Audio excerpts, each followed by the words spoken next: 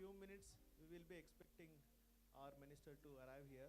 So till the time, so I request Kumari Hashita to begin our day with one beautiful Devaranama. Please.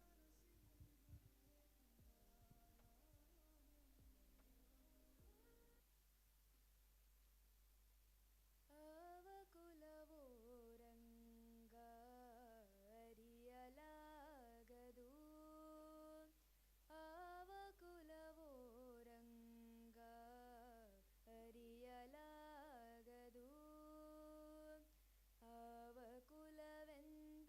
ಅವಕುಲವೆಂದರಿಯಲಾಗದು Goa ಕಾಯ್ವ ಕೊಲ್ಲನಂತೆ ದೇವಲೋಕದ ಪಾರಿಜಾತವು ಹೂವಸತಿಗೆ ತಂದನಂತೆ ಅವಕುಲವೋ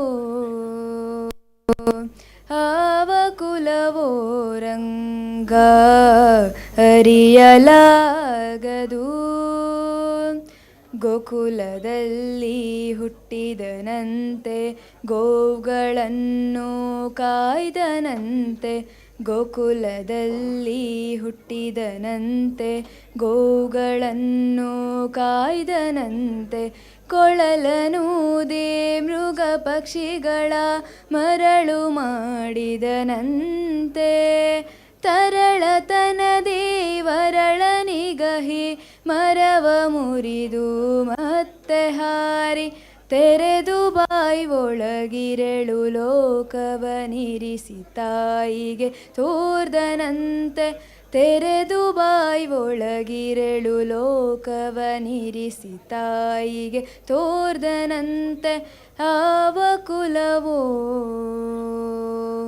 ಅವಕುಲವೋ ರಂಗ ಅರಿಯಲಾಗದು ಗೊಲ್ಲತಿಯರ ಮನೆಯ ಪೊಕ್ಕೋ ಕಳ್ಳತನವ ಮಾಡಿದನಂತೆ ಗೊಲ್ಲತಿಯರ ಮನೆಯ ಪೊಕ್ಕೋ ಕಳ್ಳತನವ ಮಾಡಿದನಂತೆ ಗೊಲ್ಲದ ಪುತನಿ ವಿಷವನುಂಡೋ ಮೆಲ್ಲನೆ ತೃಣನ ಕೊಂದನಂತೆ ಪಕ್ಷಿ ತನ್ನ ವಾಹನವಂತೆ ಹಾವು ತನ್ನ ಹಸಿಗೆಯಂತೆ ಮುಖಂಡ ತನ್ನ ಮೊಮ್ಮಗನಂತೆ ಮುದ್ದು ಮುಖದ ಚೆಲ್ವನಂತೆ ಅವಕುಲವೋ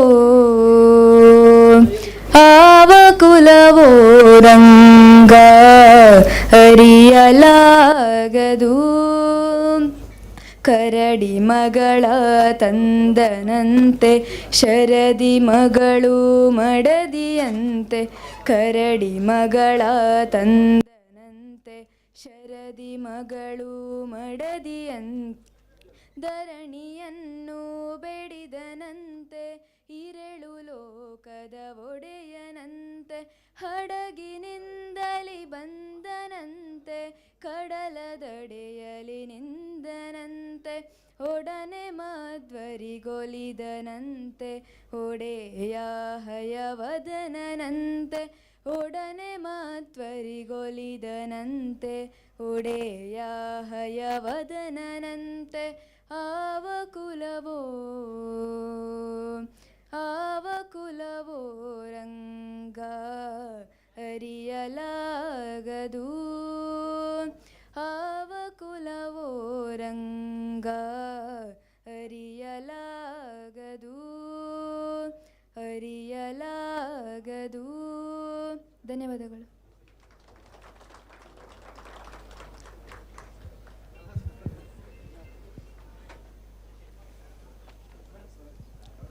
Thank you, Harshita, for beginning today with such a wonderful composition.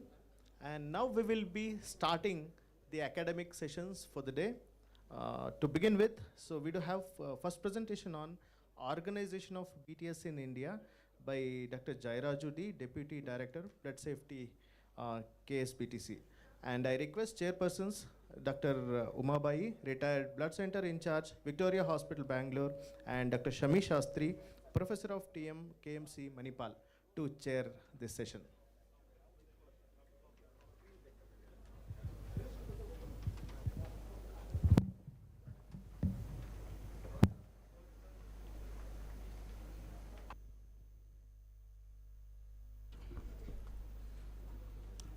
Hello. Yes.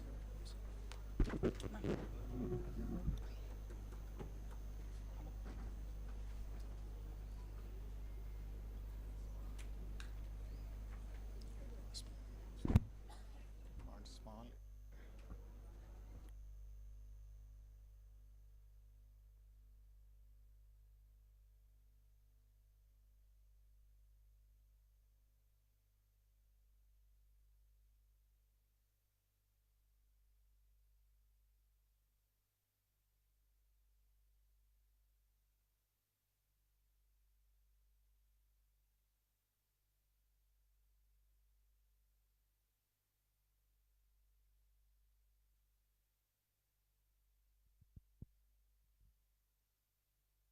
I request all away from the screen and let's have this door closed.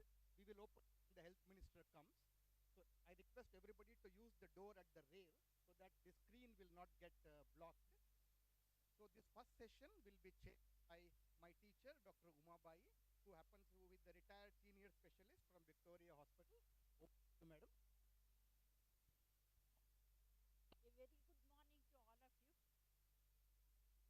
with our transfusion medicine specialist. And today I was not well,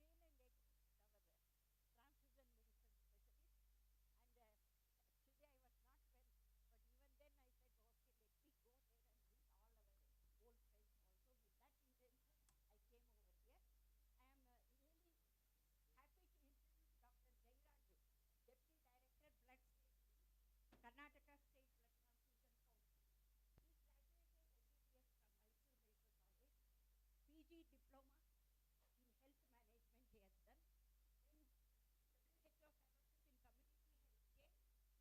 Fellowship in Community Healthcare, and held various other posts also. Now he is in charge of district surveillance as an officer and district management officer of the urban area, Karnataka. Yeah, previous. Okay, thank you. Then he is going to speak on the blood transfusion services at present in India. I think I will welcome him to continue with his talk.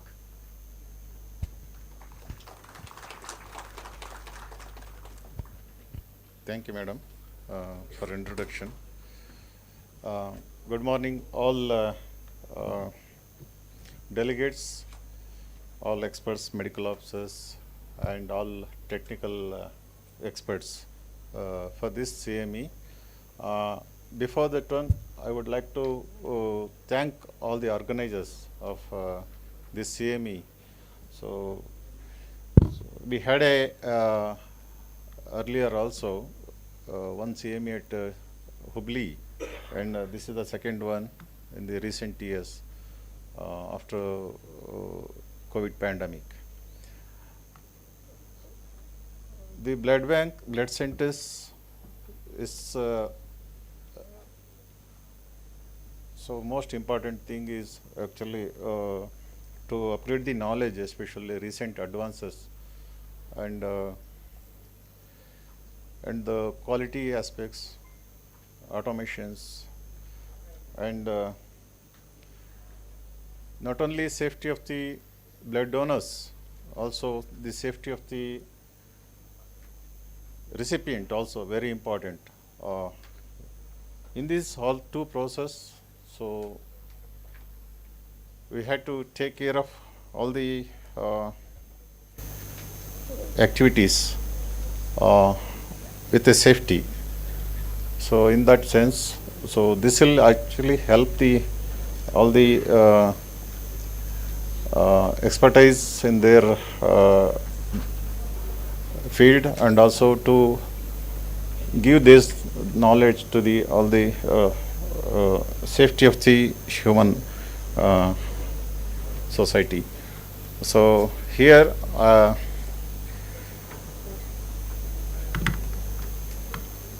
just I'll go through the BTS system, blood transfusion services in India, how it evolved and where we are now. So current organization structure in India, so this comes under the Ministry of Health and Family Welfare. the Director General of Health Services, Government of India. And under directorates, there are two components. One is Drug Control General of India and also National Health Mission.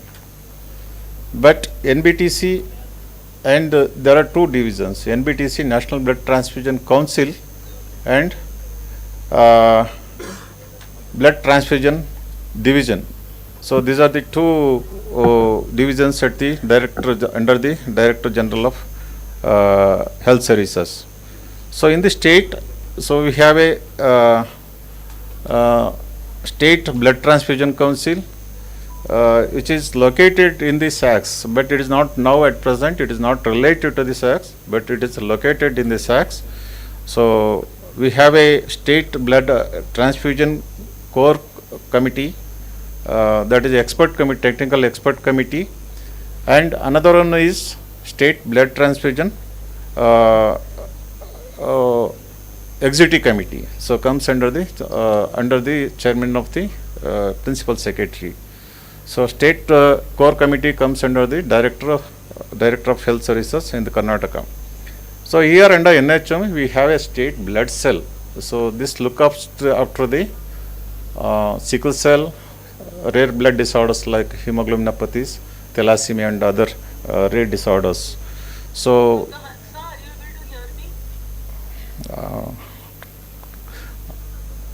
I have one more meeting at the New Delhi. Just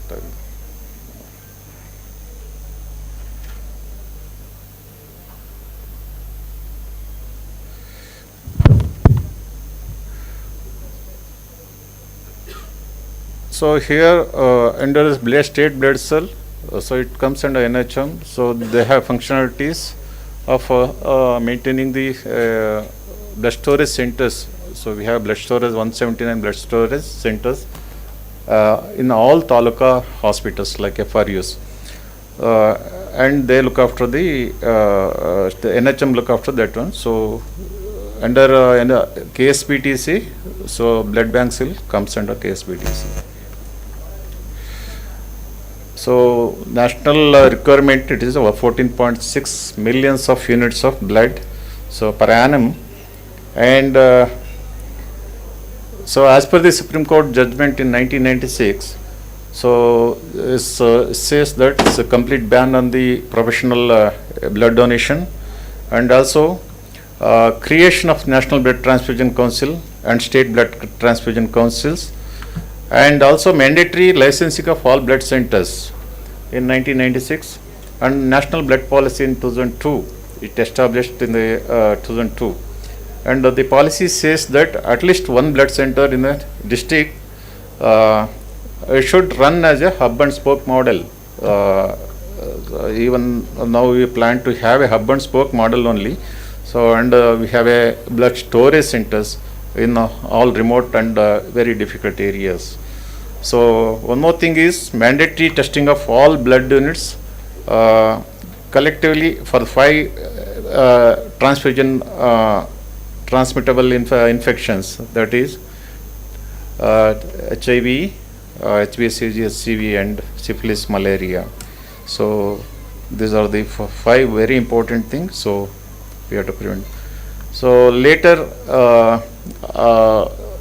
so in the process, actually we have a more number of blood centers, starting with only in the district level. Now we have blood centers in all the areas, and we have in Karnataka we have a 260 licensed blood centers, and many more blood storage units located in the hospitals, and referral units.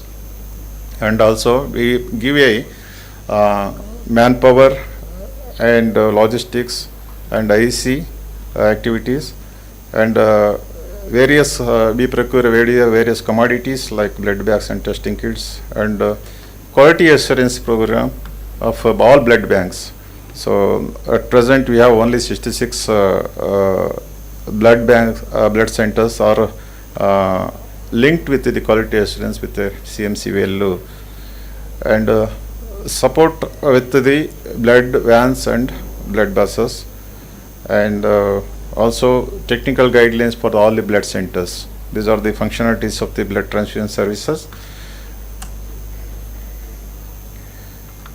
So NBTC, what it says, so it's a policy formulating apex body for organization, operation, standards and training for sustainable and safe blood transfusion services for country, and constituted in the 1996, and it formulate policy, strategy, standards and technical guidelines for BTS, monitor the provision of blood across public and private sectors. So it monitors all the activities of the both government and private sectors. So to coordinate national level blood policy and strategy for promotion of voluntary blood donation in the country. To support capacity building, that is a technical training aspect, continuous medical education in the country or in the state. So these are the milestones of the blood transfusion services in India. 1942, the first blood bank in Kolkata started in 1954. So voluntary blood donation begins. In 1975, licensing process of the blood centers with a limited testing of HPV, syphilis and malaria. In 1988, we started the testing for HIV also. So in 1992, National AIDS Control Organizations took over this services. So in the 1996 Supreme Court judgment, so we started NBTC, SPTC, and mandatory testing, licensing of the all blood centers. So professional blood donors, blood donation is banned during that time, 1998. And national blood policy is framed in the 2002. So beginning of testing for the HCV started in 2001, and blood storage center started in 2008. And in the 2014, national plasma policy framed, and baseline assessment of all the licensed blood centers in the country started in 2016. So now I think we are going forward to the establishing of the blood transfusion medicine, that is in prestigious institute. In 1989 it started MD programs. Now Karnataka also is having multiple institutions having this program. So why this is actually establishment of the NBTC and SPTC for the safety of the blood safety. Major is the HIV pandemic in 1988, and the public interest litigation in the Supreme Court. So that is giving a modernization of the blood banks and promotion of voluntary blood donations, and human resource development and quality process. These are the 4 things which are established during that time.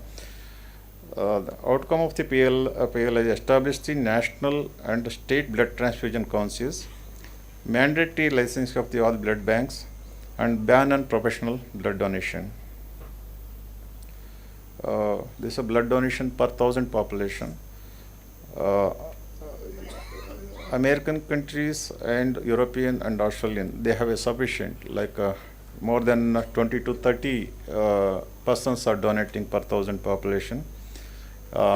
India is also a bit like 6 to 8 persons per 1,000 population they are donating as per the WHO 2018. So now I think we have moved ahead. Also we have it is almost near to 10 persons per 1,000 population are donating the blood. So we have a surplus in Karnataka, Tamil Nadu, Kerala and Maharashtra and Gujarat. So we have a surplus blood units are collected. So we have adequacy also. And Regarding the voluntary blood donation, we are lagging behind. So most important, as per the Supreme Court directions, there should not be any replacement. So all should be donated on voluntary basis. So, so we have to go for the 100% voluntary blood donation, and we are just standing at the 61 to 75%. So this is as per the data received from the all blood centers. We collected through the SIMS or the CMS system. So we are moving in the 2021. So we have a large number of collections. In Karnataka, we crossed more than 100%. So last year we crossed we collected 121%. So that is a good number of collection. But there is a variations in the area wise, district wise, and more collection is happening in the Bangalore and Dakshin Kannada district, Dakshin Kannada and Udupi. So I'll go through some of the national blood policies. So it says that so easily accessible and adequate supply of safe and quality blood collected from the voluntary non-remunerated blood regular blood donor. So in well equipped premises, so most important thing just and is stored and transported under optimum conditions. So one is collection part, the second part is transfusion part. So collection part says adequate supply of safe blood, quality and voluntary, non-remunerated, well-equipped premises, stored and transported under optimum conditions. So all the number here, wording is very important in the mission statement of the blood policy. Transfusion under supervision of trained personnel for all who need it, irrespective of their economic or social status, through total quality management approach. So these two things are very important, and under this policy, so we have 8 objectives. So I will not go through in detail of the 8 objectives. There are multiple points are there. So all are important, very important. So we have to adopt in our blood transfusion services. So to reiterate, the firmly government committed to provide safe and adequate quantity of blood components and blood products. So earlier we were actually doing only whole blood. Now the multiple components and products we have to go for the self-sustainability. So presently some of the plasma and other derivatives, so we are importing. That should be, we have to go for the indigenous manufacturing and indigenous use of all those products. So these are the strategies. So trading should be, National Blood Transfusion Program shall be developed to establish national and state blood transfusion council. Trading in blood shall be prohibited. There should not be any trading. Non-profiteering. So most important thing, non-profiteering. So replacement donation should be banned. So it has to be 100% voluntary blood donation. So this is the structure of the SPTC. One is regional blood centers and other blood centers, hospital-based blood centers, and Indian Red Cross Society, and so NGO-based blood centers. So regional blood centers, we have 11 blood centers in Karnataka, and NBT shall define NGO-run blood centers to avoid a profiteering in blood banking. So we should keep it in mind that avoid the profiteering in blood banking. For remote border areas, armed forces amendment shall be made. So according to the requirements, so we'll carry out the second is to make available adequate resources to develop and recognize the blood transfusion service in entire country. So financially support ಮಾಡಬೇಕಾಗ್ತದೆ, ಜೊತೆಗೆ HR ಇದು ಮಾಡಬೇಕು, develop ಮಾಡಬೇಕಾಗ್ತದೆ, capacity building ಮಾಡಬೇಕಾಗ್ತದೆ. So non-profit blood transfusion service shall be made viable through the non-profit recovering system. So ಒಂದು latest ಟೆಕ್ನಾಲಜಿನ update ಮಾಡಬೇಕಾಗ್ತದೆ. So ಆಟೋಮೇಷನ್ಸ್ಗೆ ಹೋಗಬೇಕಾಗ್ತದೆ. ಸೊ ಇವೆಲ್ಲವನ್ನ ನಾವು ಅಡಾಪ್ಟ್ ಮಾಡ್ಕೋಬೇಕಾಗ್ತದೆ. Minimum standards for testing, processing and storage shall be set and ensured. Quality system, this is the most important. Quality is the main prime focus at present moment. There should not be any errors, whether it is in the collections, blood donation, or in the transfusion.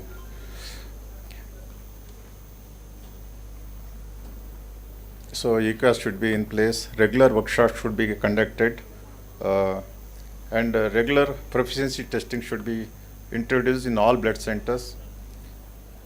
So indigenous equipments and consumables ಇದು ಮಾಡಬೇಕಾಗುತ್ತೆ. Automations, so all blood centers should go for automation, and also state of art technology will be ensured. So we have to go for the NABH accreditation of the all blood centers. That is the quality mechanism. So either NABH or any standards. Each blood bank should develop their own standard operating procedures. Okay, biosafety and other things in place. So to launch extensive awareness program for donor information, education, motivation, recruitment, retention in order to ensure adequate availability of the safe blood. This is the fourth objective. And the fifth objective is to encourage appropriate clinical use of blood and blood products. So blood shall be used rationally and appropriately. So it should not be irrational. Whenever there is a requirement, so then only it is to be used. So update national guidelines on clinical use of the blood shall be made available. So recently we have a third edition of the technical guidelines, the national blood policy. So we are circulating on that one also. Recently it is released.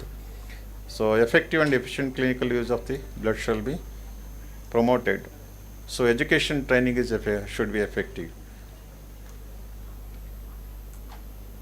So I am not going through because of the shortage of time. So to strengthen the manpower through human resource development, this is a very important thing. So he should have adequate technical experts at the not only in blood centers, also in the premises of the blood donation camps. So there should be qualified, most important, qualified personnel should be there in all areas, and they should undergo training periodically, and they should be expertise in the recent advances. This seventh objective is to encourage research and development in the field of transfusion medicine related technologies. And eighth objective is to take adequate regulatory and legislative steps for monitoring and evaluation of blood transfusion services, to take steps to eliminate profiteering in blood banks. So this is the eighth objective. So there should be monitoring mechanism either in the SPTC or in the drug control system. So we have a roles and responsibilities, and for the medical officers and technical experts, technical supervisors, and laboratory technologists. So I will not go through those things, and you should have all the your SOP. I mean, yeah, okay, thank you. And so we have a roles and responsibilities. Most important thing, medical officer. Every blood center should have a medical officer. He has to undergo the training for 1 year, minimum 1 year training. Yeah. So otherwise, so I think I request all the blood centers, you should have a regular medical officer, because safety of the donor is also very important. So he has to, all the donors should be thoroughly screened before blood donation. And not only he'll get his health status, and also if he is having any medical ailment, so they'll have a further evaluation in the hospital-based system. So that's why, so all blood donors should be screened properly. And we have a checklist. So all the checklists has to be, the donor should know that what type of blood so we are giving to the person. So he should have a happy that my blood is safe for the other person. So that's why I request all of you, because I have gone through the many blood centers. So there are, of course, there will be gaps, but the correction is the most important thing. Whatever the gaps, I think so we have to rectify it in a time-bound manner. So, because not only we are saving the life, but we should not do the harmful to that person who is receiving the blood. So that's why all the process, quality process is very important, from the camp organization till up to the transfusion. So in the camp organization, I think so thorough, technical person should be there, medical officer should be there, and the premises should be well equipped with all the medical emergency kits, including oxygen and all emergency, like all inject like emergency medicines, and doctor should be there, and so you should not conduct like non-ventilated or like some dirty areas. So we should avoid during pandemic of COVID. So I have seen the many centers which are unhygienic conditions. That should not happen. And the collection and transportation is also very important, and separation within 6 hours, and that should happen. So we are keeping it for a long time, and so the unit maybe go wastage. So that's why. And blood bank medical officer is very responsibility should be very important, and overall supervision and inventory management system, and fulfilling regulatory requirements, recording and reporting, convening a hospital transfusion committee meetings, fulfilling program requirements, and undergo appropriate training programs. So these are the administrative issues of the medical officer. So you should understand all the activities, administrative activities. And next is the donor management. So perform a routine donor evaluation and monitoring, including physical examination and review of periodic laboratory testing. He has to review it, whatever the laboratory test done, so he has to review it, and provide consultation blood bank technical and clerical personnel concerning donor selection and acceptability. Evaluate and manage blood donor reactions. So, and evaluate and follow up donor with abnormal test results, including infection disease testing. Evaluation and approval of the request for specific components from specific donors. Selection of donors for specific patients. Evaluation of donor acceptability and donor monitoring. So in the camp, actually medical officer should check the following: exact venue, number of the donors, time for the camp, refreshment for donors, furniture, space, mobile vans, appliances for collection, transportation of blood, and emergency box. Record and report the details about the blood camp to the blood transfusion committee. Provide consultation support to technical and clerical staff concerning specimen and requisition acceptability. Review and interpret blood typing discrepancies, positive antibody screens. How many of you actually know all those things? So when I've gone to the many centers, I think medical officers should understand that. So there are multiple tools are there, multiple tools. You should understand things and carry out all those, because safety is very important. So antibody panel, the prenatal titers, positive direct and indirect anti-globulin tests. Provide consultation to technical staffs concerning additional evaluation of patients with complex serological problems. Review clinical significance of serological findings. Decide on additional testing required prior to transfusion. So next is a component separation. So other things are administrative and programmatic managements, regulatory aspects. These are all you have to understand the things. And quality management system or quality assurance. So this should be in place. And the medical officer is having a responsibility of training also. He should give a training to all the staffs.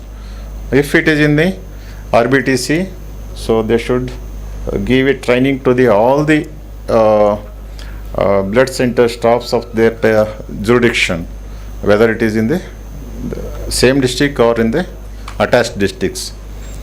So cross training of different level of staffs, competency management plan and helps in the conduction of the refresher and regular training program of the staffs in the blood bank. Helps in evaluating the knowledge of the new staffs and arrange for the training program. So this training program is very important. You should have a schedule of these training programs. So in a annually basis, like every week or every 15 days or every month, you should have a review mechanism in the blood centers, and the training should be given to all the new and old refresher training. You should conduct. You should maintain some of the documents or registers. So what you have done in your center. So clinical services and biosafety and infection control as per the biomedical waste management system. The pollution control board will sue you if you are actually, because there are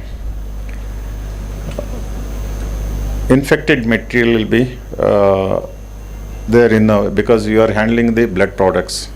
So blood and blood products, the disposal mechanism should be also very stringent mechanism has to be adapted in your place. So I don't want to go through the blood technicians. He has got some roles in record keeping and documentation.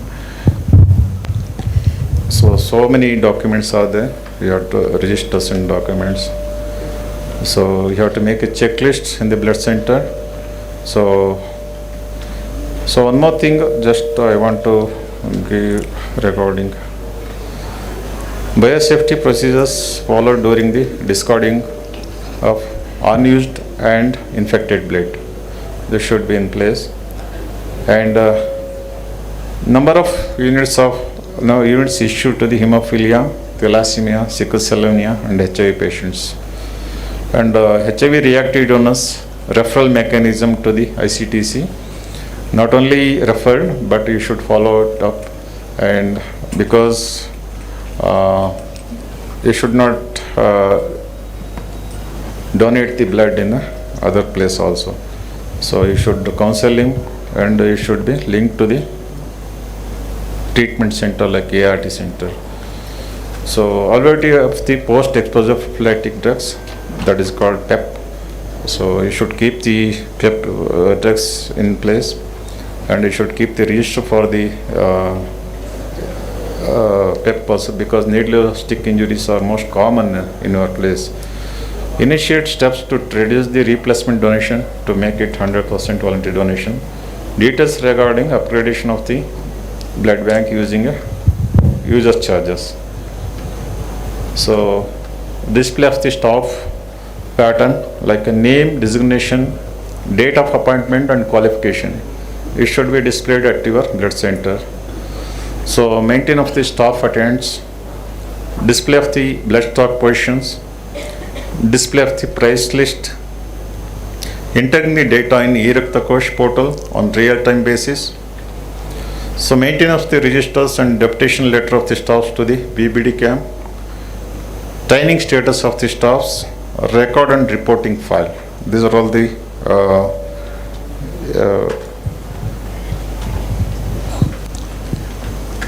some of the topics that I brought to you, and I request all of you, please follow some of the at least minimum guidelines. So we have to safeguard the donor, we have to safeguard the recipient.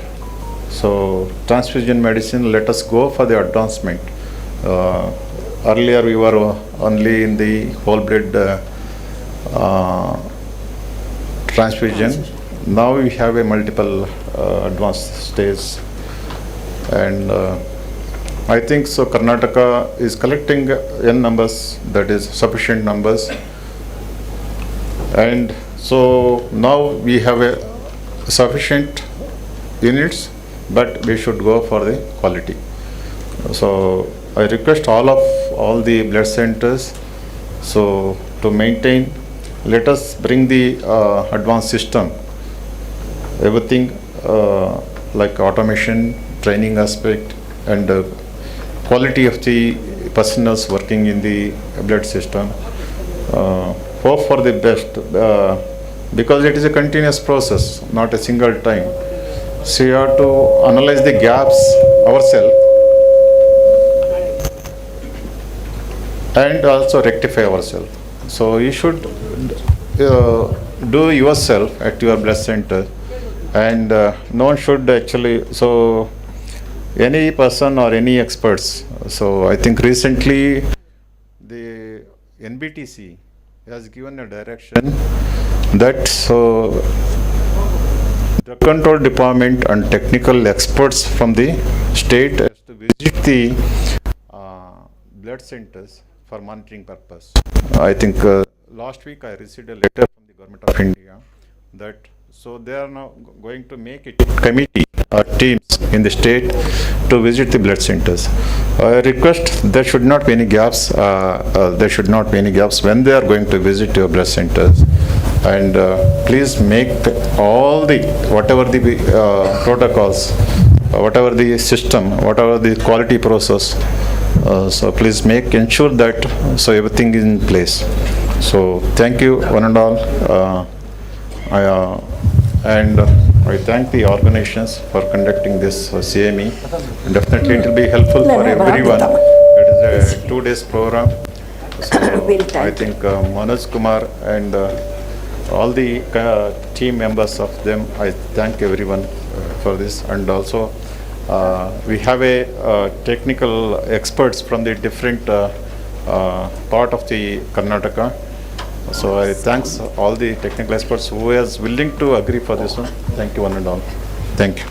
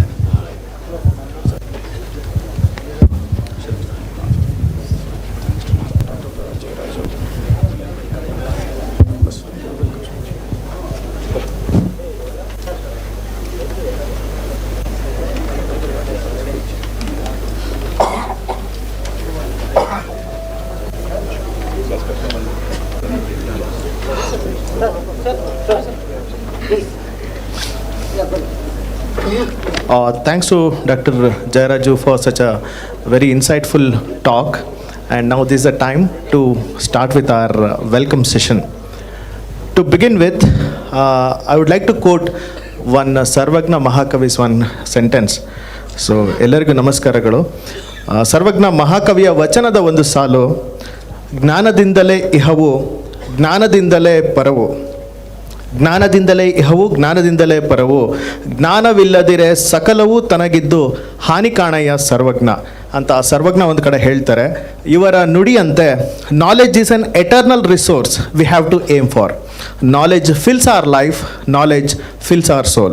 So today we have gathered here on such a wonderful, knowledgeful session where we have wonderful opportunity to learn from stalwarts of transfusion medicine, continuous medical education program 2023, and the theme of the program, the transfusion medicine back to basics. So transfusion medicine is evolved with scientific advances enabling safe and efficient management of blood and its products.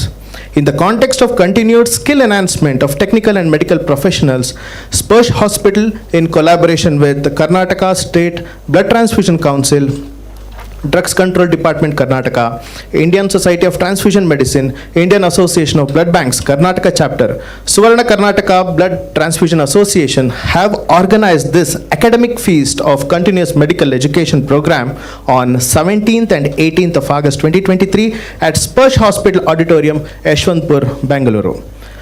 I take this opportunity to invite all our esteemed dignitaries, contributors and participants for this program. ಮನೆಗೆ ಯಜಮಾನ ದಾರಿದೀಪನಾದರೆ ಜನರಿಗೆ ಸಮರ್ಥಕ ನಾಯಕನೇ ದಾರಿದೀಪ. ಇಂದು ನಮ್ಮ ರಾಜ್ಯದ ಆರೋಗ್ಯ ಇಲಾಖೆಯು ಅತ್ಯಂತ ಸಮೃದ್ಧ ನಾಯಕತ್ವದ ಸುಯೋಗದಲ್ಲಿದೆ.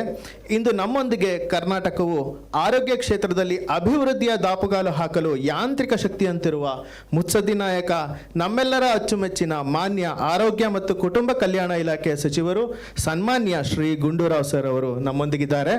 We are greatly delighted to have our beloved, esteemed Shri Mr. Dinesh Gundurao sir, Honorable Minister of Health and Family Welfare, Government of Karnataka, as the chief guest for the program. I humbly extend our warmest welcome to you, sir, for this program.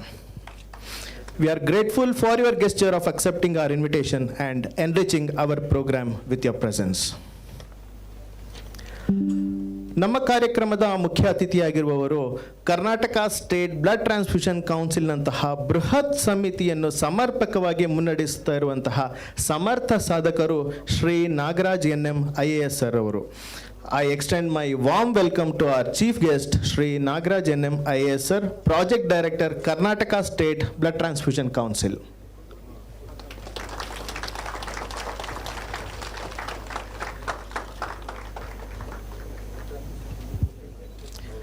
Thank you.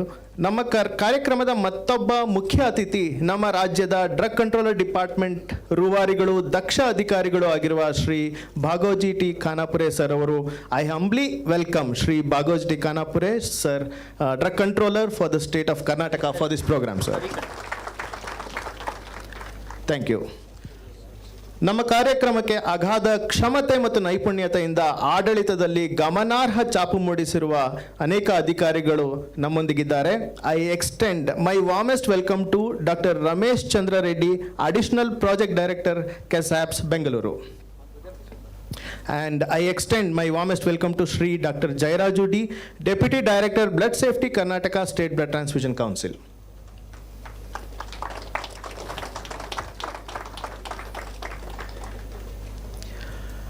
I extend my welcome to Mr. Joseph Pasanga sir, Group COO, SPARSH Hospital, Bangalore, who is our biggest pivotal strength helping us to organize this magnificent event today. Thank you, sir. Please add in Colonel Rahul Tiwari, Unit COO. I extend my warmest welcome to Colonel Rahul Tiwari sir for this wonderful program.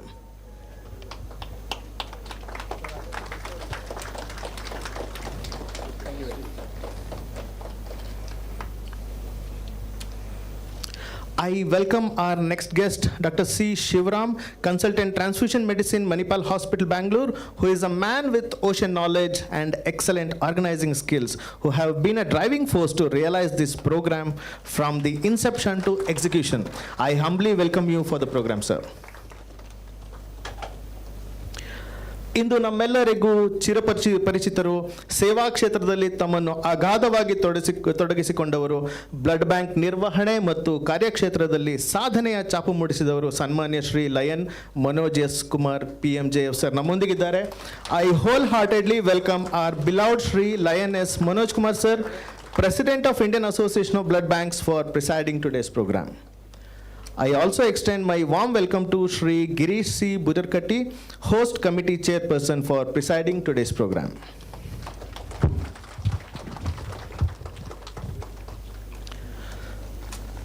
Today, we have remarkable participation from all over Karnataka. I extend my welcome to all delegates, consultants, doctors, technical staffs, and all blood center professionals for this program. I invite whole SPARSH Transfusion Medicine technical team, Mr. Vivek and his team, all staffs from SPARSH who have relentlessly put their effort for last 2 months towards organizing this event.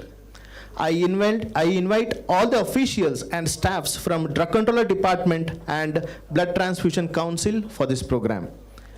I invite office bearers of associations, executive and organizing committee members, every supportive staffs from hosting organization. I extend welcome to Visho, Biolytic Life Science, RV Enterprises, Texonics, Gestra Instruments, Span Health and Polymed, who are sponsors and supporters for this program. I invite our beloved media professionals, and I invite Dr.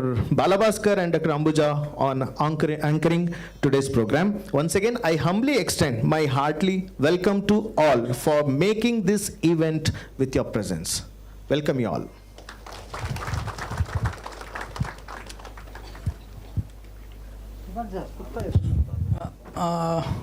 Many thanks to Dr. Nagaraju sir for giving such wonderful welcome speech.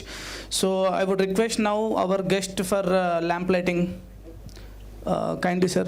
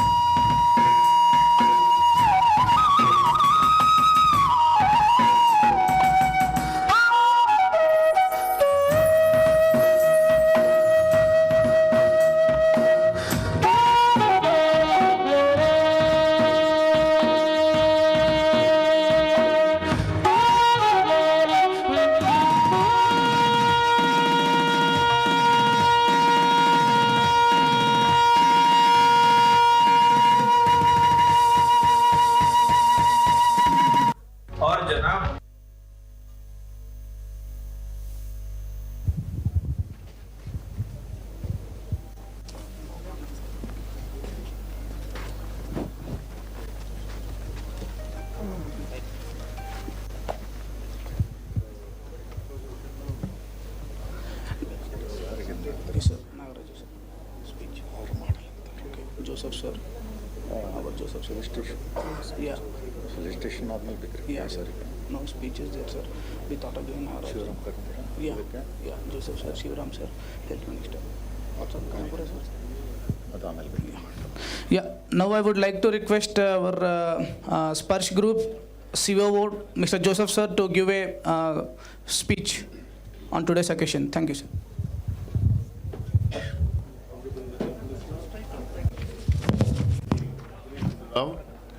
Sir, thank you for gracing this occasion today on a busy day early this morning. I take this opportunity to thank all of you all, including the drugs controller, the team, and the blood bank team from SPARSH Hospital, and members from across the state for coming today on this great occasion of knowledge sharing and continuing medical education. I hope you all have collective wisdoms and synergies exchanged today and tomorrow. All the very best. Thank you. Thank you, sir. I would now like to request Dr. Shivaram sir to talk few words on today's session.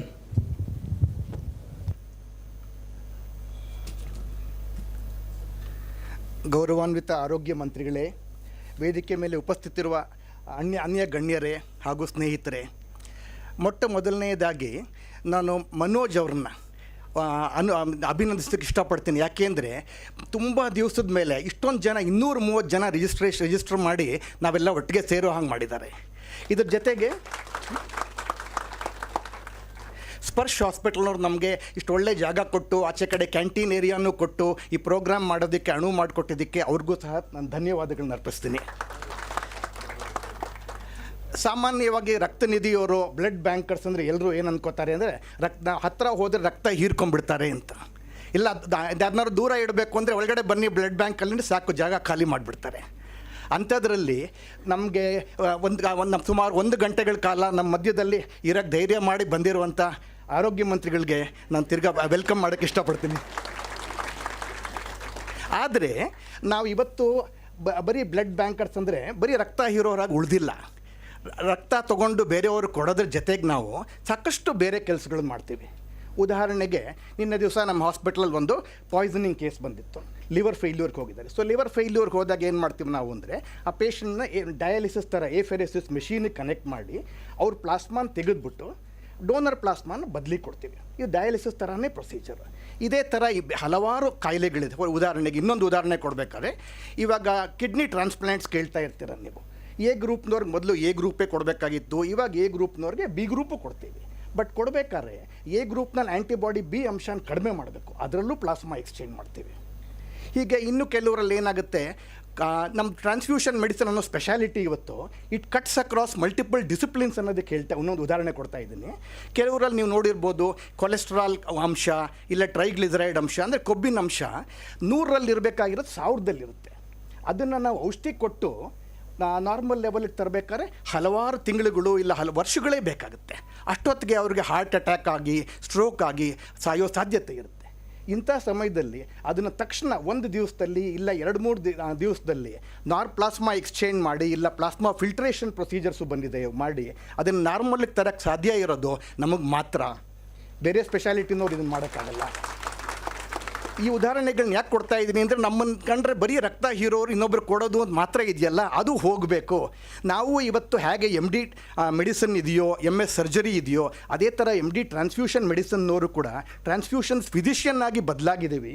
ನಾವು patient ಟ್ರೀಟ್ಮೆಂಟಲ್ಲಿ active ಆಗಿ participate. For example, ನಾನು plasma exchange ಆಗಲಿ, stem cell transplants ಕೇಳಿರ್ಬೋದು. Bone marrow transplant ಅಂತ ಏನು ಹೇಳ್ತೀವಿ, ಮೊದಲು ಆಪರೇಷನ್ ಥಿಯೇಟ್ರಿಗೆ ಕರ್ಕೊಂಡೋಗಿ ಮೂಳೆ ಮಜ್ಜೆಯನ್ನು ತೆಗೆದು ಅವ್ರಿಗೆ ಕೊಡಬೇಕಾಗಿತ್ತು. ಇವಾಗ ಅದೆಲ್ಲ ಹೊಟ್ಟೋಗಿದೆ. ಹೆಸರಿಗೆ ಬೋನ್ ಮ್ಯಾರೋ ಟ್ರಾನ್ಸ್ಪ್ಲಾಂಟ್, ಬಟ್ ಮಾಡೋದು ಸ್ಟೆಮ್ ಸೆಲ್ ಟ್ರಾನ್ಸ್ಪ್ಲಾಂಟ್. ಸೊ ಇವಾಗ ಕ್ಯಾನ್ಸರ್ ಸ್ಪೆಷಲಿಸ್ಟ್ ಏನಿದ್ದಾರೆ, ಮೆಡಿಕಲ್ ಆಂಕಾಲಜಿಸ್ಟ್, ಕ್ಲಿನಿಕಲ್ ಹೆಮಟಾಲಜಿಸ್ಟ್, ಅವ್ರಿಗೆ ಇಂಜೆಕ್ಷನ್ ಕೊಟ್ಟು ಸ್ಟೆಮ್ ಸೆಲ್ಲನ್ನು ಬ್ಲಡ್ಡಿಗೆ ಬರೋ ಹಾಗೆ ಮಾಡ್ತಾರೆ. ನಾವು ನಮ್ಮ ಎಫೆರೆಸಿಸ್ ಮೆಷೀನಿಗೆ ಕನೆಕ್ಟ್ ಮಾಡಿ ಆ ಸ್ಟೆಮ್ ಸೆಲ್ಲನ್ನು ಕಲೆಕ್ಟ್ ಮಾಡಿಬಿಟ್ಟು ಅದನ್ನು ಕಂಪ್ಯೂಟರ್ ಗ್ರೇಡೆಡ್ ಮೆಷಿನ್ಸ್ ಉಪಯೋಗಿಸಿ -100ಗೆ ತೊಗೊಂಡೋಗಿ -196 ಲಿಕ್ವಿಡ್ ನೈಟ್ರೋಜನಲ್ಲಿ ಸ್ಟೋರ್ ಮಾಡಿ, ಅಂದರೆ ಸಾಲಿಡ್ ಆಗಿಬಿಡುತ್ತೆ ಬ್ಲಡ್ಡು. ಅದನ್ನು ಮತ್ತೆ ಲಿಕ್ವಿಫೈ ಮಾಡಿ ಇದನ್ನೆಲ್ಲ ಮಾಡೋದು ನಾವೇನೆ. ಆದರೆ ಹೇಗೆ ಕ್ರೆಡಿಟ್ ಹೋಗೋದು ಮಾತ್ರ ಕ್ಯಾನ್ಸರ್ ಸ್ಪೆಷಲಿಸ್ಟ್ಗೆ. ಸೊ ಸ್ಟೆಮ್ ಸೆಲ್ ಟ್ರಾನ್ಸ್ಪ್ಲಾಂಟ್ ಕೂಡ ನಾವೇ ಮಾಡುವಂಥದ್ದು ಇವಾಗ. ಸೊ ಹೀಗೆ ನಾವು ರಕ್ತ ಹೀರೋದು ಒಂದೇ ಅಲ್ಲ, ಬೇರೆ ಬೇಕಾದಷ್ಟು ಕೆಲಸಗಳು ಮಾಡ್ತಾಯಿದ್ದೀವಿ. ಇನ್ನು ಬ್ಲಡ್ ಸೇಫ್ಟಿ ವಿಚಾರಕ್ಕೆ ತೊಗೊಂಡ್ರೆ ನಮ್ಗೆ ಒಂದು ತುಂಬ ಹೆಮ್ಮೆಯ ವಿಷಯ ಅಂತಂದರೆ, ಇಡೀ ಭಾರತ ದೇಶದಲ್ಲಿ NAT testing, nucleic acid amplification testing ಶುರು ಮಾಡಿದ ರಾಜ್ಯ ಅಂದರೆ ನಮ್ಮ ಕರ್ನಾಟಕ. ಎಲ್ಲರಿಗಿಂತ ಮುಂಚೆ ಮೊದಲನೇ ಬಾರಿಗೆ ಕರ್ನಾಟಕ ರಾಜ್ಯ ನ್ಯಾಟ್ ಟೆಸ್ಟಿಂಗ್ ಎಲ್ಲ ಗೌರ್ಮೆಂಟ್ ಹಾಸ್ಪಿಟ್ಲಲ್ಲಿ, ಪ್ರೈವೇಟ್ ಹಾಸ್ಪಿಟ್ಲಲ್ಲಿ ತುಂಬ ಯಶಸ್ವಿಯಾಗಿ ಒಂದು 7-8 ವರ್ಷ ಈ ಕಾರ್ಯಕ್ರಮ ನಡೆಯಿತು. ಇವತ್ತು ಬೌರಿಂಗ್ ಹಾಸ್ಪಿಟಲಲ್ಲಿ ಮೆಷೀನು ಎಲ್ಲ ಇದೆ. ಬಟ್ ಆದರೆ ಒಂದು 2-3 ವರ್ಷಗಳಿಂದ ಈ ಗೌರ್ಮೆಂಟ್ ಹಾಸ್ಪಿಟಲ್ಸಲ್ಲಿ ನ್ಯಾಟ್ ಟೆಸ್ಟಿಂಗ್ ನಿಂತೋಗ್ಬಿಟ್ಟಿದೆ ಹಲವಾರು ಕಾರಣಗಳಿಂದ. ಸೊ ಇದನ್ನು ಮತ್ತೆ ಪ್ರಾರಂಭಿಸೋಕ್ಕೆ ಆದರೆ ಪ್ರಯತ್ನ ಪಡಿ ಅಂತ ನಾವು ನಿಮ್ಮನ್ನು ಕೇಳ್ಕೊಳ್ಳೋಕ್ಕೆ ಇಷ್ಟಪಡ್ತೀನಿ. ಪ್ರೈವೇಟಲ್ಲಿ ನಾವು ಮಾಡ್ತಾಯಿದ್ದೀವಿ, ಬಟ್ ಪ್ರೈವೇಟಲ್ಲಿ ನಮ್ಗೆ ಇವಾಗ ಇನ್ನೊಂದು ಹೊಸ ಥರ ಸಮಸ್ಯೆ ಉದ್ಭವ ಆಗಿದೆ. ಏನಪ್ಪ ಅಂದರೆ ಇವಾಗ ನ್ಯಾಟ್ ಟೆಸ್ಟಿಂಗ್ಗೆ 750 ರೂಪಾಯಿ ಟೆಸ್ಟ್ ಪ್ರೈಸ್ ಇತ್ತು. ಅದ್ರ ಮೇಲೆ 12% GST ಬೀಳ್ತಾ ಇತ್ತು. ಬಟ್ ಹೊಸದಾಗಿ ಏನಾಗಿದೆ ಇವಾಗ ಅದಕ್ಕೆ ಇನ್ನು 12% ಕಸ್ಟಮ್ಸ್ ಡ್ಯೂಟಿ ಬೀಳ್ತಾ ಇದೆ. ಹಾಗಾಗ್ಬಿಟ್ಟು 750 ಟೆಸ್ಟು ಆಲ್ಮೋಸ್ಟ್ ನಮ್ಗೆ 950-960 ರೂಪಾಯಿ ಆಗಿಬಿಟ್ಟಿದೆ. ಆಮೇಲೆ ನಿಮಗೆ ಗೊತ್ತಿರ್ಬೋದು, ಬ್ಲಡ್ ಬ್ಯಾಂಕಿಂಗ್ ಇದೆ ಗೌರ್ಮೆಂಟ್ ಕಂಟ್ರೋಲ್ಡ್ ಆ್ಯಕ್ಟಿವಿಟಿ. ಸೊ ನಮ್ಮ ಪ್ರೈಸ್ ಇರೋದೇ 1000 ರೂಪಾಯಿ. ನಮ್ಮ ಕಾಸ್ಟೇ ಇವಾಗ ಆಲ್ಮೋಸ್ಟ್ 1000 ಮೀಟ್ ಮಾಡ್ತಾ ಇರೋದ್ರಿಂದ ನಮಗೆ GST ಬರ್ಡನ್ ತೊಗೊಂಡ್ರೆ ಕ್ಯಾಲ್ಕುಲೇಟ್ ಮಾಡಿ ರಫಾಗಿ ನಾನು ಕ್ಯಾಲ್ಕುಲೇಟ್ ಮಾಡಿ ನೋಡಿದೆ, ಒಬ್ಬರು ಡೋನರ್ಗೆ 350-400 ರೂಪಾಯಿ ನಮಗೆ ಟ್ಯಾಕ್ಸ್, GST, ಕಸ್ಟಮ್ಸ್ ಎಲ್ಲ ಬರ್ಡನ್ ಬರ್ತಾ ಇದೆ. ಇವಾಗ ನೀವು ಸರ್ಕಾರ ಬಂದಮೇಲೆ ಇವಾಗ ನಮಗೆಲ್ರಿಗೂ ಗೊತ್ತಿರೋ ತುಂಬ ಒಳ್ಳೆಯ ಕಾರ್ಯಕ್ರಮ ಶುರು ಮಾಡಿರೋದು ಅಂದರೆ ಎಲ್ಲರಿಗೂ ಅಕ್ಕಿ ಕೊಡುವಂಥ ಕಾರ್ಯಕ್ರಮ. ಏಕೆಂದರೆ ಅನ್ನ ಇಲ್ಲದೆ ಇದ್ದವನು ಯಾರೂ ಕೆಲಸ ಮಾಡೋಕ್ಕಾಗಲ್ಲ, ತಲೆ ಉಪಯೋಗಿಸೋಕ್ಕಾಗಲ್ಲ, ಏನೂ ಆಗಲ್ಲ. ಬಟ್ ಅಕ್ಕಿ ಬೇಳೆ ಎಷ್ಟು ಮುಖ್ಯನೋ ಎಲ್ಲರೂ ಒಪ್ಕೋತೀರಾ ಇಲ್ಲಿರೋರು, ರಕ್ತನೂ ಅಷ್ಟೇ ಮುಖ್ಯ. ಇವಾಗ ರಕ್ತ ಬೇಳೆ ಎಸೆನ್ಷಿಯಲ್ ಕಮೋಡಿಟಿ ಆದರೆ blood is also an equally essential commodity. ಅದಕ್ಕೆ ನಾವು ರಿಕ್ವೆಸ್ಟ್ ಮಾಡ್ಕೊಳ್ಳೋದು ಏನು ಅಂದರೆ ನಿಮ್ಮನ್ನು ಅಂದರೆ maybe you might have to put it up to central government and state government, ನಮಗೆ ಗೊತ್ತಿಲ್ಲ ಅದನ್ನು.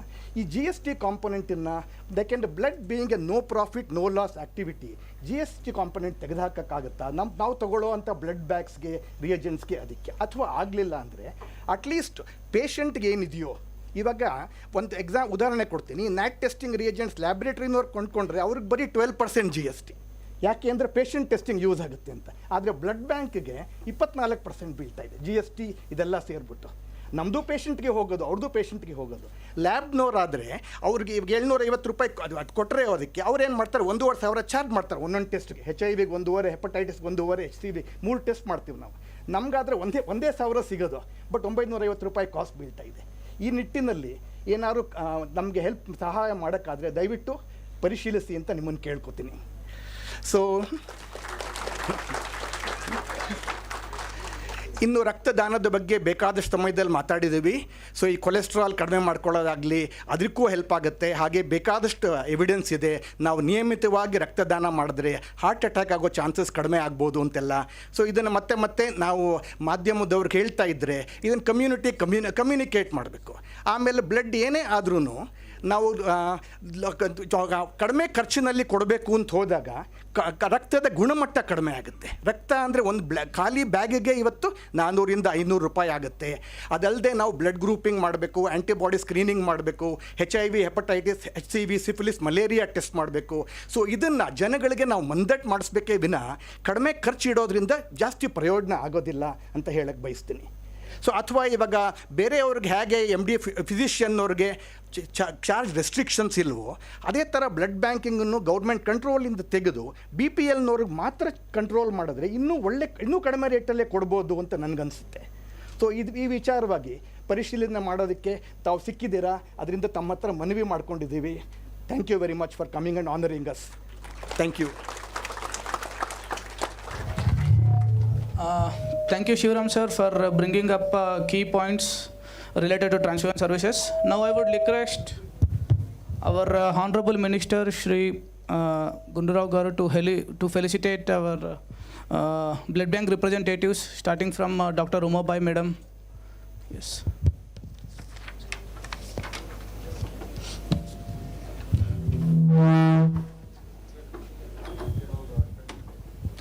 Dr. Umabai. Madam, kindly come on the stage. Dr. Balraj,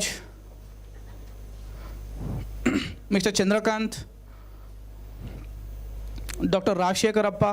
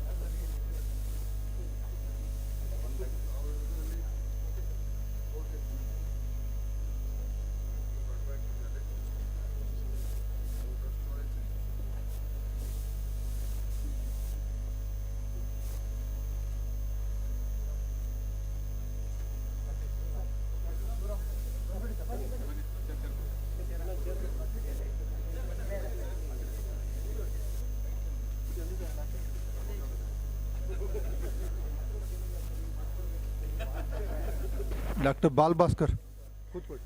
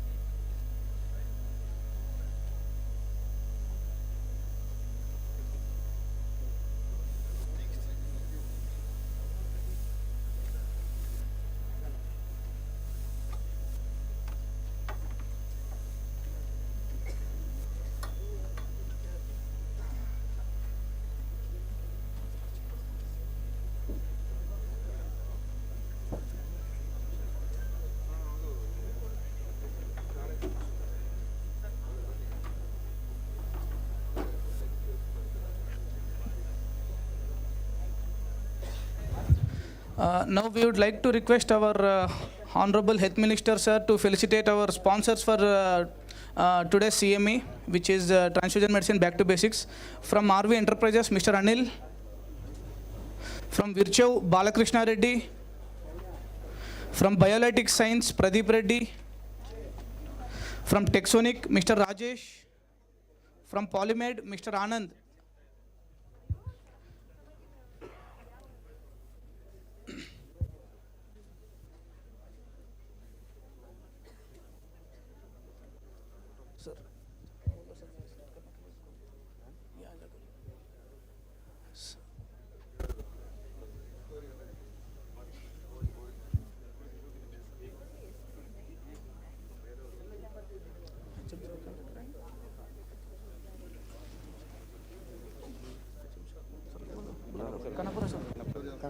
Sir, Kanapura, sir, would you please come and felicitate our sponsors for this today's session? Would you please?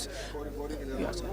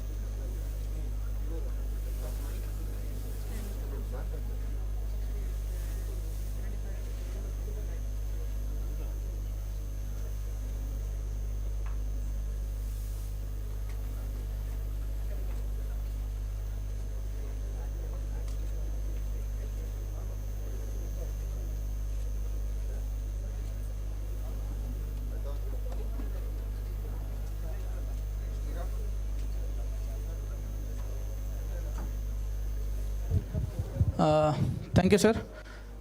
Now I would request our Honorable Health Minister to have a few words.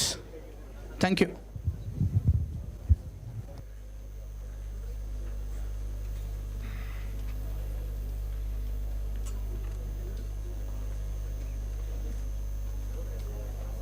Sparsh ಆಸ್ಪತ್ರೆಯಲ್ಲಿ ಇವತ್ತು ರಾಜ್ಯದ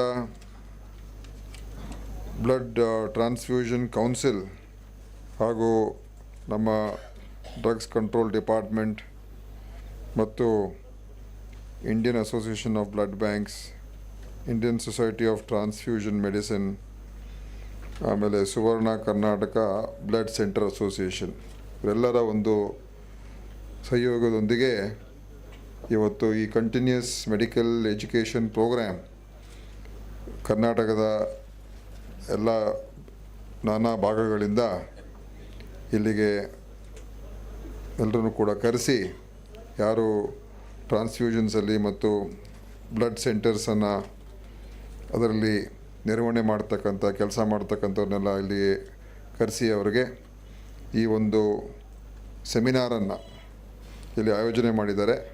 ಭಾಳಷ್ಟು ಇಲ್ಲಿ ತಮ್ಮ ಜೊತೆಯಲ್ಲಿ ಅನೇಕ ವಿಚಾರಗಳ ಬಗ್ಗೆ ಈ ಟ್ರಾನ್ಸ್ಫ್ಯೂಷನ್ಸ್ ಮಾಡೋ ವಿಚಾರದಲ್ಲಿ ಮತ್ತು ಮೆಡಿಕೇಷನ್ಸು ಹೊಸ ಪ್ರೊಸೀಜರ್ಸ್ ಏನಿದೆ ಮತ್ತು ಯಾವ ರೀತಿಯಾಗಿ ತಾವು ನಿಮ್ಮ ಒಂದು ಭಾಳ ಪ್ರಮುಖವಾದಂಥ ಜವಾಬ್ದಾರಿಯನ್ನು ನಿರ್ವಹಣೆ ಮಾಡೋದ್ರಲ್ಲಿ ಏನೇನು ಅಗತ್ಯ ಇರತಕ್ಕಂಥ ವಿಷಯಗಳನ್ನು ನಿಮಗೆ ತಿಳಿ ಹೇಳೋದಕ್ಕೆ ಅದರ ಬಗ್ಗೆ ಭಾಳಷ್ಟು ತಜ್ಞರನ್ನು ಕೂಡ ಎಕ್ಸ್ಪರ್ಟ್ಸನ್ನು ಬೇರೆ ಬೇರೆ ಆಸ್ಪತ್ರೆಗಳಿಂದ ನೈಪುಣ್ಯತೆ ಪಡೆದಿರ್ತಕ್ಕಂಥವ್ರನ್ನ ಕರೆಸಿ ಇವತ್ತು ಸೆಮಿನಾರನ್ನು ಮಾಡ್ತಾಯಿದ್ದಾರೆ.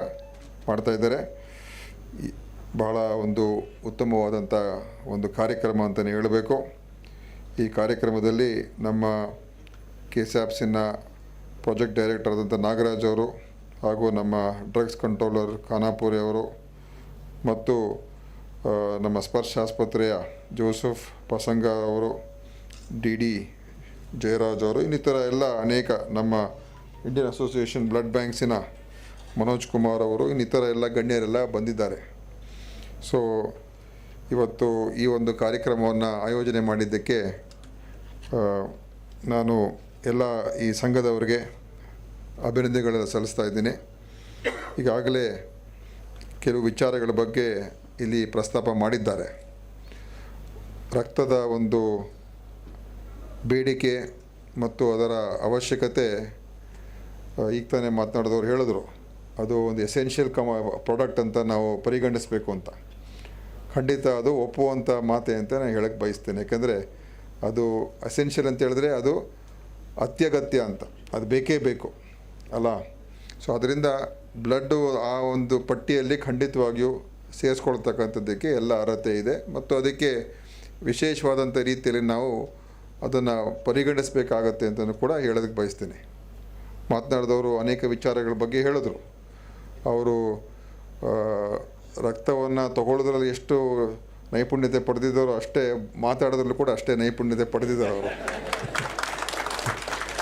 ಅಷ್ಟು ಒಳ್ಳೆಯ ರೀತಿಯಲ್ಲಿ ಅವರು ಎಲ್ಲ ವಿಷಯಗಳನ್ನು ಅವರು ಪ್ರಸ್ತಾಪ ಮಾಡಿದ್ರು. ನಮ್ಮ ಏನು ಹೆಸರು ಡಾಕ್ಟ್ರು ಶಿವರಾಮ್ ಅವರು ಭಾಳ ಚೆನ್ನಾಗಿ ಅವರು ಪ್ರಸ್ತಾಪ ಮಾಡಿ ಇವತ್ತು ಈ ವಿಷಯದ ಬಗ್ಗೆ ನಮಗೂ ಕೂಡ ಅನೇಕ ವಿಷಯಗಳು ಮಾಹಿತಿಗಳು ಇರಲಿಲ್ಲ, ಅದರ ಬಗ್ಗೆನೂ ಹೇಳಿದ್ದಾರೆ.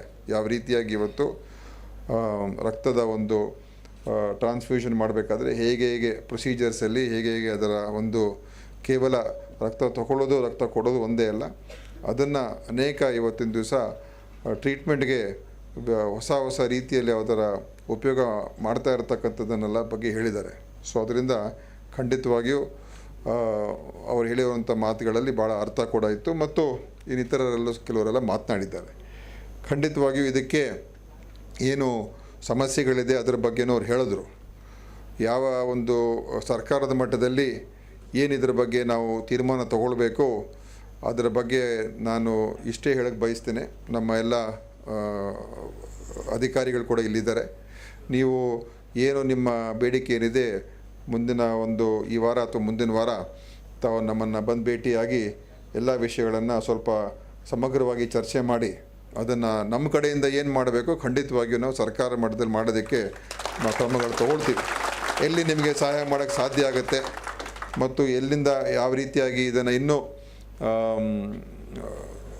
ಜನರಿಗೆ ಸಾಮಾನ್ಯ ಜನರಿಗೆ ಉಪಯೋಗ ಆಗುವಂಥದ್ದರಲ್ಲಿ ಹೇಗೆ ಇನ್ನೂ ನಾವು ಇದನ್ನು ಚೆನ್ನಾಗಿ ನಡೆಸ್ಬೋದು, ಅದು ಬಡವರಿಗೆ ಅವ್ರಿಗೆ ಸೇವೆ ಸರಿಯಾಗಿ ಕಡಿಮೆ ಬೆಲೆಯಲ್ಲೇ ಸಿಗಬೇಕು ಮತ್ತು ಎಲ್ಲ ಸಾಮಾನ್ಯ ಜನರು ಕೂಡ ಇದರ ಒಂದು ಪ್ರಯೋಜನ ಮತ್ತು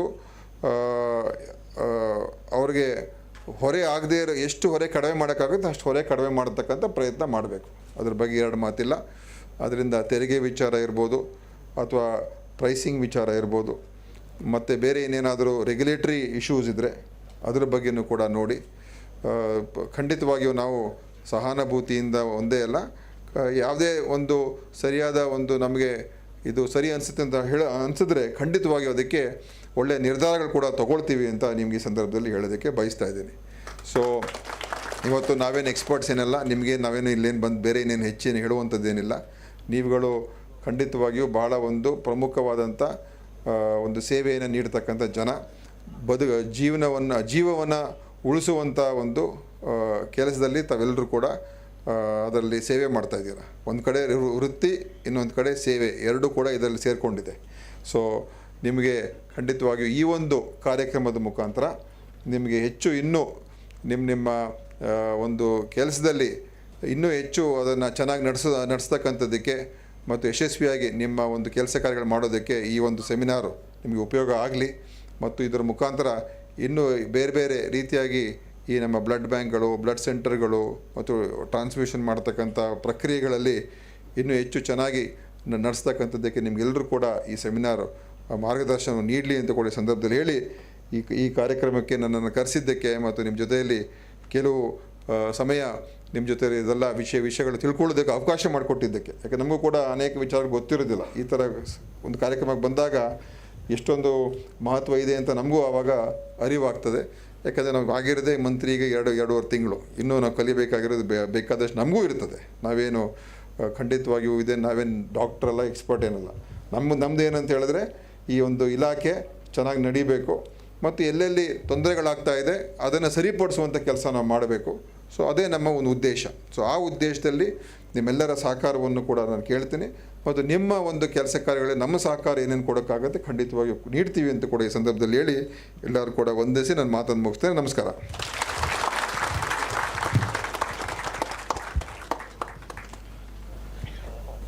ತಮ್ಮ ಅತ್ಯಂತ ಒತ್ತಡದ ದೈನಂದಿನ ದಿನದಲ್ಲೂ ನಮಗೋಸ್ಕರ ಸಮಯವನ್ನು ಮೀಸಲಿಟ್ಟು ಬಂದು ನಮ್ಮನ್ನೆಲ್ಲ ಉದ್ದೇಶಿಸಿ 4 ಸ್ಫೂರ್ತಿಯ ಮಾತುಗಳು ಮತ್ತು ಸಕಾರಾತ್ಮಕ ಭರವಸೆಯನ್ನು ನೀಡಿದಂತಹ ಸನ್ಮಾನ್ಯ Shri Dinesh Gundu Rao sir, minister of health and family welfare ಅವರಿಗೆ ನಮ್ಮ ಹೃದಯಾಳದ ಕೃತಜ್ಞತೆಗಳನ್ನು, ಧನ್ಯವಾದಗಳನ್ನು ಸಮರ್ಪಿಸ್ತಾ ಅವರಿಗೆ ಒಂದು ಗೌರವ ಸಮರ್ಪಣೆಯನ್ನು ಮಾಡಬೇಕು ಅಂತ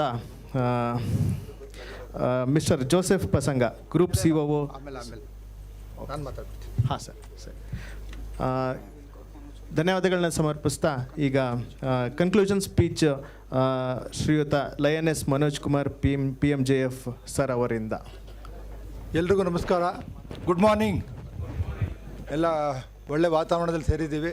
ಒಳ್ಳೆ ನಮಗೆ ಅದ್ಭುತವಾದ ನಾಯಕರು ದಿನೇಶ್ ಗುಂಡೂರಾವ್ ಸಾಹೇಬರು ಸಿಕ್ಕಿದ್ದಾರೆ.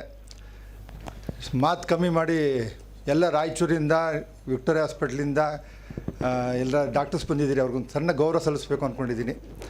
ವಿಶೇಷವಾಗಿ Victoria hospital medical head HOD ಬಂದಿರೋ ಲತಾ ಮೇಡಮ್ ಅವ್ರಿಗೆ ಒಂದು ಮೊಮೆಂಟ್. ಶ್ರೀಲತಾ ಮೇಡಮ್ ಅವ್ರಿಗೆ ಸರ್ ಕೊಡಿ ಮೊಮೆಂಟ್ ಸರ್. ಹಾಗೆ ರಿಮ್ಸ್ನ ರಮೇಶ್ ಸರ್ ಒಂದು ಮೊಮೆಂಟು ತೊಗೊಬಿಡಿ sir.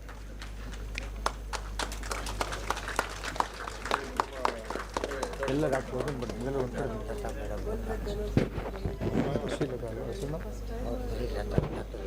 Rajarajeshwari medical college Lata madam ಬನ್ನಿ.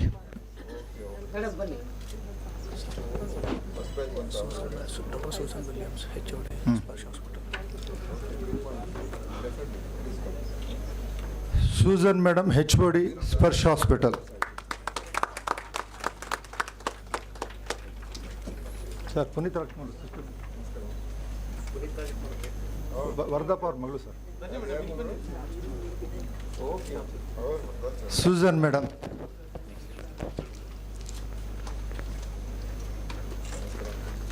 ಎಲ್ಲ ಬ್ಲಡ್ ಬ್ಯಾಂಕ್ ಅಸಿಸ್ಟೆಂಟ್ ಆಫೀಸ್ ಬೇರೆ ಬಂದ್ಬಿಡಿ, ಒಬ್ಬೊಬ್ಬರು ಕರೆಯೋದು. ಡಾಕ್ಟರ್ ನಾಗರಾಜ್ ಲಕ್ಷ್ಮೇಶ್ವರ್.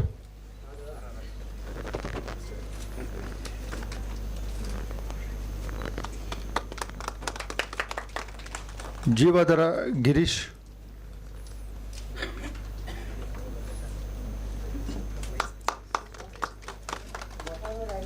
ಬಂದ್ಮೆ ಒಬ್ಬರು millennium Shivashankar, line Shivashankar.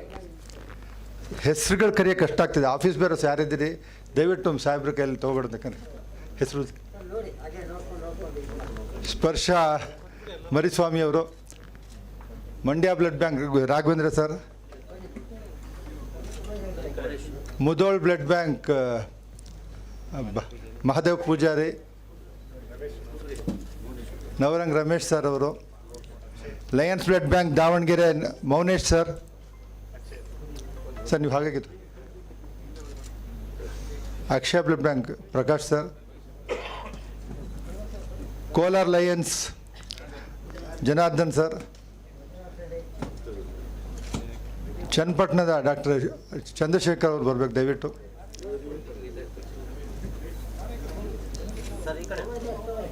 Grace blood bank Krishna sir,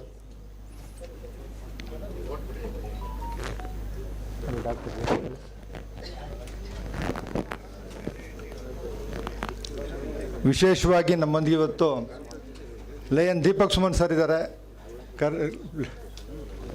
ಬನ್ನಿ ಸರ್.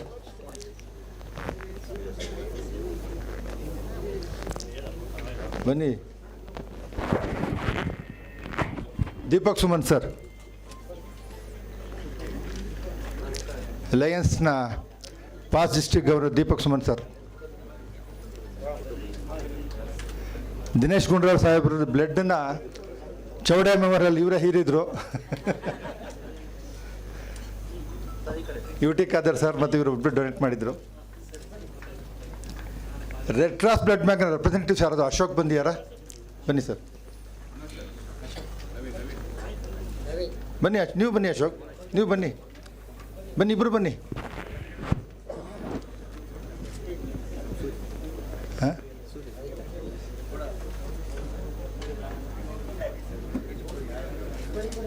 ವೇಣು ನೀವು ಬನ್ನಿ.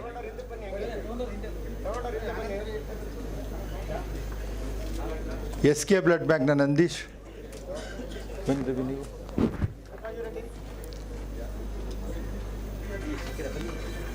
Sir red cross blood bank ಅವ್ರು ಸರ್. ಬ್ಯಾಂಕ್ ಅವರು ನೀನು. ರೋಹಿತ್ ಚವಾಣ್,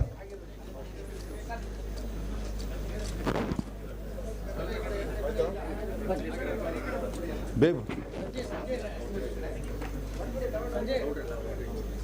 ನಿಂದಾಯ್ತೇನೋ?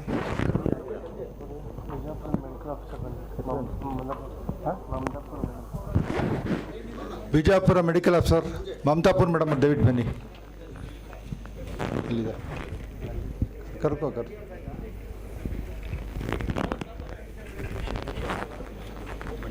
ಹನ್ನೊಂದು ಮಾಡಿಸಿ.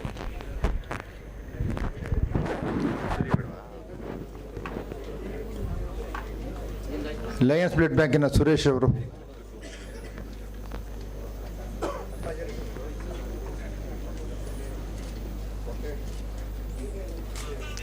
ಬಂದ್ಬಿಡಿಪ್ಪ ಬೇಗ ಬನ್ನಿ. ಮಲ್ಲೇಶ್ವರಂ ಬ್ಲಡ್ ಬ್ಯಾಂಕ್ ಅಬ್ದುಲ್ ಆಯ್ತಾ ನಿಮ್ಮದು? ಬೇಗ ಬಂದು ತೊಗೊಳ್ಳಿಪ್ಪ, ಲೇಟ್ ಆಗ್ತಾಯಿದೆ ಸಾರ್ಗೆ. ಮಂಗಳೂರಿಂದ ಡಾಕ್ಟರ್ ಶಮೀಮ್ ಶಾಸ್ತ್ರಿ ಮೇಡಮ್ ಬಂದಿದ್ದಾರೆ. ಅವ್ರು ಭಾಳ ಅಷ್ಟು ದೂರದಿಂದ ಬಂದು ನಮ್ಮ ಇವತ್ತು ಸ್ಪೀಕರ್ ಆಗಿದ್ದಾರೆ. ಅವ್ರಿಗೆ ಶಮೀಮ್ ಮೇಡಮ್ ಅವ್ರಿಗೆ transform.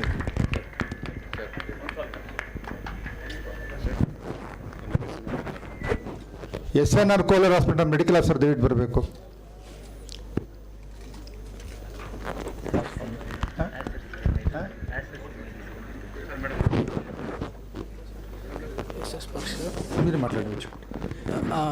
Dr. Divya, madam from SPARSH hospital. Yeah. Astra CMR hospital doctor. Pallavi doctor. Pallavi. Huh?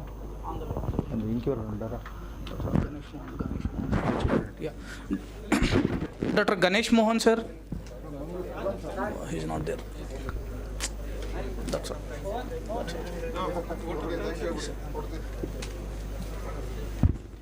ಈಗ ಎಲ್ಲರನ್ನು ಗೌರವಿಸ್ತಕ್ಕಂಥ ಕಾರ್ಯಕ್ರಮ. ಈ ಕಾರ್ಯಕ್ರಮಕ್ಕೆ ಸ್ಫೂರ್ತಿಯಾಗಿ ಹೆಲ್ತ್ ಮಿನಿಸ್ಟರ್ ಆಗಿ ಇವತ್ತು ನಮ್ಮ guest of honour Dinesh Gundu Rao sir ಅವರು ಗೌರವಿಸೋ ಮುಂಚೆ ಅವರಿಂದ ನಮ್ಮ ಬ್ಲಡ್ ಟ್ರಾನ್ಸ್ಫ್ಯೂಷನ್ ಕೌನ್ಸಿಲ್ನ IAS ಆಫೀಸರ್ ನಾಗರಾಜ್ ಸರ್ ಅವ್ರನ್ನಾಗೆ ಒಂದು ಗೌರವ ಸೂಚಿಸ್ಬೇಕು ಅಂತ ಕೇಳ್ಕೊಳ್ತೀವಿ. ಅದು ಮಾಡ್ಬೋದು, ಅಲ್ಲೇ ಮಾಡಿಸ್ಬಿಡಪ್ಪ. ಇಲ್ಲ ಏನು ಮಾಡಿಬಿಡ್ತಪ್ಪ ಅನ್ನೋರು ತಮಗೆ ಮಾಡಿಸಿ.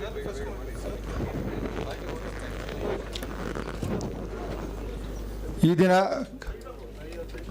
ಕಾರ್ಯಕ್ರಮದಲ್ಲಿ ಭಾಗವಹಿಸ್ತಕ್ಕಂಥ ಎಲ್ಲರಿಗೂ ಅಭಿನಂದನೆ ಅರ್ಪಿಸುತ್ತಾ, ವಿಶೇಷವಾಗಿ blood transfusion council project director Nagaraj sir ಅವರಿಗೆ ಒಂದು ಗೌರವ. Thank you sir, thanks for coming. ಹಾಗೆ drug control chief doctor Khanapuri sir ಅವರಿಗೆ ಒಂದು ಗೌರವ ಸೂಚನೆ. ನೀವು ಪ್ರಸಾದಿಂದ ಮಾಡಿಸ್ಬೇಕಪ್ಪ.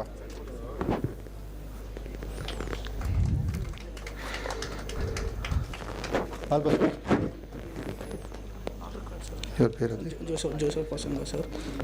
Joseph Pasanga. Yeah. Fine. Yeah, not required. Now we would like to felicitate Mr. Joseph Pasanga, sir. Yes.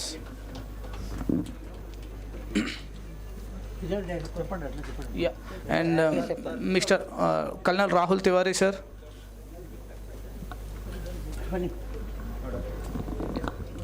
Assistant Drug Control. Yes. And next to felicitate Yeshoda Madam, Assistant Drug Controller, State of Karnataka. Jairaj sir. Yeah.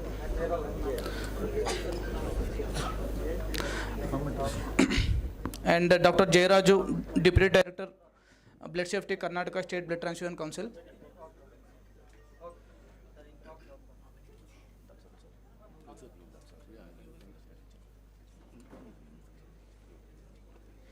For you, sir. Now I would request our felicitation of Shri Dinesh Gundurao sir by Mr. Joseph Pasanga. ಈ ಕಾರ್ಯಕ್ರಮಕ್ಕೆ ಪ್ರತ್ಯಕ್ಷವಾಗಿ ಪರೋಕ್ಷವಾಗಿ ಸಹಕರಿಸಿದ ಹಾಗೂ ಯಾರ ಹೆಸರು ಬಿಟ್ಟಿದ್ರೆ ಬೇಜಾರು ಮಾಡ್ಕೊಬಿಡಿ, Joseph Pasanga sir. Thank you one and all.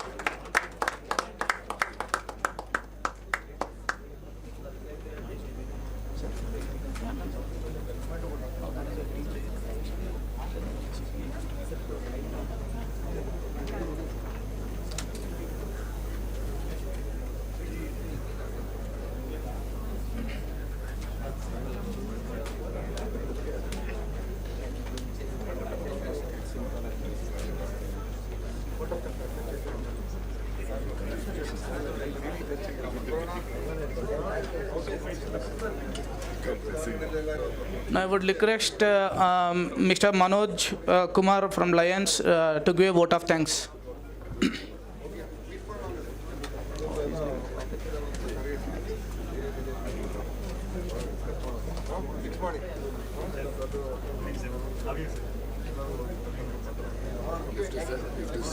Yeah, somebody just lift the lift it. Thanks, sir. Thank you.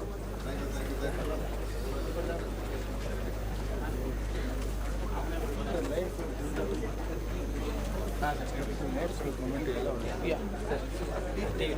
Yes. Now we are taking a short tea break for 15 minutes. Then after that we'll continue with our scientific schedule. Thank you, everyone. Yes.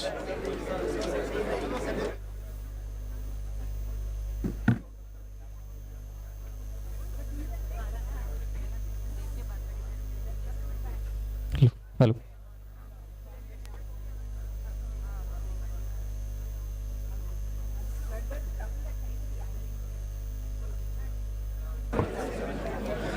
Would request everyone to be back by 11:10. Thank you.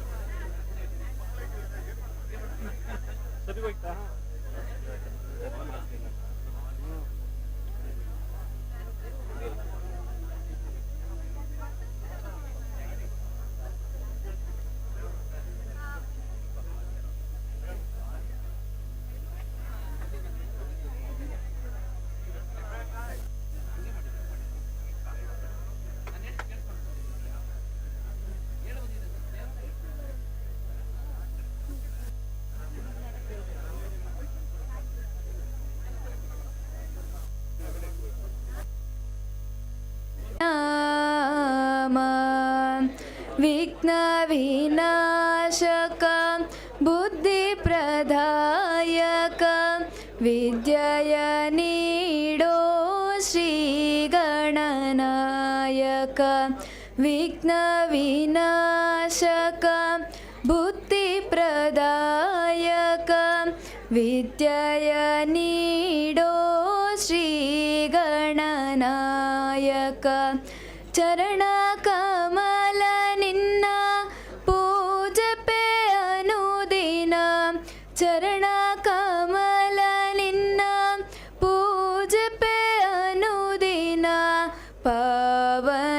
पावनಗೊಳಿಸೋ ಈ Shantidhama ಪಾವನಗೊಳಿಸೋ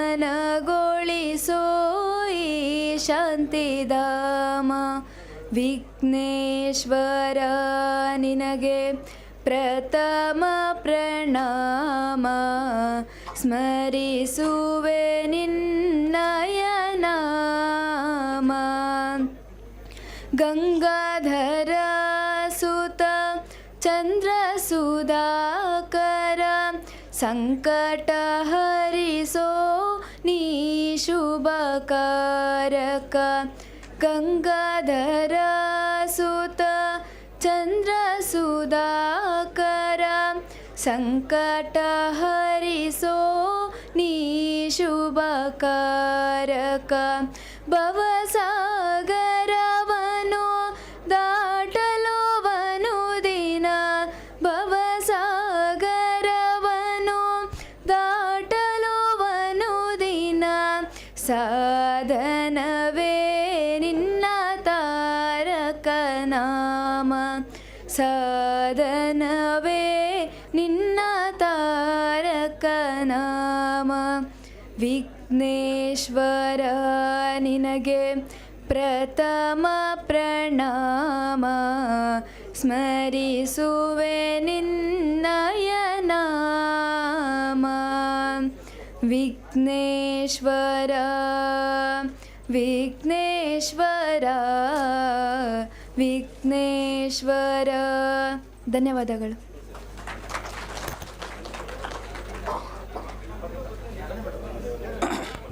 Thank you so much, Harshini. It's a beautiful song, yes. I would like to request our Kanapure sir and Yashoda madam to felicitate Miss Harshini.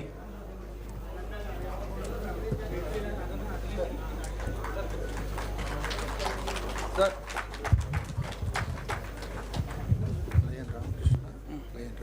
Felicitation. Vasudeva Ravindra. Lion Ravindra, Lion Ramakrishna. I would like to request Lion Ravindra and Lion Ramakrishna to get felicitated.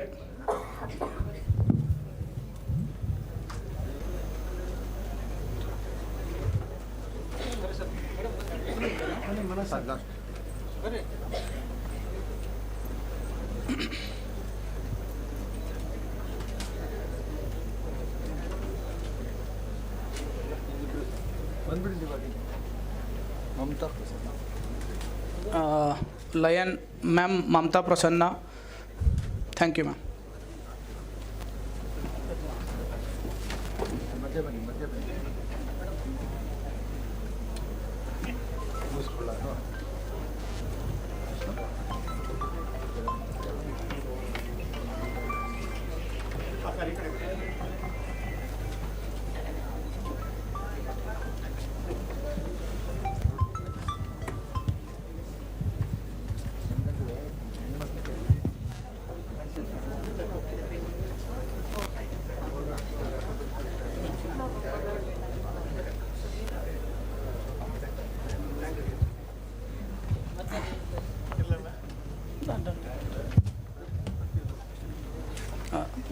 Thank you, Kanapure sir and Yashoda madam, for gracing the occasion.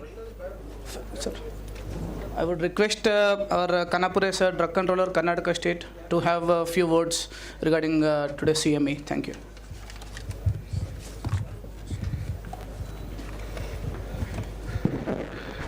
ಎಲ್ರಿಗೂ ನಮಸ್ಕಾರ.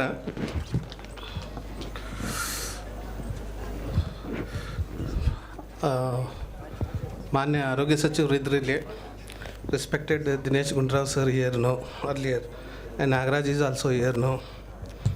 and Reddy is here, Dr. Jairaj is here now. And ladies and gentlemen, you came from all over the state districts now. I congratulate once again arranging here such a wonderful auditorium now. It is a continuing education program, continuing medical education program, including me also now. But I am grateful to your Manoj and Dr. Manoj and Girish now. They have invited me as the inaugural function. Thank you very much on behalf of Drugs Control Department now. And before this, I already conducted one seminar there, continuing education program in Hubli. That time I was suggested now to Dinesh Budrikatti, but he's listening my words now. And I told him to conduct one seminar in Bangalore. So instead of one day, he is continuing here 2 days now. I'm grateful to him now, conducting 2 days seminar here. So all over the Karnataka work comes over here now. And I'm grateful to SPARSH Hospital also now, giving this wonderful auditorium to discuss the various issues now. And Dr. Jairaj sir is also here now, he's very close to me. That time in Hubli also we are there now. We conducted each other now. Then actually I'm surprising that today is Dinesh Gundarao sir is here now. And on behalf of Drugs Control Department, sir told me that whatever problems are you have now to get percolated, and then we have to sit together and what are the problems are there for blood bank units and blood bank centers, we have to discuss now. So my sincere request to Manoj and Dinesh, whatever your problems is there now, you have to put in writing. Then we'll brought to the notice of Honorable Health Minister. Then we'll discuss with them only now. And Shivram Sahebre, ನಿಮ್ಗೆ ಏನು ಹೇಳಬೇಕು ಅನ್ನೋದು ನನಗೆ ಅರ್ಥ ಆಗ್ತಾ ಇಲ್ಲ. ಇವ್ರಿಗೆ health ಮಿನಿಸ್ಟ್ರಿಗೆ ಆ ಥರ ಹೇಳಿದ್ದಕ್ಕೆ. ಸೊ ಅದು ಆ ಥರ ಇದ್ರೇ ಒಂಥರ ಒಂದು ಮೋಟಿವೇಶನ್ ಇರುತ್ತೆ ನಿಮಗೆ. ಒಬ್ಬರು ಮಾಡ್ತಾರೆ ಒಬ್ಬರು ಬಿಡ್ತಾರೆ ಅಂತಂದರೆ ಅದು ಸರಿಯಾಗಲ್ಲ ಅಂತಂದ್ಬಿಟ್ಟು. So I congratulate Shivram sir also no is the most senior person is sitting over here no. I respect you sir. And from my point of view, whenever you people coming for license no, please come to my chamber no directly no. I will then whatever your problems are there, I'm definitely solve that. My officer is also here now, Srimati Yashoda, Assistant Drug Controller. She is very talented lady now. She is looking all over Karnataka, even though we don't have staff also now, but we are doing now. We are at your service. We are at your service now. Only the service motto is that blood, whole human blood is also comes under drug definition also now. And honestly said, Rishuram, it is essentiality now. It comes under Essential Commodity Act also now. I don't know whether it is included in Essential Commodity Act or no, but you people are doing wonderful job in Karnataka, giving the safe blood to the needy patients now. That is, I congratulate, I salute everybody now. And in future also, whatever I assure that on behalf of the Karnataka people, these people are the backbone for blood banks. They are going to take care of everybody now. So I assure that also now. And ನಾನು ಏನು ಹೇಳಬೇಕು ಅನ್ನೋದು ಗೊತ್ತಿಲ್ಲ ನನಗೆ. So ಎಲ್ಲ eminent persons ಬಂದಿದ್ದಾರೆ. They are going to give their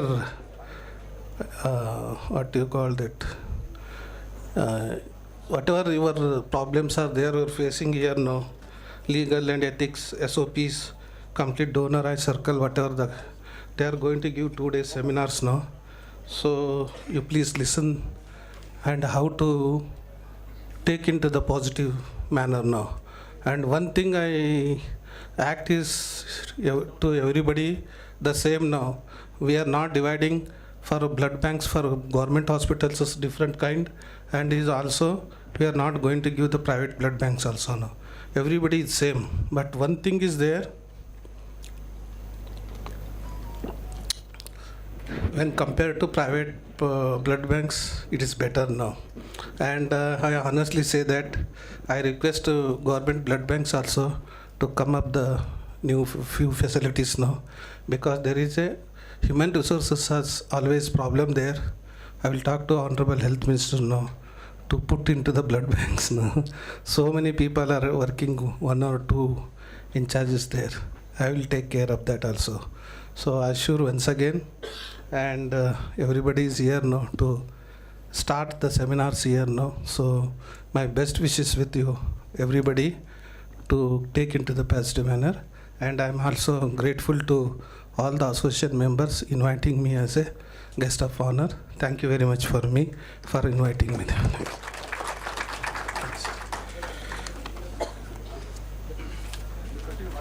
Yes. Thank you very much, Kanapura sir, for your enlightening words, and hope all the key issues raised by Dr. Shivram will be addressed under the leadership of our Shri Dinesh Gundurao Garu.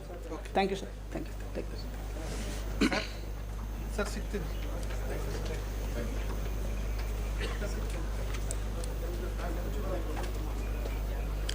Now we will go ahead with our scientific session. So our next speaker, before that I would like to invite chairpersons Dr. Umabai Madam and also Dr. Shami Shastri Madam to chair next talk by Dr. Shivram.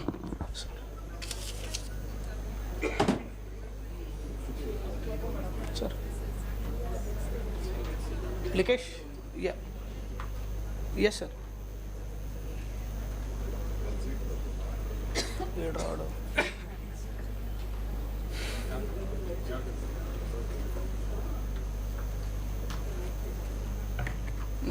Ma'am. We have the stick. Huh? Yeah. Fine. Dear friends, Dr. Jairaj has given a bird's eye view of our transfusion services in India.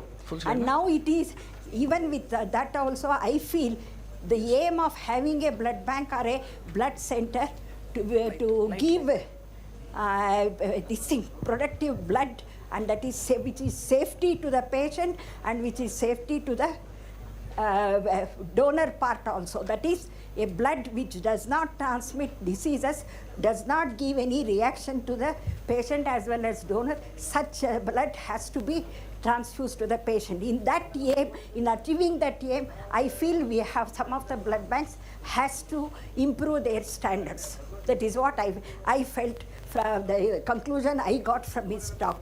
That's the reason I am also telling you, please see, quality control is very, very important.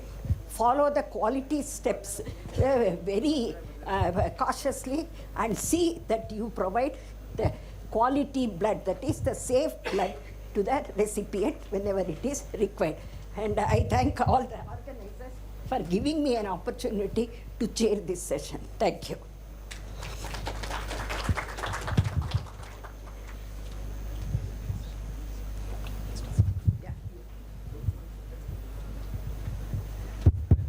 Hello everyone, I welcome you all for the scientific session. So Dr. C. Shivram needs no introduction for this gathering, and the topic here is very important, and being a guiding force of transfusion medicine of Karnataka, Shivram sir is the right person to address this topic. Over to you, sir. Thank you, Dr. Uma and Dr. Shami. So in the next 20 minutes, 25 minutes, I think I'll try and cut down as much as possible because we are running late. I just want to give you how transfusion medicine is changing over the decades, and also tell you about something about the legal aspects, what is prevalent in India and what is present elsewhere. I want to compare it with WHO guidelines. If you take non-governmental organizations, they have been to a great extent important in ushering voluntary non-remunerated donation in India. The private hospitals, I think because of the money power they possess, they brought in all the technology, the latest technology into the country. The industry can be credited. the industry can be credited for improved testing and processing technologies. The various associations that we have improved blood usage in the country. The government has come up with the Drugs and Cosmetics Amendment in the year 2020, and whatever products were not there earlier are now endorsed. Then we have our own EQUAS provider, our own accreditation provider, the NABH, and also we have National Hemovigilance Program of India to run the recipient and donor hemovigilance for our country. So this is how the scenario of transfusion medicine is changing in our country. So in this talk, I wish to, if I simply tell you the DNC Act, it's not going to be interesting because you already know it. So I want to critically review the DNC Act for future improvements. So we will compare the DNC Act with other guidelines, principally WHO recommendations. Then we'll also discuss a little bit about elements of informed consent. Then I will highlight the problem areas in Indian blood transfusion services to a small extent, and let's see if we can find some rational solutions. So licensing, I'm going through the DNC Act, became mandatory consequent to the landmark judgment in the petition, Common Cause versus Union of India, as you already know. Blood has been treated as a drug under the Drugs and Cosmetics Act, and therefore the drugs controller became the regulatory authority. With the next, when we refer to a safe donor, what exactly do all of us have different perceptions of a safe donor? A safe blood ultimately comes through an altruistic voluntary donor, one who does not expect anything in return. And a repeat voluntary donor is one who has donated blood at least once in the last 1 year. Then we know friends and relatives are called replacement donation. We don't have professional donation today. So, however, we need to ask ourselves, are all voluntary donors good enough? Because there are several papers to show that one-time voluntary donors are no better than replacement donors. If you take we have various categories of blood donors, as you can see on the left side. However, what is the legal definition of blood donor? Donor means, as per the DNC Act, a blood donor means a person who voluntarily donates blood after he has been declared fit after a medical examination for donating blood on fulfilling the criteria given without accepting in return any consideration in cash or kind from any source, but does not include a professional or a paid donor. That means it includes voluntary, replacement, everything, as long as the person does not take money. This is the legal definition of a blood donor. So now I want to compare our DNC Act with this manual, the Blood Donor Selection Guidelines, given by WHO, and see which are the areas where we can improve. I know several improvements have been done in 2020. Still there is scope for improving our Drugs and Cosmetics Act, especially the donor selection deferral guidelines. Because if a donor deferral creates a negative impact on the donor. So if we, by tweaking the donor deferral criteria, are we going to benefit something? Then we should surely look at it. So the minimum age as per our DNC Act is 18 years, all of you know that. And you also know that to now, if you are already donating blood before 60 years, you can continue to donate blood up to 65 years. But what are other countries doing? What does the WHO document says? The upper age limit worldwide today is 60 to 70 years. Whatever I'm saying or writing in yellow on the left side is our DNC Act. Whatever I'm writing on the right side is the WHO guidelines, which also tells you about what other countries are following. So upper age limit is 60 to 70 years. Extensive published literature on the safety of blood donation in older individuals is available. Then adverse reactions are infrequent in older donors who fulfill normal donor selection criteria. The upper age limit has been safely removed for regular blood donors in many countries where life expectancy is high. With development, our life expectancy is improving. Now I am 57 years. I need to stop at 60 years donating STP. I don't want to stop. I will keep writing 58 years and keep donating. Because my target is 200 before I die. Now I'm only at 109. So I have requested Dr. Jairaj, then our Khanapure in Hubli also, and I'm requesting again that we will put up this proposal. When it comes up for revision, the upper age limit for blood donation needs to be done away with completely. or it should be left to the mandate of the medical officer to decide whether a person can donate or not, because people are healthy at the age of 70 years today. So first-time donors older than 60 years and regular donors over the age of 65 may be accepted at the discretion of responsible physician. This is not our act. I'm clarifying again. What I'm writing on the right side is what we desire to have, which is in accordance with the WHO guidelines. So do we need an upper age limit? I don't think we need an upper age limit for blood donation. Then again, coming to what is the quantity of blood that one can donate? In our country, it is 450 ml for 350 ml for 45 kg and 450 ml for 55 kg. But we know that all of us can easily donate up to 10.5 ml per kg, or 13% of our blood volume is what we can donate. So a 50 kg person has a total blood volume of 3,500 ml, and 13% of this is 455 ml. But we are collecting only 350 ml. Why I am saying this is, many blood bank officers are females, and they have a very soft corner for donors. Even when the body weight is 50 kg, they will go and collect only 350 ml. So I am trying to show you scientifically that when a person is 55 kg at least, please collect 450, because scientifically even 350 people, 45 kg people can donate 455 ml. That being the case, don't have hesitation in collecting 450 ml blood when a person is 55 kg. If you take other countries, 450 ml is collected from people who are 50 kgs. Okay, and the donation interval is also shorter. So we'll come to that later on. So, however, should there be an upper weight limit for blood donation? No country has an upper weight limit, but I think it is good to have an upper weight limit in our respective blood banks. If it is more than 100 kg, I don't want to collect blood from him, because if he collapses, how to lift him up? No, this is a genuine thing. This is a very genuine thing. How will you shift him elsewhere? So be careful. You can set your own upper age limit for weight and collect blood. Coming to hemoglobin, we know we have a set cutoff of 12.5 gram % in our country. However, what the WHO says that each country should determine the lower limit of hemoglobin for whole blood donation by considering normal hemoglobin range amongst healthy individuals in the local population. So hemoglobin level not less than 12 in female and not less than 13 in males is suggested as a threshold.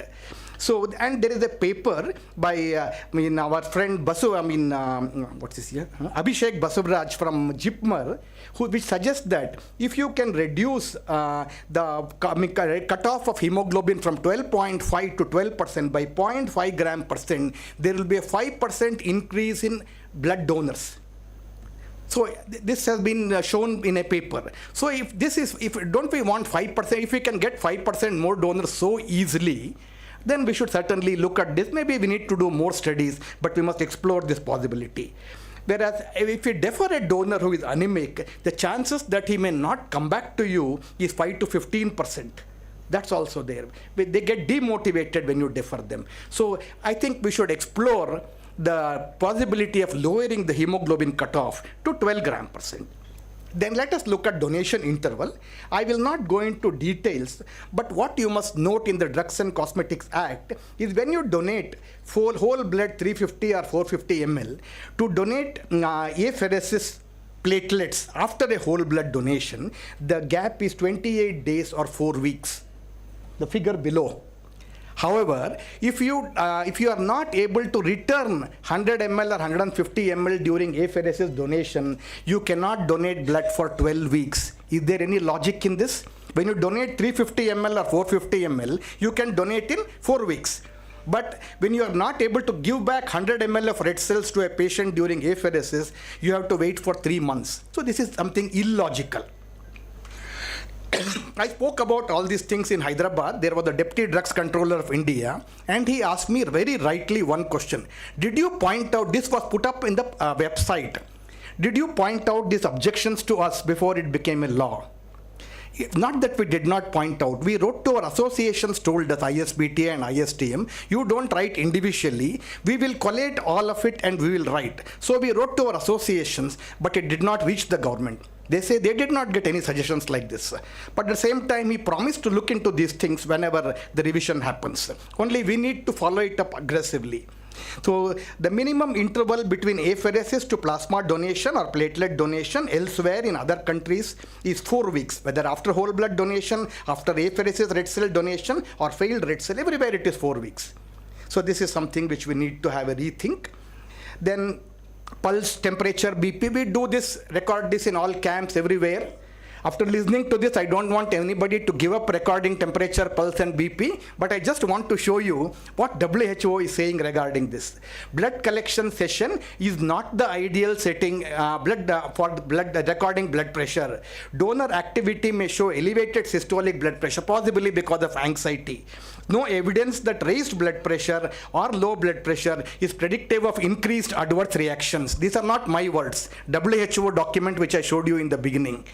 Okay, but I'm not saying you should give up these things, because do not stop checking this, because they give a gross idea of donor's health and are great motivators for a person to donate blood, recording temperature, pulse, BP, but they are not very important, I would say. So I would say, suppose the BP is 150. I hope Jairaj won't listen to it. Even if you write 140, and you can go ahead with it. But because BP is not very important. But if it is more than 160, I will naturally be careful. We have worked with 160 by 100 for 25 years of my life till 2020. In 2020, it was suddenly brought down to 140 by 90. So we know that some things are not that useful, even based on there is scientific evidence. But legally, the blood pressure limit is 140 by 90. Fluids and food. Whenever you have not eaten something, please go back. Whereas WHO does not say that. You can give them a few biscuit packets or whatever you want to. And more importantly, it is important to ensure half a liter of water, fluids before blood donation, then food. All this food and everything are only confabulatory factors. If a person develops giddiness, we want to know whether it is because of lack of food or whether it is because of blood donation. That's the only reason we ask him to eat. But for that reason, you need not lose a donor. You can yourself give him something to eat, juice, biscuit packet, give him one before and one afterwards also, and go ahead with the donation. So in my blood bank, we have started telling people, you donate 1B, one blood bag, we will give you 4 Bs. Bisleri, Bijoyce, biscuit, and blood donation certificate. So you can also try this. We give them same brand also, we don't change because it has to rhyme with B, no? Bisleri, Bijoyce, blood biscuit, and blood donation certificate. We only want 1 B from you. Brandy, yes, we'll look at that in. Yes, it is not wrong. See, that's another good thing you bought out. See, alcohol in blood, a little bit, it's legally, yes. It is nothing that it is going to have a negative impact on the patient. If a person has taken a little bit of beer or alcohol previous night, the reason why it is barred is that person may not be under one who is under the influence of alcohol, his consent is not valid. So if he is wobbling like this, naturally you will not take from him. Otherwise, you can give them brandy or beer, one more B after donation. If you have the finances. So when you do the processing charges next, please include that also. So menstruation is a reason for deferral. It was not there earlier, newly introduced in 2020, I don't know. Worldwide, this is left to the women to decide whether you should donate blood or not. But in our country, government decides whether the women should donate blood or not during menstruation. So cardiovascular diseases, permanently deferred in India. But in other countries, the deferral is only for a limited period of about 5 years. If the person is healthy, let's say fully treated with mitral valve replacement, aortic valve replacement, fully normal afterwards, he can still continue to donate, but not in our country. Epilepsy. A person who is suffered from epilepsy in other countries can donate blood if he is off medicine for 3 years. So I have all the contraindications, still I donate blood. So that is proof, probably some evidence that people with epilepsy can donate blood. And so 3-year deferral is all that is required in other countries. Whereas in India, anybody with epilepsy is permanently barred from deferral, from donating blood, as if it is HIV infection or hepatitis B infection. This, I feel, is an injustice to such people. So dental procedures, we have 6 months deferral period when you go to a dentist, but all other countries, what the WHO recommendation, dental treatment, except 24 hours after simple procedures, 7 days after extraction. That's all we have, 7 days, but we have 6 months. So the moment you go to a dentist, you are unsafe. 6 months you cannot donate blood. With the availability of NAT and everything, we should certainly look at narrowing this period so that we will get more donors. So when you have irrational, illogical or unscientific deferral criteria, we lose out on a number of donors. This has a negative impact. Irrational, for example, permanently deferring all donors with heart disease. Illogical, I showed you, when you cannot return blood following apheresis 12 weeks. Unscientific, deferring a person from donating blood for 1 year after rabies vaccination. Rabies is a strictly intraneuronal virus. It has never been demonstrated in blood at all. Still, even if you have taken the rabies vaccine, you cannot donate blood for almost 1 year. So these are some things which we need to have a look at. So when we say safe blood, we are referring to ELISA testing or CLIA testing, NAT testing, leukoreduced blood, irradiated blood, pathogen inactivated, all this is fine. But what does the DNC Act say about safe blood or testing of whole blood? Whole blood collected, processed and supplied should conform to laid down standards, freedom from HIV, hepatitis, HCV, VDR and malarial parasite, and blood must be tested for atypical antibodies. So this is the minimum requirement, but here also testing for atypical antibodies does not happen. This is not an NABH accreditation requirement. These are all very simple requirements which everybody should meet. So at least the legal requirements they should be meeting. Then coming to volume of plasma that you must use for suspending platelets. What do you think should be the volume of plasma to suspend RDPs which you prepare from 450 ml or 350 ml of whole blood? Some people will say 40 ml, some will say 50 ml, some books will say, AABB says 40 ml, NABH says 50 to 90 ml. I mean, I don't know what drug controller says. No, the Drugs and Cosmetics Act has got the best definition. That's why I put it up. There is so much of confusion. AABB is different standard, NBTC is different standard. So the DNC Act is saying the volume of original plasma used for resuspension of platelets shall be determined by the maintenance of pH of not less than 6 during the storage period. That's all. Whatever volume is enough to maintain the pH greater than 6, that is enough. That much of plasma is good enough. So you can see put 40 ml or 50 ml as per the DNC Act. All you need is only this much. So I will need to go faster. I will try to skip some of them. So who can ask for blood? Anybody, any registered medical practitioner can ask for blood. However, there is a circular which says that Ayurvedic practitioners and homeopathic practitioners, other special thing cannot transfuse blood. So you cannot give it to them. The prescription comes from Ayush doctors. So the greatest problem that we are facing in India is a fragmented transfusion service. Why do people open blood bank? Because government wants one blood bank in every district. Hospitals want one blood bank because they can charge higher. Insurance providers give them more money if you have a blood bank. There are various reasons. Medical colleges open blood bank, whether they like it or not, because it's an NMC requirement. If you have MD transfusion medicine, it's different things. So like this, we have proliferation of blood banks. We cannot do anything about that. That is beyond us. I used to speak about that 20 years ago. Now I've stopped talking about fragmentation of services because it's already fragmented. So now let's explore how can we unite in some ways. Why we don't want fragmentation? When you have fragmentation, when you have smaller labs, with donors less than 5 or 10, studies have shown that the safety is compromised, picking up HIV, hepatitis. That is why we don't want small blanks. However, I'll come to this. That's the reason about fragmented services. Then coming to consent. Consent before transfusion is a legal requirement, though it is not written in the DNC Act because there is a ruling by the court. Any ruling by Supreme Court becomes automatically a law even if it is not written in the Drugs and Cosmetics Act. So an informed consent should be treated as a patient education tool, not just a regulatory requirement. People just ask them to sign. Instead, you must tell the patient what are the alternatives, what are the benefits, what are the risks, and then take his consent. Then only it becomes a patient education tool. So informed consent should be taken by a doctor. Similarly, you must have an informed refusal in case of Jehovah's Witness. Consent for transfusion is valid for that admission today. You need not take for every unit of blood. Then another important thing, I will take 5 minutes more because I'm trying to focus on some important thing more than what is allotted to me probably. See, all of us want, we don't want manual record. But the drug control department, anybody here, I wish they were there, it's not there now, nobody is there, wants us to keep hard copies. But let us read the DNC Act. What does the DNC Act say? The DNC Act says the records which the licensee is what is in yellow. The records which the licensee is required to maintain shall include inter alia the following particulars, namely so and so. Note, the above records shall be kept by the licensee for a period of 5 years. Where is it written that you must keep hard copy? Is anywhere in the DNC Act does it say hard copy?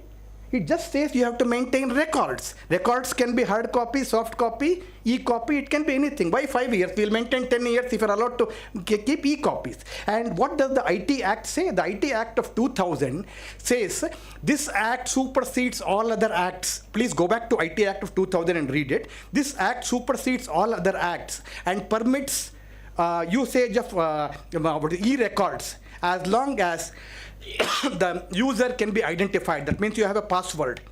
And any tampering of records is traceable. If these two things are met, IT Act permits you to use e-records. So keeping in this mind, we are again trying to make the government accept e-records everywhere. It is improving now, but still not 100%. So these are about, so coming to ethics. Finally, as blood centers, we have twin objectives, one to ensure donor safety and another to ensure that the recipient is not harmed. So, but we constantly face this dilemma. Should I give cheap blood without proper NAT testing, without leukoreduction, because patients don't want to pay more, or should I give them the highest quality of blood, again, which naturally comes with the highest cost? This is a dilemma which all of us face. Or should we have two qualities of blood, one for the poor, another for the rich? What is happening now is the same. So if government hospitals don't do NAT testing, then you have one category of blood for the poor, and if they come to corporate hospitals, they do NAT testing, they have another category of blood. This is also, unethical. However, is it ethical to deprive a paying patient of NAT testing or leukoreduction? That is also unethical. So this is the dilemma which blood centers face. So donors also have an ethical responsibility of truthfully disclosing their health status, particularly sexual history, and blood centers have a responsibility to elicit this history. But we need to impress upon them that nothing in life comes free. If anybody is giving you something free, they have to get it back from you from some other source. So it is good to pay more and get good quality blood, because you're not going to need blood often in your lifetime, rather than get cheap blood and acquire an infection. What is the patient's dilemma? Patient doesn't understand, for him any blood is blood. He doesn't understand NAT testing, he doesn't understand leukoreduction, he doesn't understand Sagam red cells. For him, it doesn't matter. What he ultimately looks at is, this blood bank is charging me this month, this blood bank is charging me 2 times more. Why is this? So we need good communication with the community and probably educational material to impress upon them why blood costs money. Otherwise, most people feel, it is my blood, why are you charging me? It is your blood, no doubt, but the empty bag itself costs us 500 rupees today. If it is a leukoreduced blood, it costs you 1,500 with the filter. So these are the things we need to impress upon them so that they understand why blood costs money. Now, what is the government's dilemma? Blood is a very emotional issue for the government. So they understand that blood should be free, but nobody has the money to give free. Higher the quality, higher the cost. So blood centers want the processing charges to be on the higher side so that we can give good quality. Pay our staff well and give good quality blood. However, governments wants to keep the cost low because of societal and political pressures. So there is a dilemma here also in costing. So these are various kinds of ethical dilemma which all of us face in our day-to-day life. Now this is what I spoke during the inauguration. If you take quadruple bags, you have 12% tax. If you take a filter, you have again 12% tax. If you take grouping, minimum cost is I think 45 to 90 rupees is the cost of grouping today. There you have I think about 12% tax.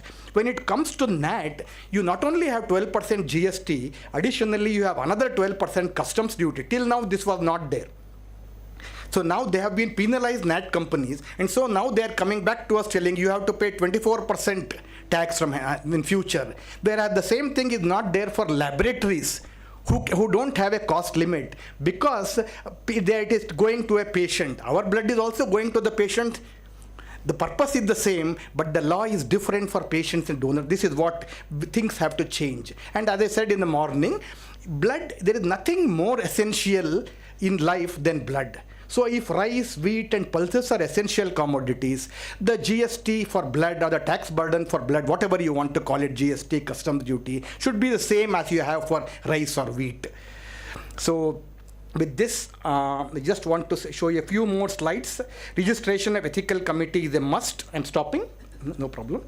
So again, regarding voluntary non-remunerated donation, which all of us want to increase, as Dr. Jairaj rightly said, but this BNRD is a, I would say, alien concept.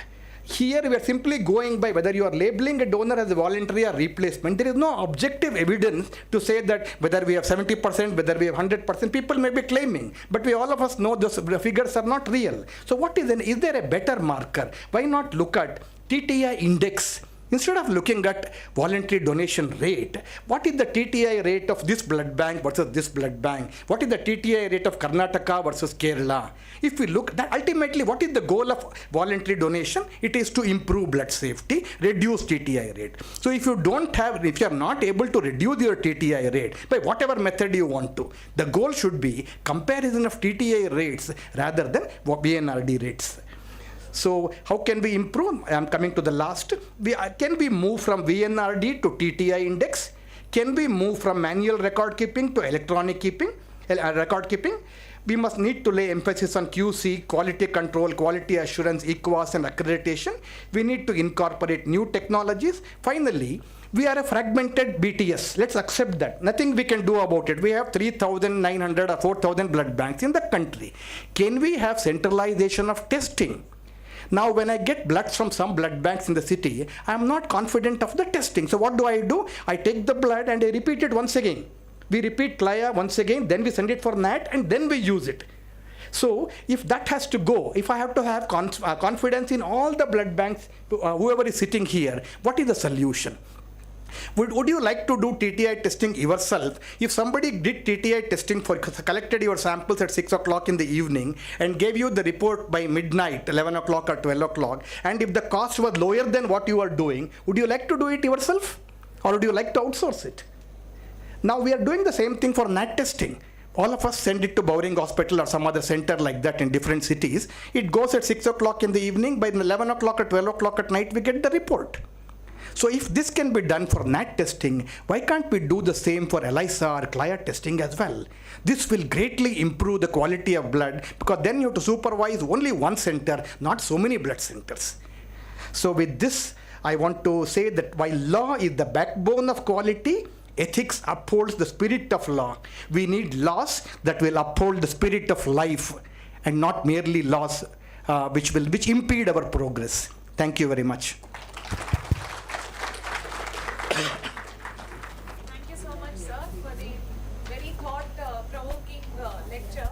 Now the floor is open for discussion. Anyone with questions? Questions to Dr. Jairaj as well, previous speaker. You can also come here. In fact, he will answer my questions also, because I have no solutions. Solutions will be given by Dr. Jairaj. So you can have questions to both the speakers, Dr. Jairaj as well as Dr. Shah. It's a unique opportunity to ask questions to Dr. Jairaj. It's very difficult to get to ask questions, so please use this opportunity. Yes.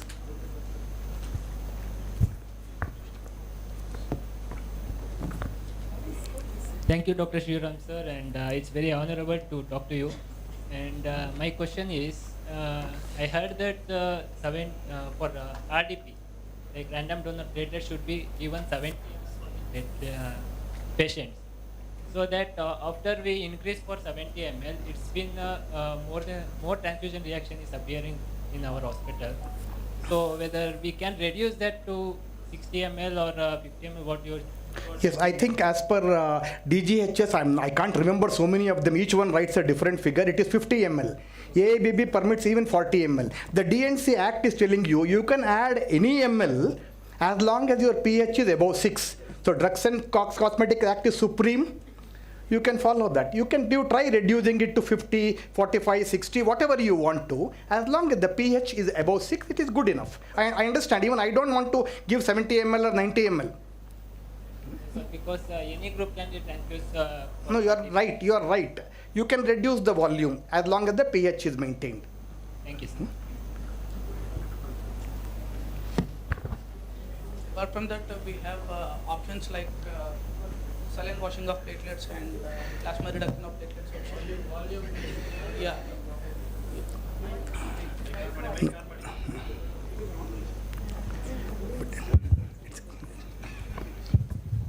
Next.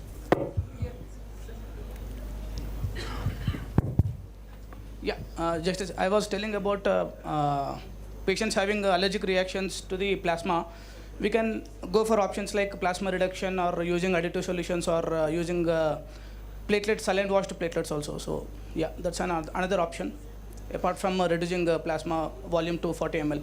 Yes, thank you. Respected Jairaj sir and respected Shivram sir, thanks for upgrading our knowledge regarding the legal aspects as well as the state rules and regulations. Sir, one sincere request to Dr. Jairaj sir. Previously, before Corona, we were having ID NAT testing of blood bags, which was blood samples, which was very useful, sir. Definitely for issuing platelets and blood products immediately next day, sir. Please, can you just continue, or what is the process that we can, sir? This is my sincere request. Thank you, sir. Okay.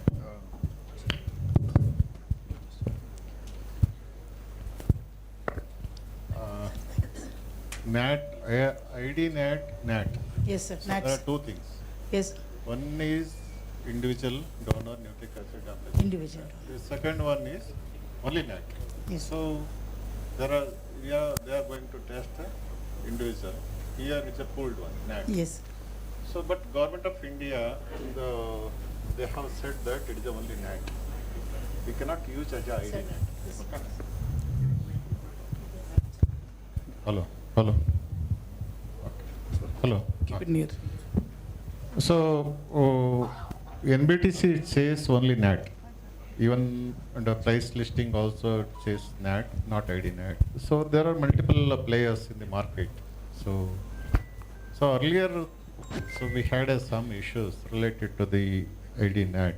So we received the High Court order that so we have to go for the fresh one. So I have brought to the notice of the technical expert committee. Technical expert committee approved for that one to go for NAT, and then later I brought it to the notice of the executive committee, principal secretary, then principal secretary, earlier additional principal secretary, additional chief secretary. So they have actually conducted two meetings related to this NAT. So there is a technical difference between the two, what is it called? Actually, one is mini pool. NAT is of two types, mini pool and ID. So we have brought actually all evidences related to the both NAT or ID NAT. So, and what is the yield related to the ID NAT, okay, or NAT. So then there is a very small variation, small difference, not much, just less than 1%. So that means, so we have to go for the, as per the directions of the High Court. So we thought actually you brought out everything, all technical evidences related to the board. Then finally we brought to the notice of the executive committee. Then executive committee also approved to send the detailed proposal to the government. So the proposal is already ready. So because we have to prepare everything. So what is the pros and cons and how much the cost also involved in that one. So how much the government has to bear the cost, and so those are all the because when we propose to the government, so we have to keep everything in place. So I think it will go to the government, so it will take a decision by that is related to the NAT. Okay. I just want to tell you only that there are only two companies, good ones, Roche and Grifols. Yeah. One ID NAT, another Minipool NAT. I'm sure they will not mind which one you do. As long as NAT is started, people will not mind which one, whether you do Roche or Grifols. We'll go, It's okay. we have to go for the KTTP Act, okay, as per the government norms. So we have to go for the KTTP Act. Even High Court also says the same thing. And so we have to decide on, we should not be biased. When we are keeping everything, so we should not keep the one company away from this one. So it has to be universalized everything. So in that aspect, so definitely we will go ahead with the, because if government approves for that one, so we require a lot of money per annum. So lot of, because we have 2 lakhs, or else every center has to accept that one, because we are servicing only 2 lakhs like that. So what about other 6 lakhs? Only a few people can afford, like Manipal or some. We are also not able to afford now because of the customs duty. Not affordable means you are transferring everything to the patients. No, you are not allowing us to transfer. No, rate is fixed. You do that, no, we don't mind. So there are a lot of issues, so we'll resolve it. Okay, thank you. And related to, there are so many contradictory, like, so making a new policy like. No. Again, I'm clarifying. Follow what is the DNC Act. This was only for discussion. New guidelines. Of course, there are multiple aspects related to the pulse, BP, and other things, and age factors, and HP percentage, and also deferral for all related to the, some of the false positive, like in CLIA. I think so. I have discussed with the many centers during my visit. So they show the only confirmatory tests. So if it is a false positive, they will provide. So they will defer. But what about the retesting and counseling part of that person, whether it is a because once again he come and do it in somewhere else. So after some what do you say, not HIV, some other, even other TTAs. So how do you actually differentiate between the two, false positive, and how many days it will be taking to confirm those tests? We have a TTI session. We're going to discuss this. Okay. So because you have mentioned in that one, that's why just I got to be. Thank you, sir. Any more questions? I'll come. Hello, sir. We are running late. Last question. Quick question, sir. Quick question from my side. Nice to see both the expertise on the stage. So it's a very basic question that's related to the screening of the donors. Now, according to the HIV Act, legally they say that if it is for a pre-operative profile and all, you need to take the consent of the patient before doing an HIV testing. But in the blood banks, as far as the DNC Act is concerned, it tells that it's implied consent. No, it is built into your donor form. So yes, sir, it is. It has to be built into your donor form. The doubt is we have built in the sentence in the donor form. Now, as medical officers or people who are doing the pre-donor counseling, is it our duty to tell them that your blood will be screened for the TTIs? Surely, that's the most important thing. So we have to tell them that the blood is screened for the TTIs. Certainly. So because many of the donors don't read that. That's why you have a counselor in the blood bank today. So it is compulsory from our side that we have to tell them that their blood will be Otherwise, screened. it won't be an informed consent. It will be an ill-formed consent. Yes, sir. So we have to not only write it but also tell it. Verbally, we should inform it. Am I right? So just to reinforce that. Yeah. Thank you. Thank you. Sir, last question. A person with vitiligo, can he donate an unit of blood, sir? Yes. Vitiligo. Yes. It's a localized discoloration. I don't think any reason for not donating. He can donate. So physically fit person who has got a deformity, can he donate a unit of blood? I think Dr. Ambuja is going to speak on donor selection. For one more. This is only some things which I picked up. Yes, sir. Yes, sir. We have this coming up. Last question, whether we have to cross-match the platelets before... Cross-match we'll discuss in another topic. No, Sir, you want to cover all the topics in 1 hour. Thank you, sir. Thank you. We'll come back to you. Don't worry. Relating to law and ethics only. Last question.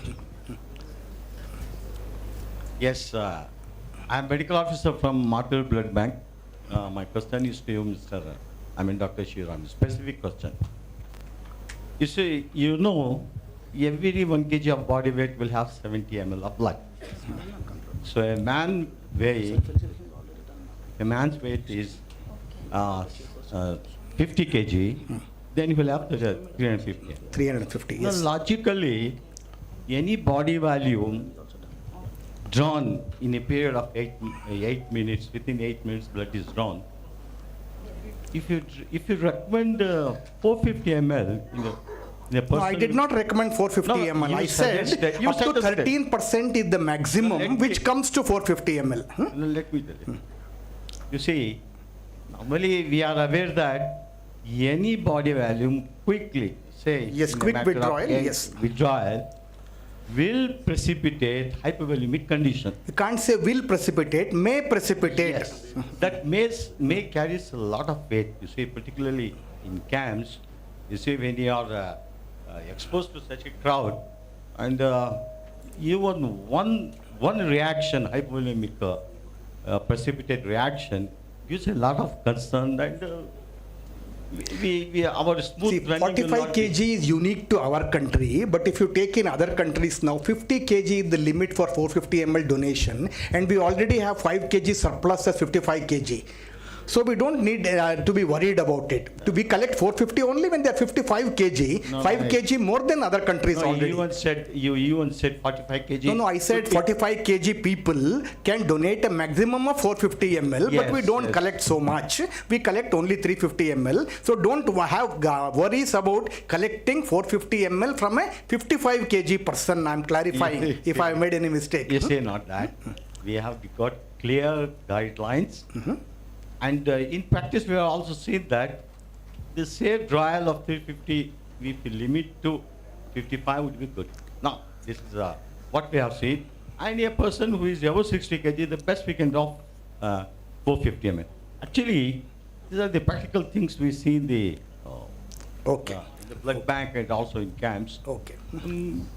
Please look into it before you make a recommendation. I think No, we are not making any recommendation. I just showed you what WHO recommendation. It is not my recommendation at all. Whatever I showed you, whatever WHO document has written down. You are the general practitioner, medical officers here, what they would be. Do you risk collecting 450 from a person who is 45? From 55 kg, I am telling. Again, I am clarifying. That's what I said. 450 from 55 kg should not be a concern. That's all I am saying. You must specify, because this is a practical aspect that we face daily. Okay. We are going to have Dr. Ambuja is going to speak on this one. Maybe she will also give her viewpoint. Answer will be the same. I'm only going fast because organizers have asked me to close it with the session very quickly. Okay, we are running 1 hour late. That's the reason I'm trying to close. It's okay then. We are running We'll short discuss of later time. on during lunchtime again. Because of hurry. Dr. Shivram has given some food for thought. So probably these guidelines and all may change after, or these rules may change after 5 years. What he has suggested may become a norm or a rule, but till that date we have to follow the rules. So whatever is there in the DNC Act, so that is what sir was enumerating. So with the permission of the chairs, if we can conclude this session and move over to the next session. I wish to thank the speakers and the chairpersons for chairing the session and interacting with our. So the next session is a blood donor session, which probably will answer most of the questions which were raised during this this particular session. So to chair this session, I invite upon Dr. Nagaraj Lakshmishwar. Dr. Nagaraj is the medical officer, Lions Blood Center, Vijayanagar. Dr. Nagaraj, are you around? Yes. And also Dr. Divya. Dr. Divya is a consultant transfusion medicine at SPARSH Hospital.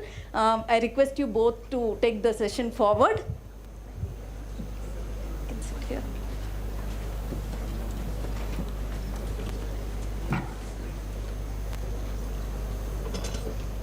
I think I'll put it.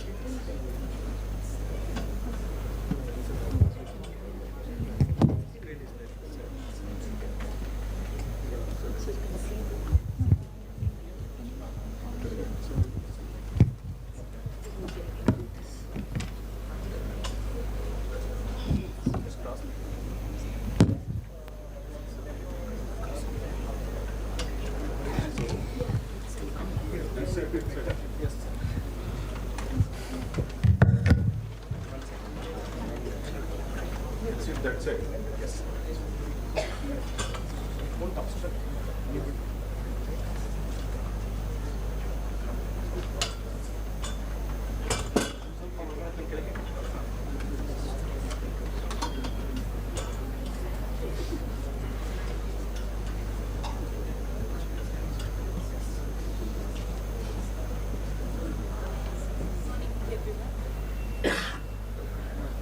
I'm privileged to introduce Dr. Balabhasar.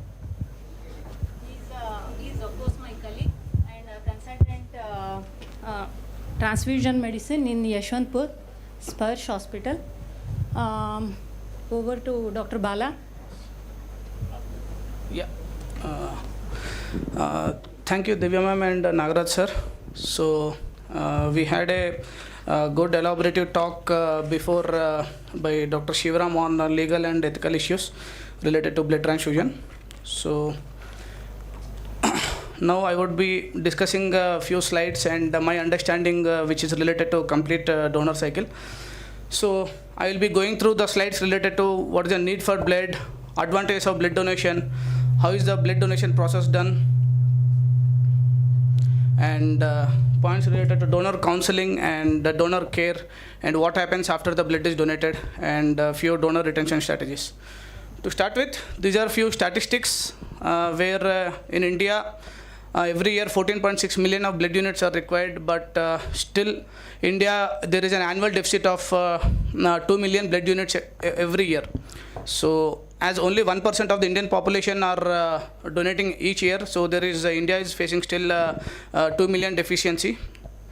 And to quote, every 2 seconds someone in our country or in the whole world needs blood. So the whole today's my session related to donor cycle is focused on this. So as there is a scarcity of blood and there is a huge demand of blood for the patient, needy patients, so we have to take proper steps related to blood donor management, so that more and more donors will be recruited and more and more donations will be done. So why do people donate, or why do people not donate blood? So the most common reason for donating blood is altruism, which sir already discussed, which is an unselfish concern for others people. So happiness. So altruism is the most common reason for donating blood. Another 2 points called as warm glow and kin selection are the 2 other factors where people would love to donate. And warm glow means getting a positive emotional feeling after donation, or making some good for the people. And kin selection means giving blood to our own relatives. So this is one area where people are interested to donate. So in India per se, if we talk about kin selection is the most higher prioritized than compared with altruism. So however, if you talk about worldwide, altruism is the most common reason, followed by warm glow and kin selection. What is the reason people do not donate blood? So the most common reason for not donating blood is people not being asked to donate. So most of the people will be not getting an opportunity, or they will be busy in their routine lives, and as there is no situation or occasion for them to donate, so that is a most common reason for not donating blood. And for the people who have donated, what is the reason for, what is the major obstacle for becoming a regular repeat donor? So the laziness and fear of needles. So these are the most top 2 reasons why already donated donors will be lacking behind to become a regular blood donors, which is laziness and fear of needles. So in this talk I would like to emphasize on improving this donor recruitment and retention strategies, so that we can maintain our blood donor pool, so that each and every needy will be helped. So what are the advantages and disadvantages? So benefits of blood donation, like ability to save lives, which we have already discussed, related to altruism, which is selfless helping to others, and potential health benefits, which again sir said, related to increased boosting our immune system and keeping our liver check, and which again blood donation, as we are discussing about 350 ml or 450 ml donations, it again burns the calories, so it helps in losing weight. So these are few potential health benefits. So, and what are the disadvantages? However, all these advantages will be exceeding the disadvantages. So minor disadvantages like temporary weariness or iron deficiency risk and the possibility of infection. So these are few minor disadvantages, but however the advantages will be exceeding the disadvantages. So a slide related to blood donation process. So everyone are pretty much aware of this. So it will be taking about 1 hour from the time donor enters to the blood bank to the time donor leaves the blood bank. So which consists of registration, donor screening and the donation process per se, and refreshment and recovery. However, the donation process will be limited to only about 8 to 10 minutes. So the whole area of interest today, which is of my session at least, which is blood donor management. So it is the major important thing which is required to meet our increased demands. So a part of blood donor management, blood donor cycle represents the framework of donor management, which includes 5 vital steps, like to start with donor recruitment, donor invitation, donor selection, donation procedure and donor retention. So I will start with donor recruitment. Donor recruitment is very much important, as I have discussed before also, to increase the donor population, as it is as we are still facing the scarcity of donors. So donor recruitment is a major point or first initial step to improve our donor pool. And where do we get the donors from? So we get the donors from general population itself, but not every not every individual is ready to donate, or as we discussed, many people will not be having an opportunity to donate blood. But however, we should look into the prospective pool of donors or potential donor pool, which are mainly could be student population or business communities or religious communities. So each blood center should try to look into this potential donor pool and make them get aware about the blood donation processes and donor recruitment. How do we make them get aware? Like through emails, through WhatsApp messages, or through with the help of media, or like direct one-to-one request. So one-to-one request is the most common one which is being going on, but however there are other means of passing the message also, like through letters, telephonic messages and emails. So donor recruitment again starts with donor invitation. Now we have the donor pool, potential donor pool. Next there is a need for the patient, then we should invite the donor. So how do we invite? Again the means like telephonic messages, emails or alerts, media announcements, or direct one-to-one request. Again here donor invitation are to be registered for the given to the registered donors and also eligible donors and who are much more willing to donate the blood. And again we should emphasize on the invitation to temporary deferred donors also. So there is a need of maintaining the registry of temporary deferred donors, so that they can become an important source of donor recruitment in the future. So donor selection. Donor selection, as sir also discussed, there are a well-defined criteria in India and across, again country to country, the guidelines will be varied. However, the latest donor selection will be discussed by Dr. Ambuja in further next session. And as part of donor selection, pre-donation counseling is also, the donor counseling is also one of the most important part in the as part of donor screening. And sufficient education material has also to be given. So if you talk about blood donor counseling, it is a dialogue between our donor and the blood donor counselor. Maybe the designated counselor or the medical officer or the chief person who is dealing with the donor screening. They have to make the proper confidential dialogue with the donor, so that the whole process should be explained to the donor, and the donor will be feeling much more convenient and happy in his process of blood donation. So the blood donor counseling includes pre-donation counseling, counseling during donation, post-donation counseling, deferred donor counseling, and TTI reactive donor notification. If I talk about pre-donation counseling, again this is necessary to determine the donor eligibility as part of donor selection process. It aims to, what does pre-donation counseling do? It will be reducing the fear of the donor, and it will be helping in clearing the myths whichever the donor has. Like we were discussing about low weight and volume of donation. All these things can be properly counseled to the donor in the pre-donation counseling itself, and all the risk factors associated with donations are also to be explained during the pre-donation counseling.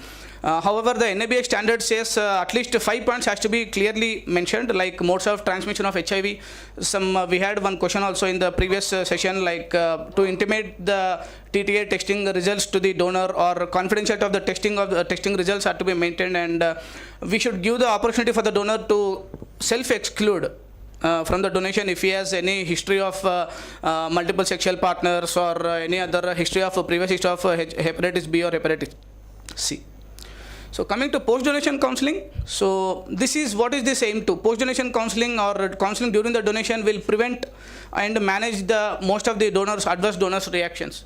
So it helps as educating the donor regarding the interval between the donations, and proper care, how to take the care of the phlebotomy site, how to manage or how to prevent the possibility of adverse reactions, and also sometimes to notify to the donors after their TTA results are out. So if the TTA results are positive, we will definitely notify as per our pre-donation counseling, and the consent should be taken for the same. So donor deferred and TTA reactive donor counseling, it is again just now I have discussed, it is if I talk about deferred donor counseling, so most of the donors are temporarily deferred. So like most common reason for deferral is being anemia. So if you can counsel them before itself, like what are the means to increase their hemoglobin content by like using iron tablets, or using spinach, taking much more leafy vegetables or meats, so that they can come for next donation and they can become a part of our regular donor pool.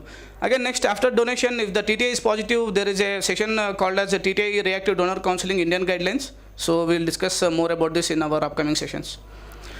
So now I would like to discuss about donation procedure, and this is much more familiar with everyone. So there are different donations, like sir also discussed in the previous session, like whole blood donations and apheresis donations, which includes platelets, plasma, red cells, stem cells, and multiple component collections.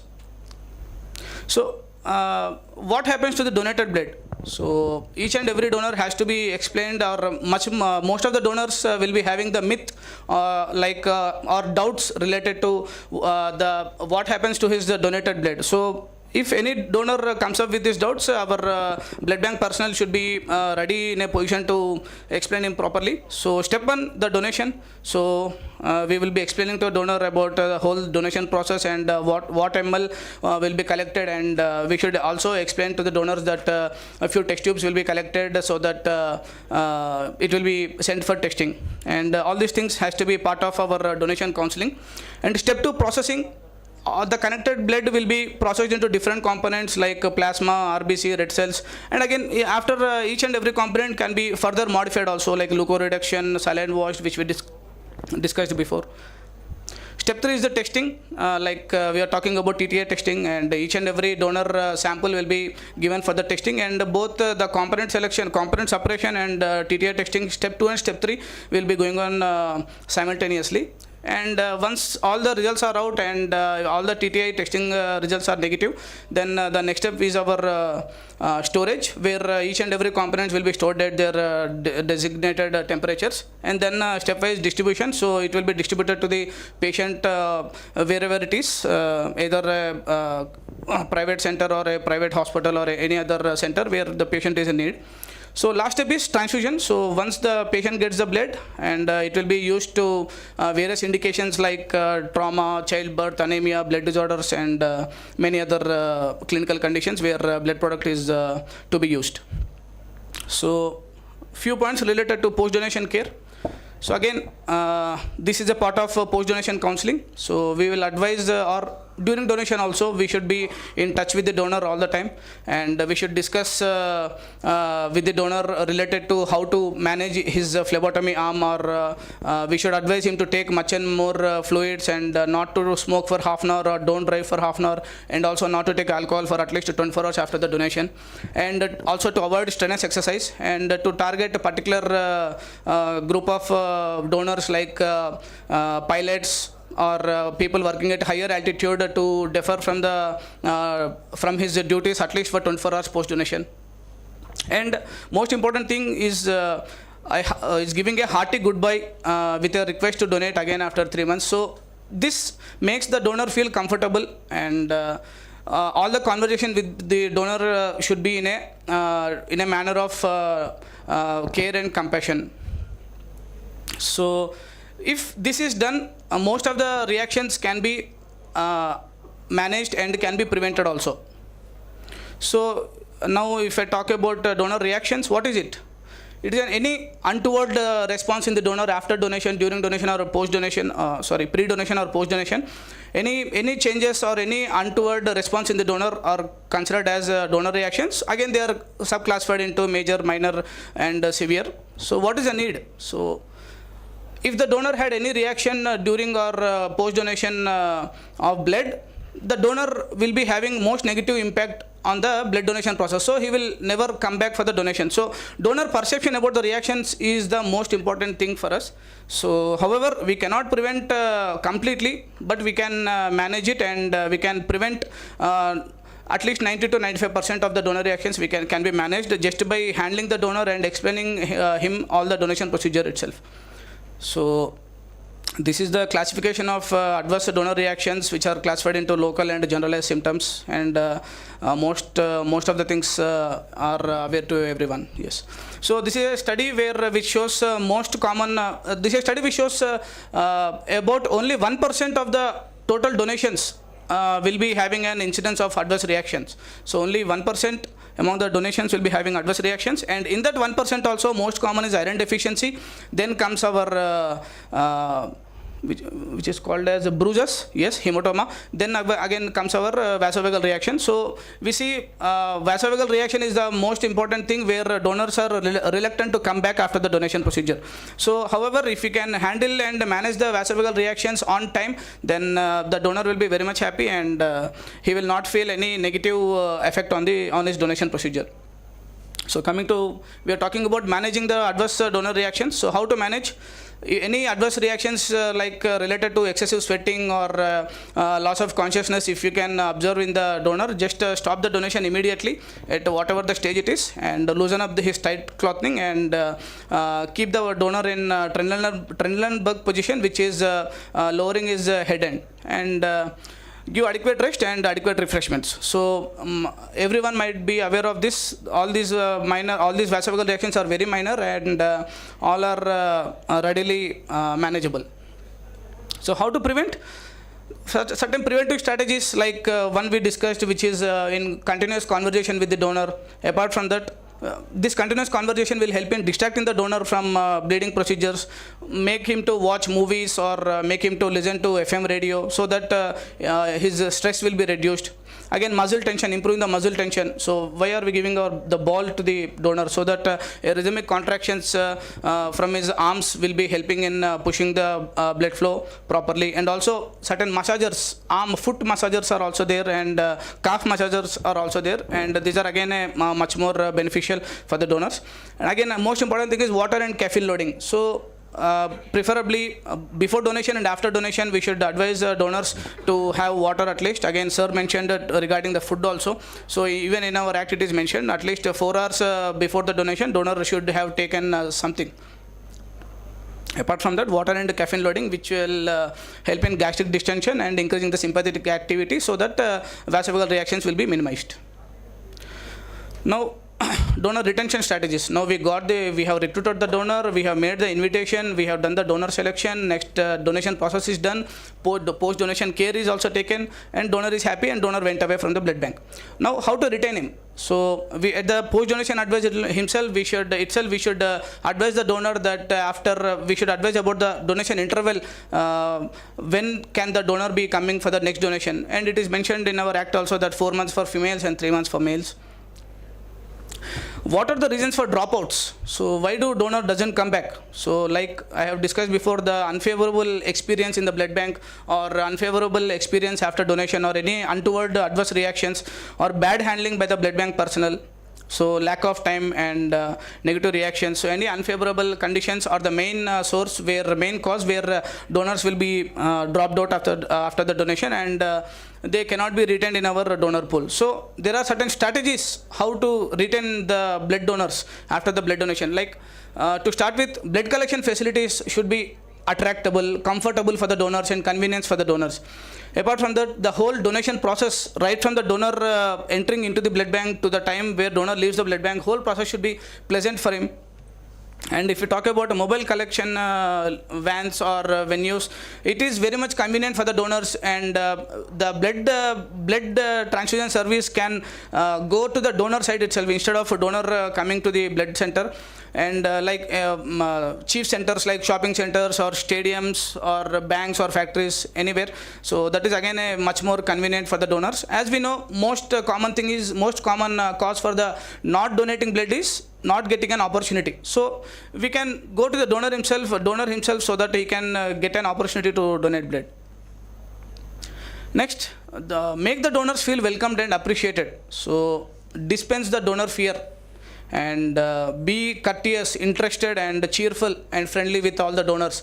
So hope everyone are aware of this, and so this is one of the strategy where we can maintain our potential donor pool and bleed the donor skillfully. So do not try to get into adverse effects like hematoma into the donation, and with a single prick itself try to finish off the collection procedure, and try to be in a regular conversation with the donor, and take the donor yourself to the refreshment area and make him rest completely. So that's why we will be telling that about 1 hour is the whole donation process, starting from coming to blood bank and going out of it.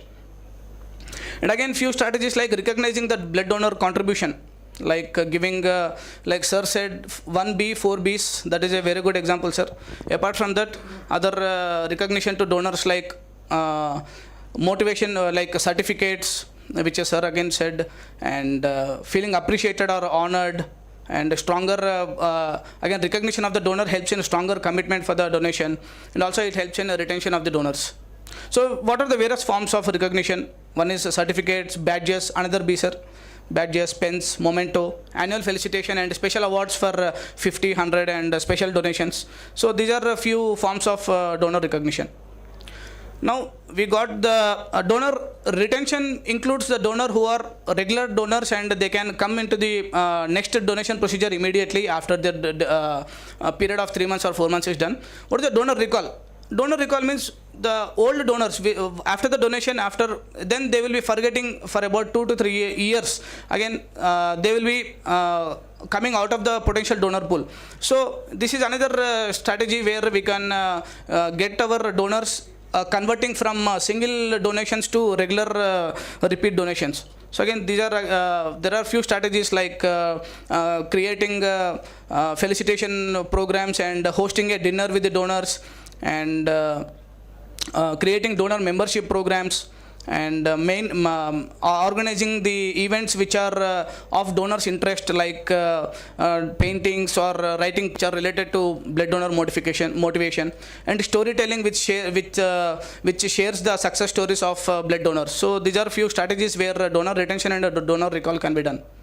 So last one is the donor notification, which we were discussing before also. Like after the donor donation, each and after every testing, if it is positive, we should notify to the donors. And this is a separate topic, will be discussed further in our sessions, upcoming sessions. So to conclude, as there is increased demand of the blood supply and we are still facing the scarcity of blood donors, blood donor management is the most important thing to meet our annual requirement of blood requirements. So in that blood donor management, donor cycle is the key framework which helps in understanding the donor retaining or recalling properties. So it starts with the donor recruitment, which can be taken from the prospective donors, and then donor invitation, and then a donor selection, which includes pre-donation, post-donation, and donor TTI, donor counseling sessions. Again, donation procedure, which includes proper donation care, and after successful donations, we can be getting the donor database, and then after that, last step will be the donor retention and donor recall based on the few strategies which we discussed. Yes, thank you.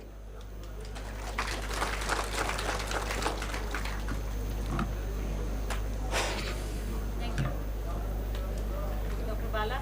Thank you, ma'am. Thank you. Like complete donor cycle. Yeah. Yes. Thank you.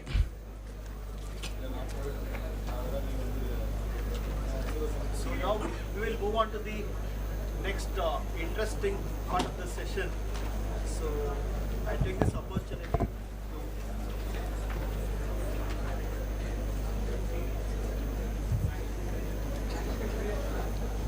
So now we will be moving on to the next interesting part of the session. I'll take this opportunity to introduce the speaker, Dr. Ambuja K, consultant transfusion medicine from Manipal Hospital, Bangalore.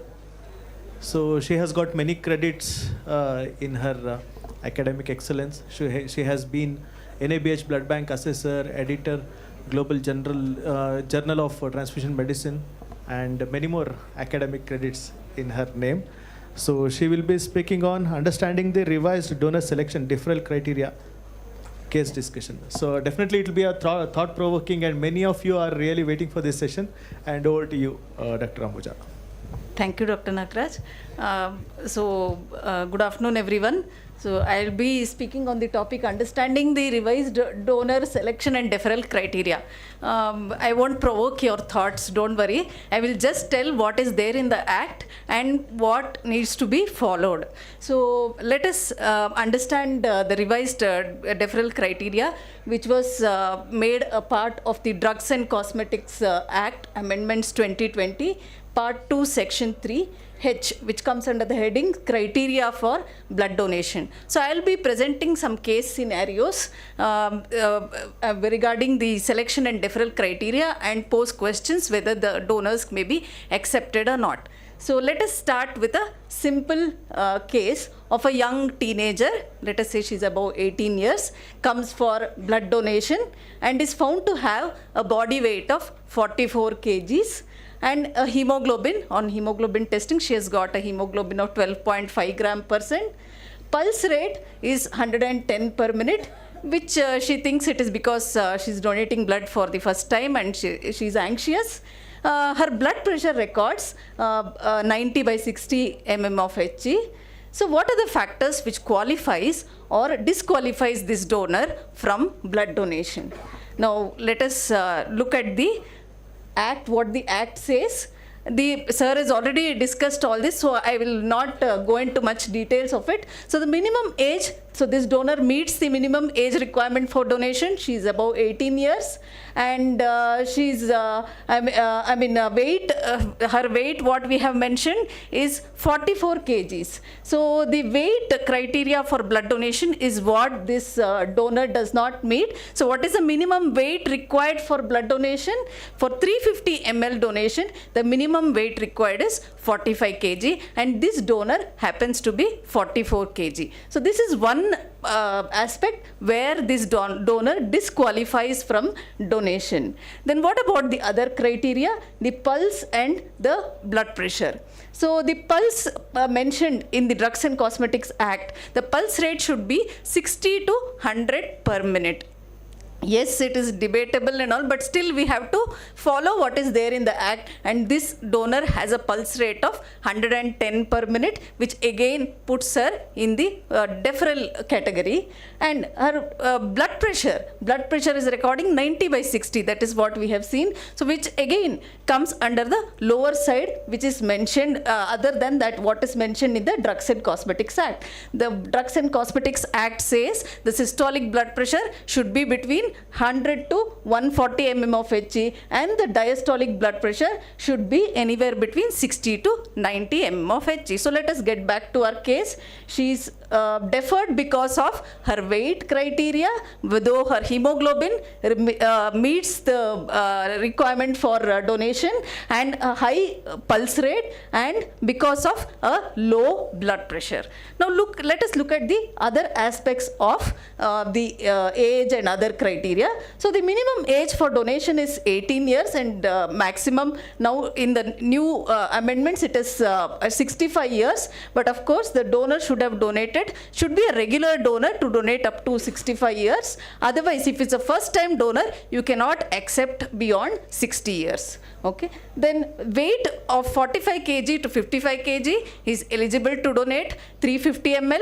Anything above 55 kg, he or she is eligible to donate 450 ml.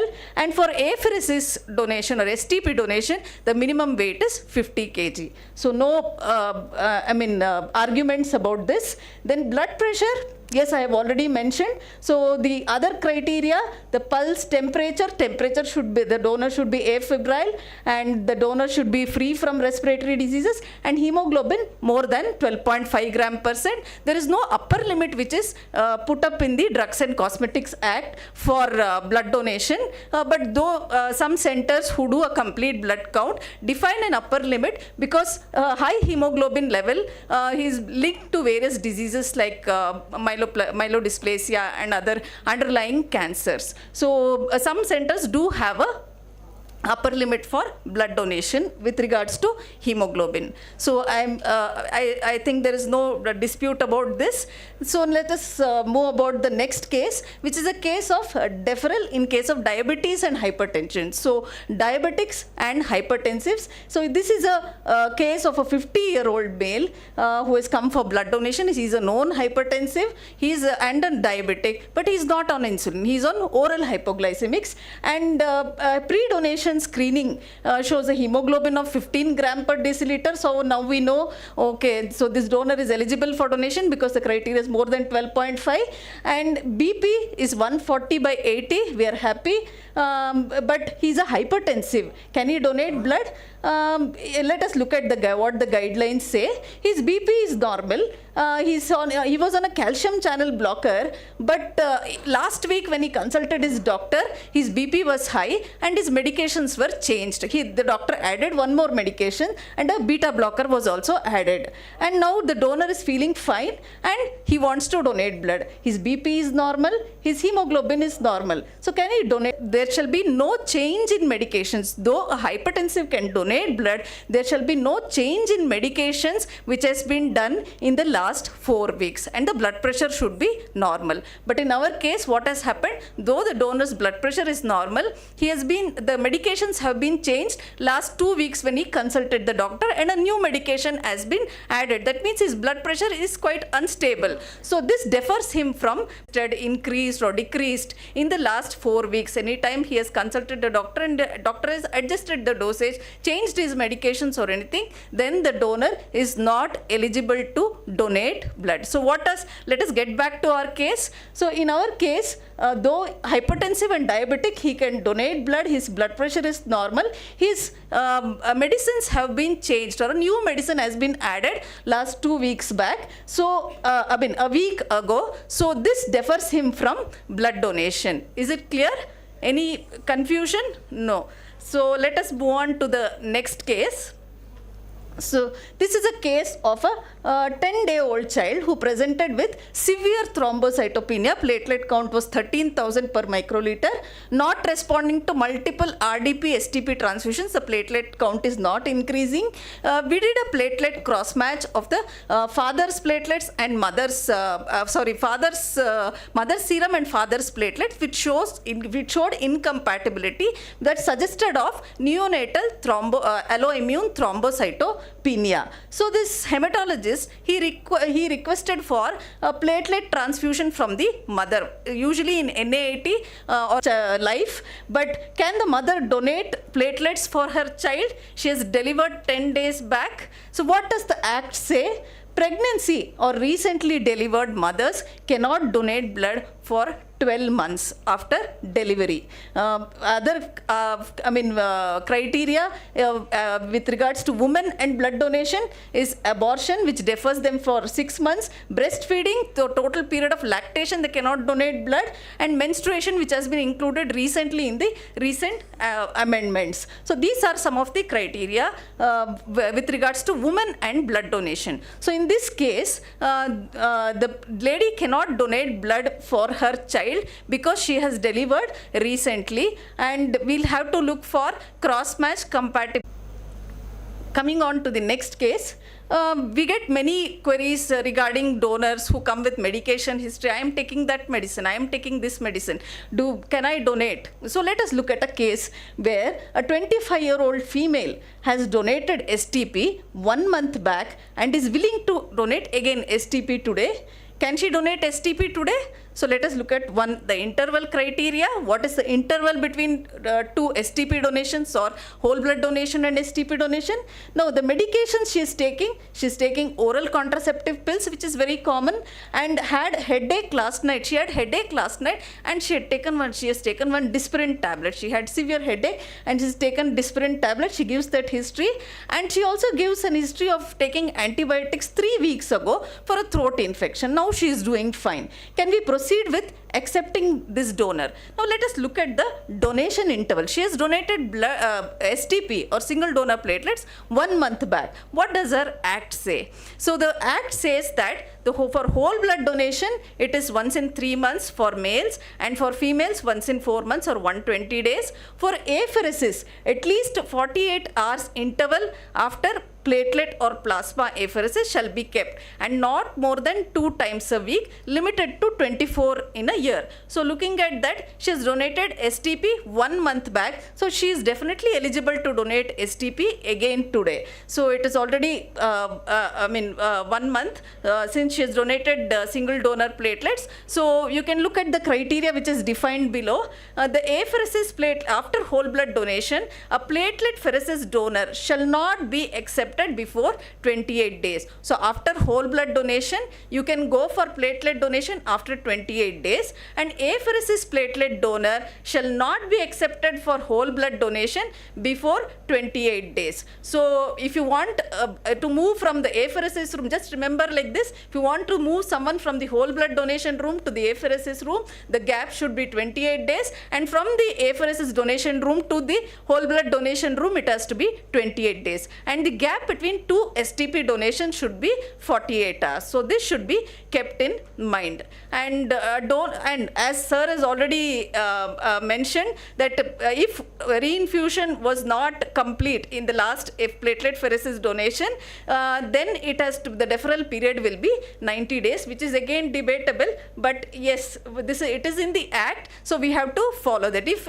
in any case reinfusion does not happen to the donor, the red cells do not get returned to the donor, it has to be treated like a whole blood donation and deferred for 90 days. So this is what the act says. So in our case, this donor, though she is eligible, interval wise she is eligible to donate blood. Now let us look at the other criteria. There is a medication history with regards to blood donation. Now she is on oral contraceptives. So our act says people on oral contraceptives you can accept for donation. What are the other things the medications she is taking? She is on is to be used for platelet preparation. Now she has come for STP donation. She has taken Disprin last night. So this defers her from platelet donation. But can we donate? Can we collect whole blood and not prepare platelets from it?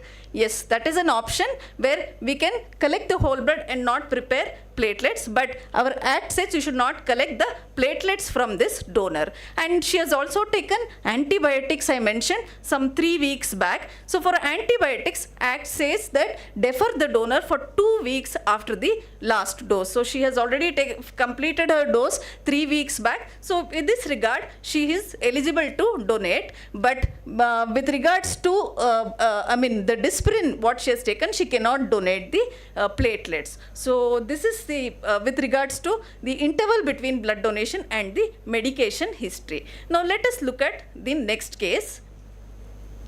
So this also has been discussed. You have got a brief hint of it. Relation of blood donation with regards to meal, alcohol, smoking and occupation. A pilot comes to you for blood donation. He consumes alcohol 1 to 2 pegs and smokes every day. So he has to fly a plane. Now at the same night, he has occupation wise, he is a pilot, so he has to fly a plane after 8 hours. So he has come for blood donation at 5 p.m. in the evening. He had lunch at 2 p.m. Which of the condition does not qualify him from blood donation? So let us look at what the act says. Though we have put up many perspectives, what WHO says, the act says that the donor shall not be fasting before blood donation or observing fast during the period of blood donation, and the last meal should have been taken at least 4 hours. In our case, he has had lunch at 2 p.m. so we are very comfortable. However, donor shall not have consumed alcohol and show signs of intoxication before blood donation. Now this person and the donor shall not be a person having regular heavy alcohol intake. I don't know whether 1 to 2 pegs is heavy alcohol intake, mild, moderate. So I mean, experts should opine about this. So this donor 1 to 2 pegs according to me is moderate to mild. So we can accept him for blood donation. But what are the other conditions which differ him from donation? Let us look at occupation.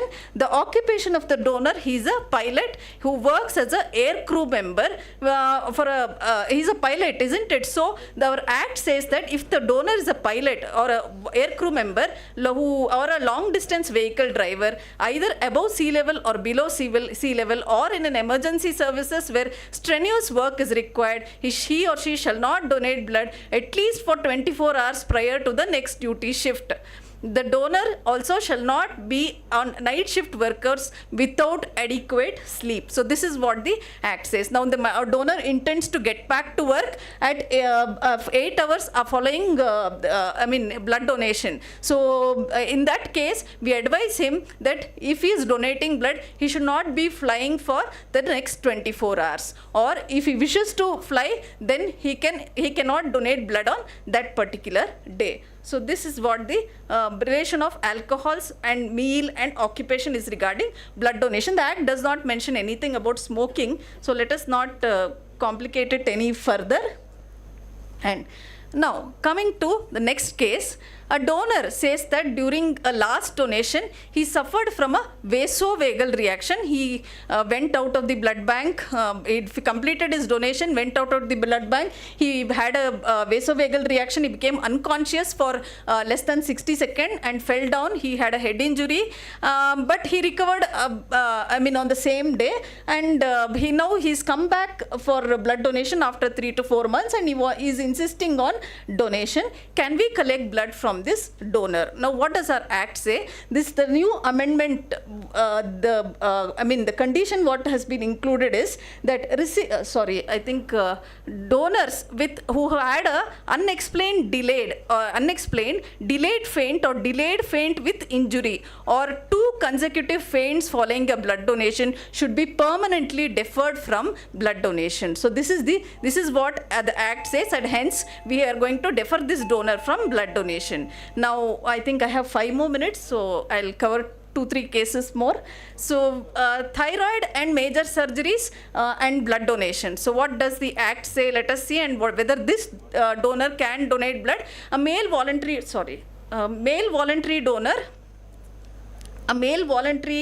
donor has come for blood donation. He has a history of thyroidectomy 2 years back, and now he is hypothyroid on treatment with thyroid medication, but his euthyroid, means his TSH is right now it is normal.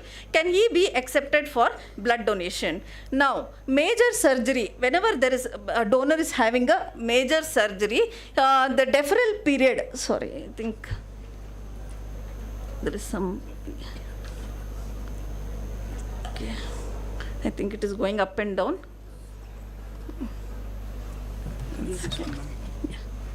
So after any major surgeries, the act says that you have to defer the donor for 1 year. So according to that, this donor has already completed 2 years of after a major surgery.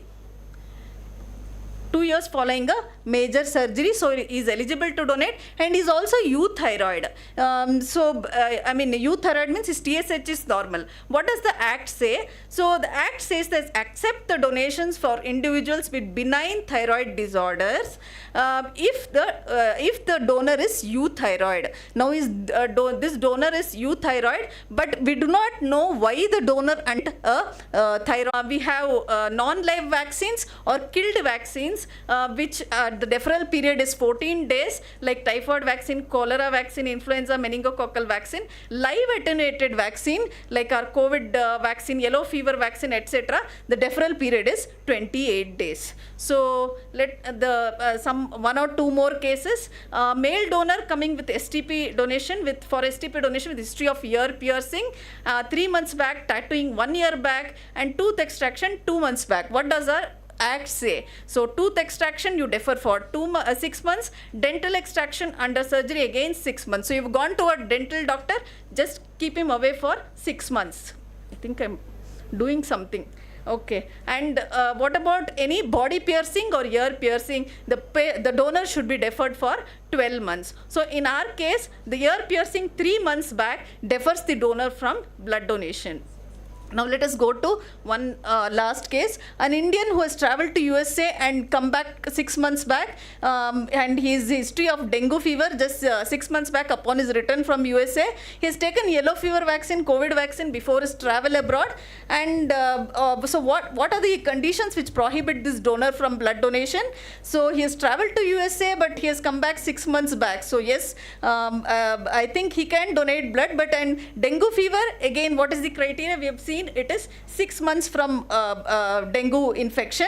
Yellow fever vaccine and COVID vaccine, yes, it is 28 days. So he had taken, that is a live attenuated vaccine. It's 28 days. He had taken 6 months back. So that is also fine. But we see that he has not mentioned his sex in the donor form. And during pre-donation counseling, he admits to being a transgender without, he or she, whatever, admits to being a transgender without high-risk sexual behavior. Now, can we accept this donor for blood donation? So what does the new act say? So transgender and gay people or any donors who are with high risk behavior or at risk for HIV infection should be permanently deferred from blood donation. So this, though debatable, though this community has gone to court, so the act proceeds, and the Supreme Court has ruled that these class of people cannot be donating blood. The jailer of Bangalore Central Jail, not Rajinikanth,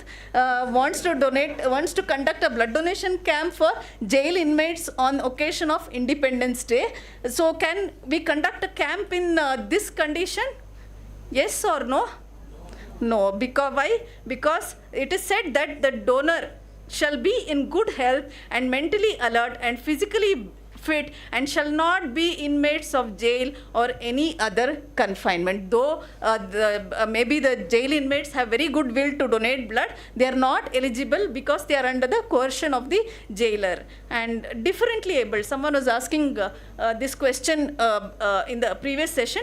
Differently abled donor with communication and sight difficulties can donate blood, provided that clear and confidential communication can be established and he or she fully understands the donation process and gives a valid consent. And any other physical disabilities also should not restrict the donor from blood donation, provided all other criteria are met. So with these few case presentations, I come to the end of my presentation, and I hope I have not created or raked up any controversies. I have just stated what is there in the Act. And though we like it or not, yes, we have to follow what is there in the Drugs and Cosmetics Act. Thank you. Thank you, Dr. Ambuja, for making this presentation very interesting with so many varieties of case scenarios which are regularly encountered. So definitely it is a big help for all the audience. Thank you so much. I would like to felicitate. Just want to say one thing. Please forget whatever I spoke in the morning.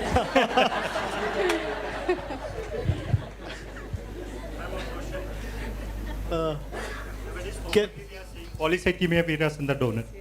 Like treated polycythemia can be accepted? Again, it is polycythemia treated in the sense polycythemia are already are considered as a group of conditions where they may proceed to malignancy. In future, they may develop AML or myelodysplastic disorder. And with the JAK2 mutations and all, probably we should avoid blood donation if it is established.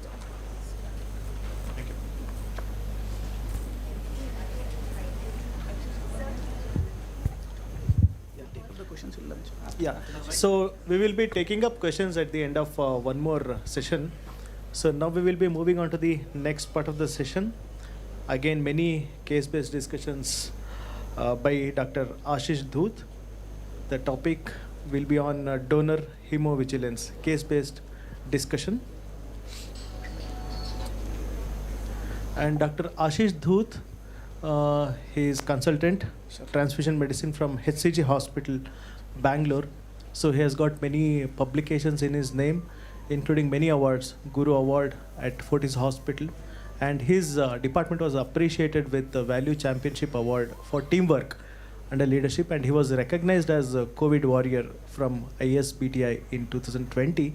He is a member of many professional societies. So with his presentation, we will be listening to many more case discussions. Over to you, Dr. Ashish. Thank you for the kind introduction. Good afternoon, everybody. We'll be discussing some donor hemovigilance, some interesting cases of donor reactions which we had at our center. We understand that we have to limit the number of donor reactions which happen. It's not possible to make it completely zero, but we can always try to reduce as much as possible the reactions. This was a callback by an SDP donor. This was the biggest hematoma I had ever seen of any donor in my blood bank. In Google, we can see a lot of such images, but having such a big hematoma was disturbing for me.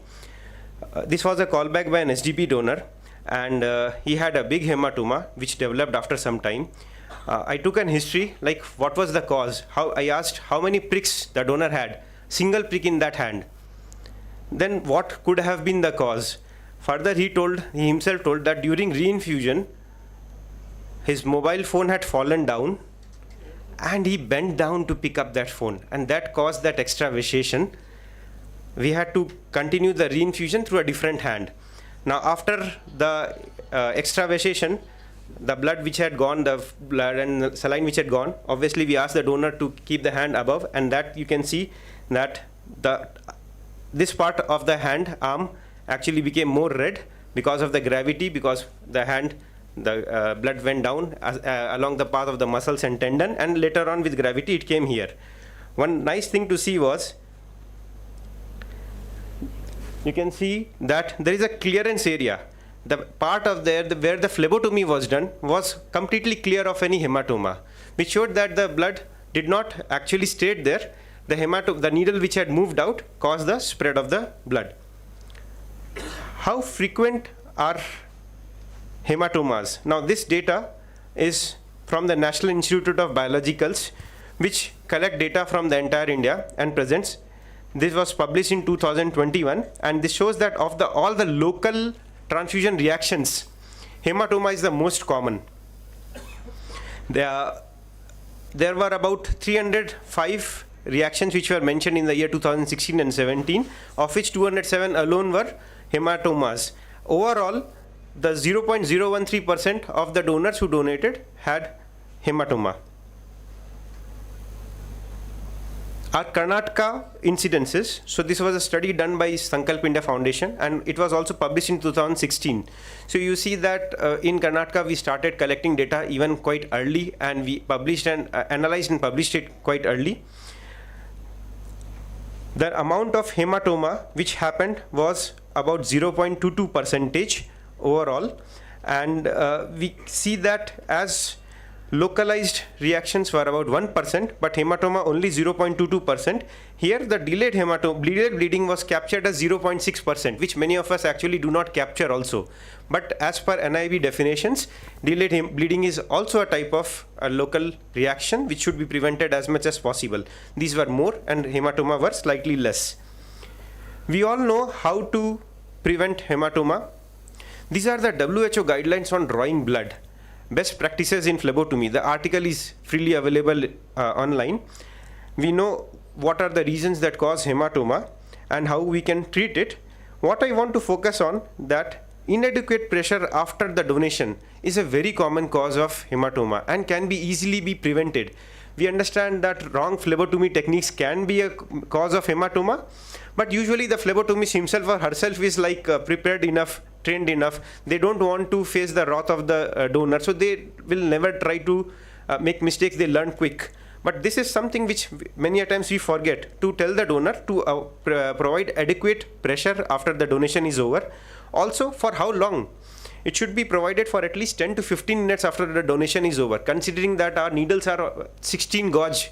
They are of the more broader type. So we require longer duration of pressure. Also, sometimes after the band-aid is applied, donors think that blood will not come further. But the band-aid is only on the superficial skin.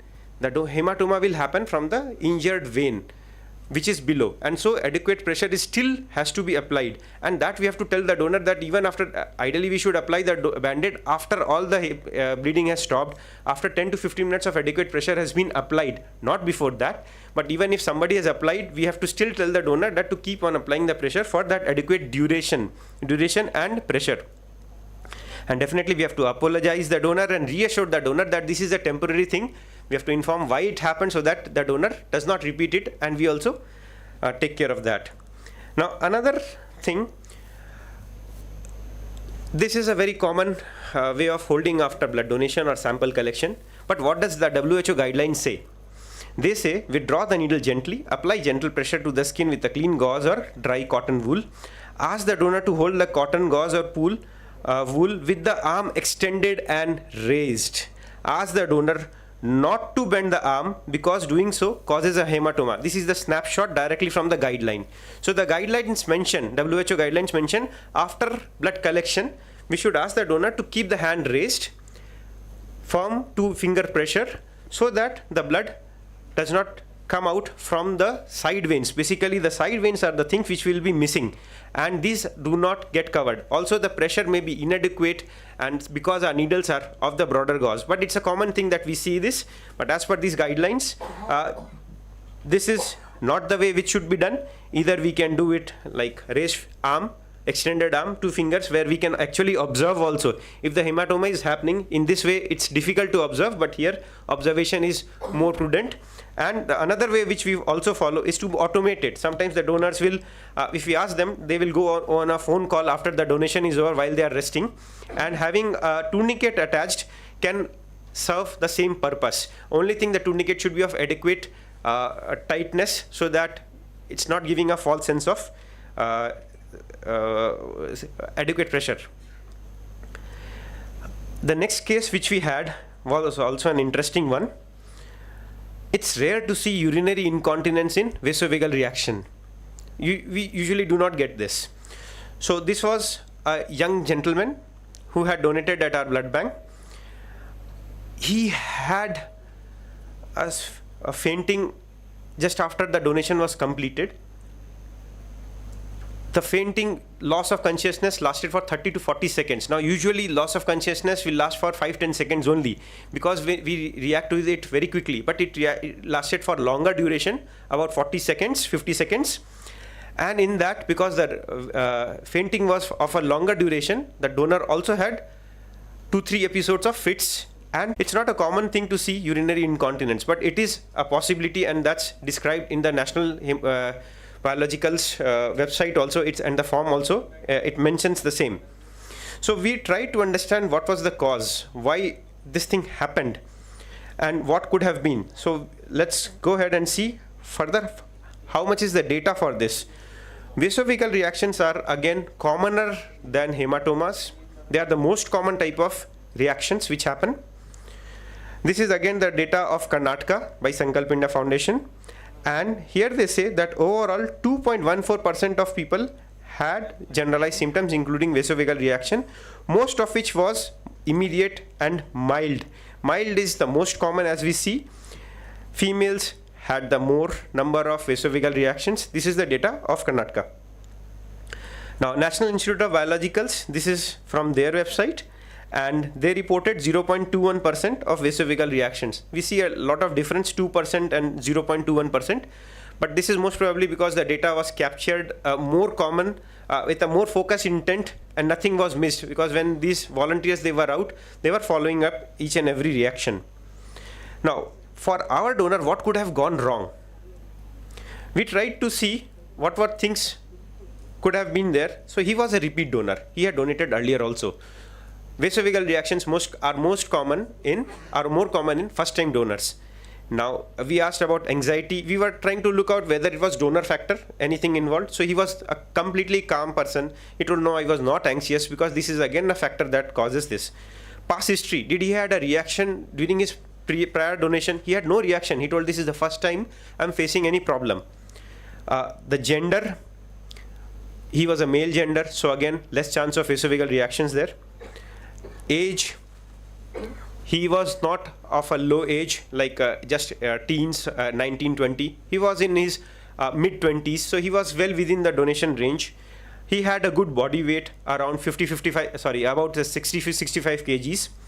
We looked out whether there was any environmental factor which was involved. The ventilation was good, the air conditioning was on, the donor posture was adequate, like he was donating in the lying down position. If you donate in the sitting position, chance of reaction definitely increases. Did he had food? Yeah, he had food within 3 hours of donation, so it was not crossing that. He had water also, and he had rest in the prior night.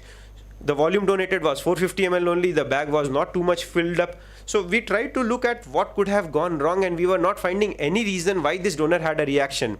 Then for this donor, because normally we don't expect this type of reactions, for this donor, because he had this type of like a fits type of reaction and passage of urine, we had to call the code blue, which is available in most of the hospitals. And the code blue team, because the donor came up and he was sitting like lying and talking, very coherent. The Glasgow Coma Scale, the GCS score was 15 of 15, so he was very coherent. There was no problem as such, so they did nothing as such. They asked us to take the donor to emergency. If you take the donor to any emergency, the first thing emergency doctor will do is place an IV line and give fluids. Though it was not required for him, his pulse and BP were now coming back. It was not required, but we were also okay if we give some fluids, that's not harming him at least. We had the in-house neurologist. The neurologist came. In between that, we had assessed there was no neurological deficit as such. It was just there was no focal deficit, no sensory loss. So even like I was comfortable that this donor had only a vasovagal reaction, but since a doctor is available, a specialist is available, let him assess. And he also told the same, that there was no problem. Then the donor told it could be because he actually had very strong urge to pass urine before his donation.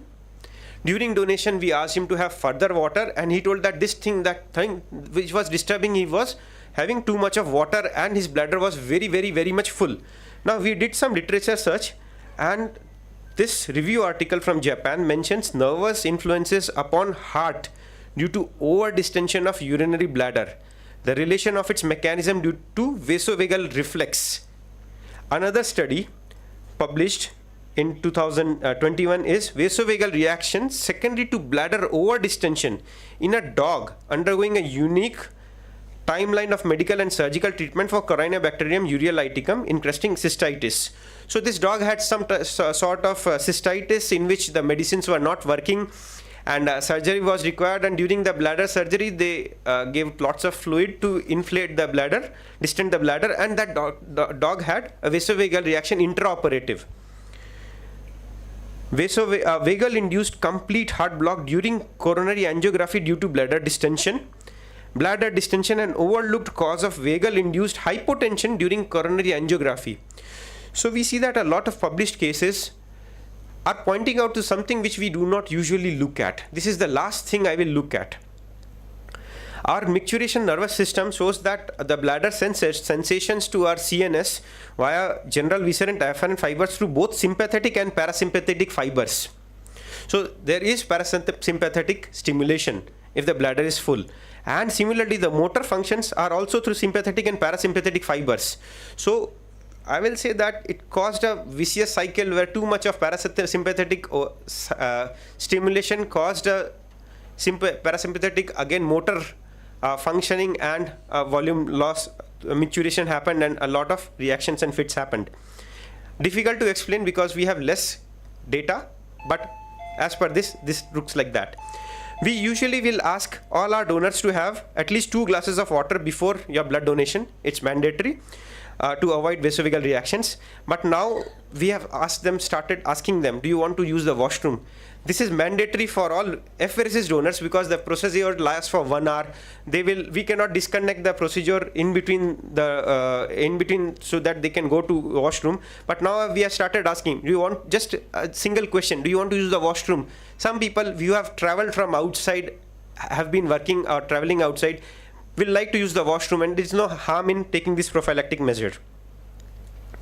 Severe vasovagal reactions, if the donor becomes unconscious, we have to put the person in a recovery position. This in corporate sector blood banks, we have BLS training, basic life support training for all our staffs, but it's not there in standalone blood banks. So this recovery position is important if the donor has become unconscious. Head to side and chin up position, so that whatever, if somebody vomits, they will not aspirate and choke on themselves, so that the airways are clear. So recovery position, it's available online. If we Google, we can get it. Occasionally severe faint with delayed recovery or epilepty form episode with or without incontinence might occur. This is usually an anoxic fit rather than epilepsy. This is again from the same WHO guideline. So this is not an epilepsy, anoxic fit, because of bladder distension happened and the donor also donated, and too many things contributed together. In case of an epilepty form fit, generally do not report the donor because it may cause unnecessary anxiety. They will become too much anxious. If incontinence occurs, inform the donor and deal it with privately. We should not ashame that. The donor will have a sensation to ashame, feeling to get ashamed, which has to be dealt with privately. Faintings are usually self-limiting and do not require investigation because they do not have any underlying pathology. There is no CNS lesion which will cause this. Faints, we have to reassure the person that this is only related to the donation process. We have to do an RCA why the donation happened, so that we can educate the donor so that it does not repeat again. If the donor did not have adequate water or had too much of other anxiety or something, which we can see that we can work on that. So to be true, I have donated blood 70 times. One time I donated blood without food. Like I was very confident, no, let's do it. And I had, it was an apheresis, and I started having that giddiness and weakness during that donation. I asked the procedure to be paused, and then I ate something during the procedure and I went ahead. So that single episode went wrong, and other 69 times, and it was just a mild reaction, but other 69 times it was all good. So I think that food within 3 or 4 hours, and that's why we limit it for 3 hours. We ask the donor to eat something. It can be a small meal or something, but it should be there.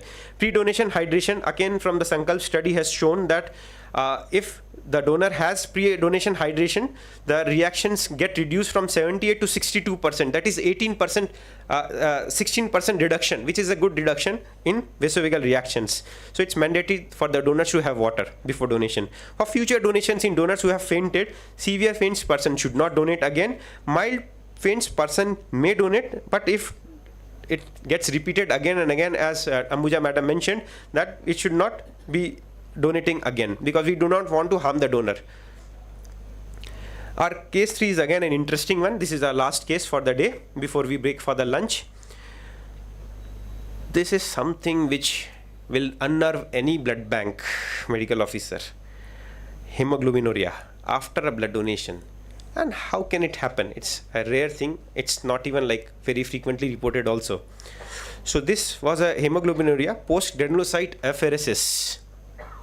So what had happened was, we had a granulocyte apheresis happening, and the machine was that day continuously giving alarms, high return pressure. We were not able to understand why it was giving an alarm. The donor's attendant, who had come with the donor and was taking the granulocyte for his patient, was also a medical doctor, and he was creating too much interferences, and actually that was disturbing us again. So we were having one disturbances every 10 minutes. He will question something, this is wrong, that is wrong. And so we had a lot of things happening together. Machine giving a lot of alarms, some interferences which should not have been there. We saw that in the plasma line, it's more reddish. And we thought the red cells are coming in the plasma line, which is not supposed to be there. So we are trying to troubleshoot what's going wrong. Where is the thing happening? We were asking, are you comfortable? The donor was completely comfortable during the procedure. Not a problem at all. He was completely stable. and now he wanted to pass urine. So another problem. During apheresis, it becomes a problem. So it became a very challenging day for us. For the entire procedure, like every 10 minutes, you had to come and adjust the machine and go back. It was very challenging. And then the donor, we reduced the number of cycles for the procedure. And when the donor came back, it was a watermelon colored or juice colored urine. And now that's another blow. I was completely unnerved. Now what is this? Why is this happening? Already we had too much of troubles that day. So we tried to understand what could have gone wrong. And definitely the donor was followed up over a few days, and the donor had no other problem. He was very stable as such. What we required was hemolysis. Treatment has to be done earlier. Now we can do the RCA also. So the treatment was hydration and follow-up. The counts remained stable for the next week. Followed up the donor with regular counts for 1 week. Now, how common is hemolysis in apheresis? Apheresis red cell RBC associated with repeated hemolysis during blood priming of the cell-X photopheresis system. So this photopheresis apheresis caused hemolysis, acute mechanical hemolysis as a complication of extracorporeal photopheresis in a low weight child. So again, another example of apheresis induced hemolysis, and it's usually mechanical. We had a case from India also where Dr. Deepti Sachan, she presented 2 cases of hemolytic events during therapeutic plasma exchange, and she has presented a very nice root cause analysis, what things can go wrong, starting with the equipment and the kit, faulty kit installation, kinks in the tubing, alarms and troubleshootings, then again peripheral venous excess, flow rates, faulty clampings, if it's a filtration method, then any blocked filters, patient-related, so G6PD deficiency, hereditary spherocytosis, or sickle cell anemia, or tonicity of replacement fluids, ABU incompatible transfusions if given during the transfusion procedure, or any drug intake by the patient. For our case, we give GCSF and dexamethasone and pantoprazole for the donor a day prior, and the drug is not a cause definitely. No blood was given. The machines, what we understood was that it was the peripheral venous excess which could have been the cause, and that's why we were getting a lot of alarms during the procedure. That's what we understood. In this case, which was presented as published, the albumin was the cause of hemolysis which was happening. They had 2 cases. A batch of the albumin was changed, and that batch of albumin was causing the problem. I have faced a scenario, tonicity of replacement fluid. I went to another blood center and to support stem cell collection at that center. I asked for half liter NS, and the nurse gave me half NS. So normally 0.9% normal saline, they gave 0.45% saline, and that we know can cause hemolysis. Luckily, we check what we connect every time. We document the batch number and expiry and everything, and we were able to quickly see, no, this is something wrong, which could again cause another hemolytic reaction for us. It did not happen that day. For this donor, since we had done the CBC at our place, we know that none of these problems were there, and we took a history, hemoglobin being 16, none of these problems were there. The ACD line, the RBC return line, and the plasma line. So now we regularly keep an eye on the plasma line. Should not be having any reddish tinge, whatever so happens. So I will like to finish with these some messages. Adverse donor reactions need to be monitored stringently. Keeping the staff informed that it is non-penal. If we penalize the staff, they will not report it to us. It's important that we monitor it, because something is which is monitored and measured can be analyzed, and what can be analyzed can help us in improving things. So for the first step itself should not be non-penal. Next is technical staff training is of immense importance in prevention, because they are the first line of defense for us. They are the people who observe the things, and if we train them properly for early identification and management, they are the ones who can help us in preventing any problem. Proper RCA, root cause analysis, should be done for every reaction so as to understand the cause and its future prevention.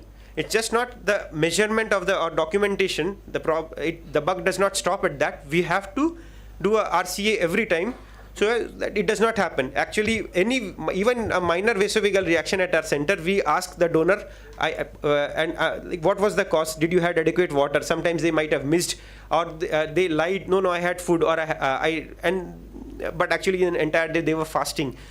So we have to do, and then we educate them. See, because of this you had this problem. Please do not donate without food next time. Something like that. Fasting specifically for longer durations. Small adverse reactions are rare, but still do happen, and small steps can actually prevent these. In fact, the first donor which we discussed, which had that massive hematoma, that donor had donated earlier at our blood center and came to donate again after experiencing this. So I congratulated that donor and appreciated that you came to donate again at the same blood center. They will get afraid and they will go away. But he was a very motivated blood donor, and because we counseled him adequately, he understood the problem and he came back. And the donor was donating for his teacher who had blood cancer and had been requiring platelets on a daily basis for a long time. So he was a very motivated donor. We may not be lucky to get that much motivated donor every time, but that small counseling, that why this happened and how we can prevent it in future, can help us go in a long way. Thank you. Dr. Ashish, all the cases were really interesting, and they're all really very deeply, thoroughly worked up, and we really could get so many learning points out of your experience. And thanks to all our panel speakers, you could... Thank you, sir, for the kind words. Thank you, everybody, for listening. Yeah, and actually, thanks to all our panel speakers, you could hold all our audience 100% retention, with 100% retention at this peak lunch hour. So this is a very good feedback what we can get from our audience. And now we will be having short felicitation session for our speakers. Then we will be open for our questions from our audience.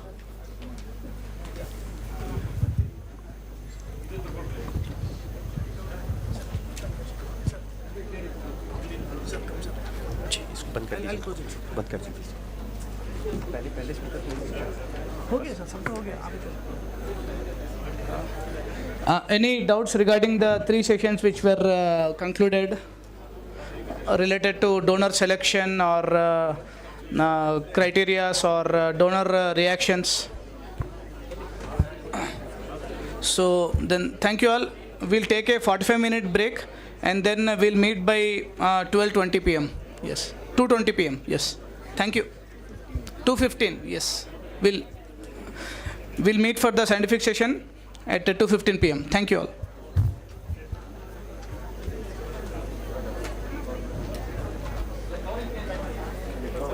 Ensures the growth of profitability, continuity, and satisfaction of our all stakeholders. We are committed to work persistently to provide more care products, services, while adhering to our ethical values and respecting social and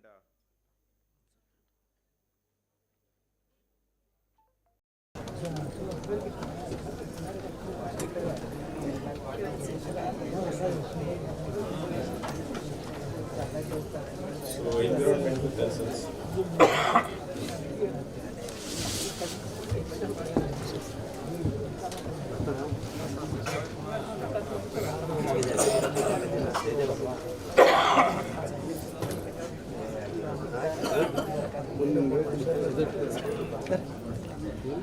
ಇಲ್ಲೇನು sir ವರ್ಷ ಇಲ್ಲೇ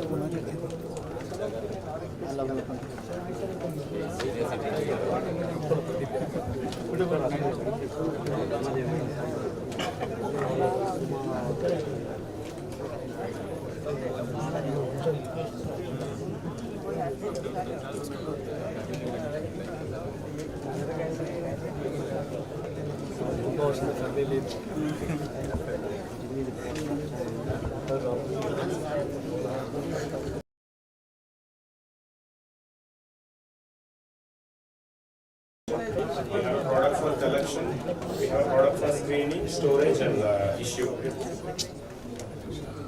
So these are all products. So we have around 100+ products, starting from slider glass, micropipettes to FRSs, blood bank equipments, everything we have.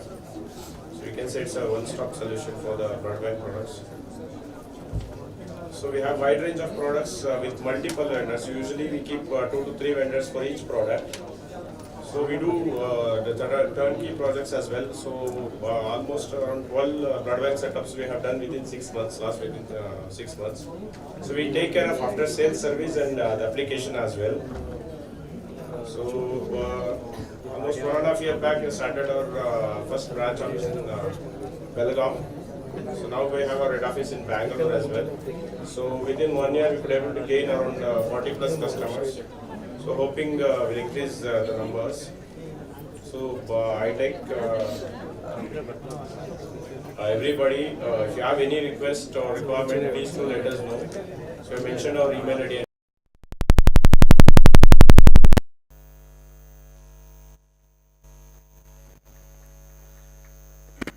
I would like to invite Mr. Vinay from Virchow.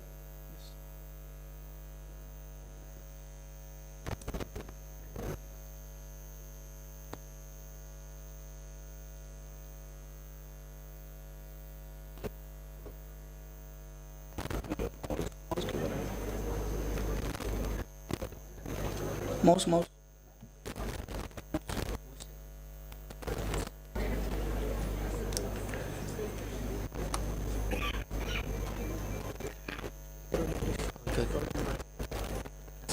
हाँ इसको close है second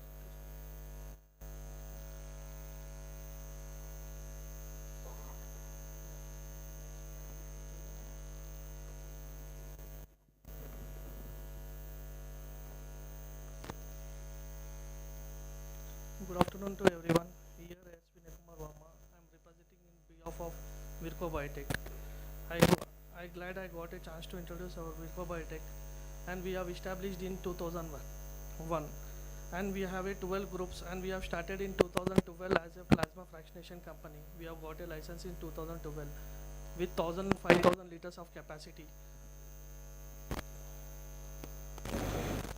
5,000 liters of capacity, and within short period of time we have achieved 25,000 liters of capacity, and we have increased our capacity to 40,000 per month with your all support, and we have come so far.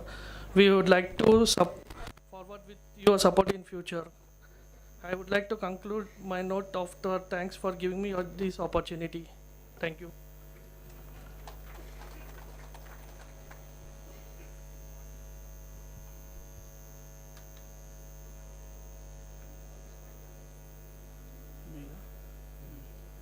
video.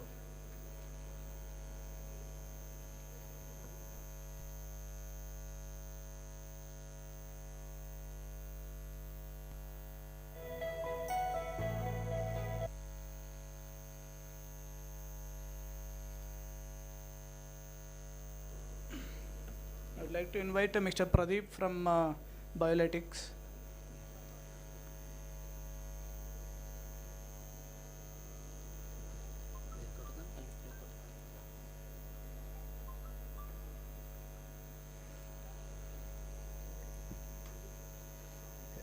A very pleasant afternoon to all and a very warm welcome. I am Pradeep, and firstly I would like to thank all the delegates and the guests and the organizers to give me this opportunity, and I am glad I have got this chance to introduce my biolytics life sciences in this event. And we have started a production unit in Hyderabad for the IVD kits. We have started production for ELISA kits for HIV, HCV and HBS AG, and in further coming future we will also go for rapid kits. And I would conclude my speech by note of thank to all the delegates. Thank you. We are very thankful for all the sponsors to make this event to be organized in a very successful manner. Next, to continue with our scientific sessions, I would like to invite our chairpersons for the next sessions, Dr. Pallavi, who is an associate professor, JSS Hospital, Mysore, and Dr. Paramatma Tripathi, assistant professor, NIMANS, to chair this session. Sir, please.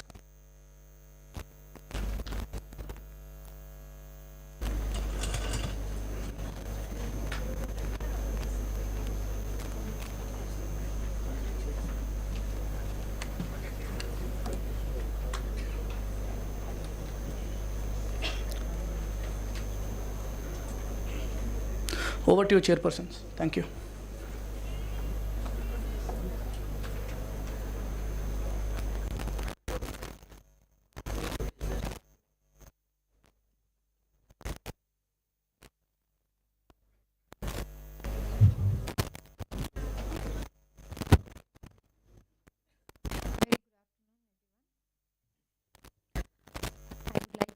Call Dr. Ankit, Additional Medical Director, Rotary TTK Blood Center, Bangalore, to kindly deliver his talk on pre-transfusion compatibility testing, guidelines and recommendations. We all know that this is very important, and Dr. Ankit is very helpful, very supportive. Any difficulties from anyone, like we call him Dr. Ankit or Dr. Shivram sir is always there. So he's the apt person to talk on this. Over to you, Dr. Ankit. Thank you so much. First of all, namaskara, good afternoon everybody, and congratulations to the organizer and Dr. Bala having such a wonderful session. Since morning we are discussing various aspects of transfusion medicine, some legal, ethical aspects, then we covered donor area of transfusion medicine. Now I'm starting a different area of transfusion medicine, which is pre-transfusion testing. It's a very important aspect of the blood bank and transfusion medicine. There are various stages. The process of pre-transfusion testing starts when we receive a blood request form. We receive a blood request form from the ward, from the hospital, or from the patient side, from the clinical department. And along with the request form, we have the blood sample. Identification of blood sample is important. Then we start our testing. This testing consists of the patient blood grouping, rechecking, reconfirmation of the donor blood grouping, then doing antibody screening, identification or whatever, or at least doing a cross match. So I would like to stress here there are two parts or two strategies of the pre-transfusion testing. More common which we use in Indian blood bank setup is type and cross match. So we do not give more emphasis on antibody screening of each and every patient. We just do a cross match, AHG cross match. Of course we should do. Some center, I am not sure, still might be doing only saline cross match, maybe. But we should give stress on antibody screening for each and every patient. Then we do select a proper blood component which is required for the patient, do a compatibility testing which is cross match. We label the unit and finally hand over the unit to the patient relative or to the ward or to the hospital or clinical pre-transfusion testing. It looked like the similar what we have. Say that we collect donor sample, donor blood grouping, we keep the stock with us. Whenever we have a patient sample, we do ABO typing of the patient, select compatible unit, do a cross match. If cross match is compatible, we give blood to the patient. Most of the all the developed countries do not follow this protocol. They follow a different protocol, which is type and screen protocol, not follow type and only cross match protocol. In this protocol, what happens? We have a donor unit, we collect donor sample, we do AB and RH typing of the donor sample. Moment we have a patient sample, we do ABO and RH grouping of the blood sample or the patient sample, and along with the blood grouping, we also do antibody screening of the patient sample or the patient. If screen is negative, we go ahead with the cross match. If screen is positive, we have to identify the antibody. And moment we identify the antibody, we need to find out antigen negative blood for this particular patient and give that blood to the patient after doing a cross match. Why we should have a type and screen policy, type and screen strategy instead of having just a type and cross match which is going on from long time, years for our blood bank system. Even DGS technical manual, the recent one, give lot of stress on antibody screening, which we do not generally do for most of our patients. Why we should give, what are the limitations associated with type and cross match? Many times this type and cross match could be less sensitive to detect many antibodies which are low in titer, and these antibodies can give rise to hemolytic transfusion reaction, or after the transfusion may not be acute but could be delayed as well. So just and long ago the study done in US long ago, I think 20-30 years ago. After this landmark study, UIH study, in US they stopped doing only cross match. They started doing type and screen protocol after this study. So it's our duty now at least to start type and screen, if not possible for type and screen, for not possible for all the patient, at least for certain patient who are having repeated transfusion, who might need transfusion again. Just a case for our own understanding how it could be important for us. So there is a female patient, 48-year-old female patient, has a painless breast mass in the right breast, and surgical oncologist referred for wanted to do a suggested for a mastectomy. Her hemoglobin is quite low, 5.6. Blood group is O positive. So 3 units of red cell were ordered. Patient had some pregnancies years ago, and she had some blood transfusion also some time back. But the blood transfusion could be whole blood. We don't know. It was given. She was diagnosed as anemic and given at her village some time ago. So the blood bank did cross-match. Cross-match were found compatible. They were negative. Units were issued. Transfusion was done. Next day, patient had a severe backache, breathlessness, and dark-colored urine, and her bilirubin went up. And the blood sample, after post-transfusion blood sample, came back to the blood bank for further investigation. And it was found the DAT of this patient sample, the post-transfusion sample, was positive, but autocross match was negative. And blood bank started antibody identification of the further workup of this patient, and antibody screening was done. Identification was also carried out. You can see the difference of the pre-transfusion plasma and the post-transfusion plasma in this picture. So screening was found positive in the post-transfusion sample. Identification was done in this case, and with the help of select cell, finally we found this patient has a KIT B antibody, JKB antibody in this case. How this antibody can create problem in the post-transfusion setup? This patient might have developed this antibody because of previous pregnancies and transfusion, but over a period of time, the level of antibodies goes down, and this is KIT antibody is categorized in this situation, or categorized in this category of antibody, which we call the notorious antibodies. Level of antibody goes down, and whenever you have a secondary response or stimulation in form of second transfusion or another transfusion with KIT B negative, the secondary immune response will start, and patient will have antibody titer will go up and will have severe hemolytic transfusion reaction after some time.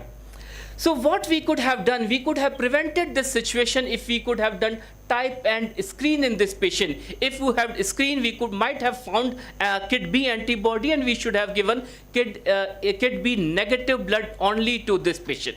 So this case is just to give an idea that how type and screen could be important and useful for the patient for our pre-transfusion testing. Coming back again for the process of pre-transfusion testing, how do we start? We receive a blood request form. This request form is a very important, actually I would like to say it's a legal document for all of us. Yes, it should have a correct identification of the patient, not only just a name and IP number, inpatient number, or some identification number of the patient, and signed by the ordering physician.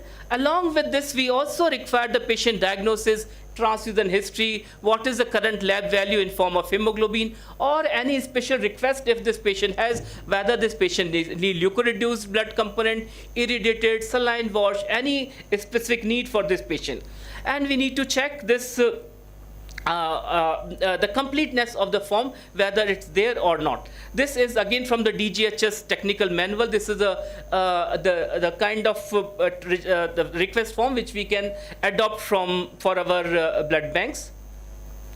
Along with the request form, we receive a blood sample. Blood sample should be matched with the information provided in the request letter. The name, same identifier, like two recipient identifier, name and the IP number or another identification number for the patient. We also prefer to have a phlebotomist name, initial, signature, anything on the sample, date and time of the collection of the sample. These are the required information which we need on the blood sample, and of course the patient blood sample, whatever is required should be correct in the sense if you need a clotted sample, it should be clotted. If you need EDTA sample, it should be EDTA sample according to your requirement of your testing. Next step of the pre-transfusion testing is the moment we receive the blood sample, we do AB and RH typing of the blood sample. It is mandatory to have this blood grouping to have minimum with tube technique. Only slide, only forward for the patient is not acceptable. So minimum tube blood grouping by tube. If not tube, we can have gel, column, microplate, or any automated system or automated method for blood grouping. Weak D testing, weak RHD testing for the patient is not required. And if this is a repeat patient, we should find out from the record what was the information which we had in the patient, whether patient has any history of incompatible cross-match before, history of any antibody testing positive before, autoantibody or anything like this. So patient who are keep coming to our hospital, keep coming to our centers for transfusion, we should keep this information, and while checking this information, we should find out the previous information history of this patient. In case of any discrepancy, like whenever, like I said, forward and reverse is mandatory to do, definitely. And if we find that forward and reverse grouping are not matching, means there is some discrepancy at this point of time, we should find out the cause of discrepancy, and we need to sort out the discrepancy. And until we sort out the discrepancy, red cell, O positive or O negative red cell to be given to this patient. This discrepancy could be in form of either a technical error, we have done some mistake in our processor, or there is a real discrepancy because of the clinical problem of the patient. So this is a general rule or general rules for the resolution of discrepancy, like first to find out clerical, technical error, the demography of the patient age, sex, diagnosis, transfusion history, all this information if we get, it will help in the resolution of blood group discrepancy. This is the basic flow of blood group discrepancy resolution, whether we have in the forward problem in the forward typing or in the reverse typing. Next step is antibody screening. So it is required to do all the patients using either a 2-cell or 3-cell screening panel to find out whether a patient has developed any antibody or not. So these are the cells that manufacturer prepare and give the cells to the hospitals, to the blood banks, and these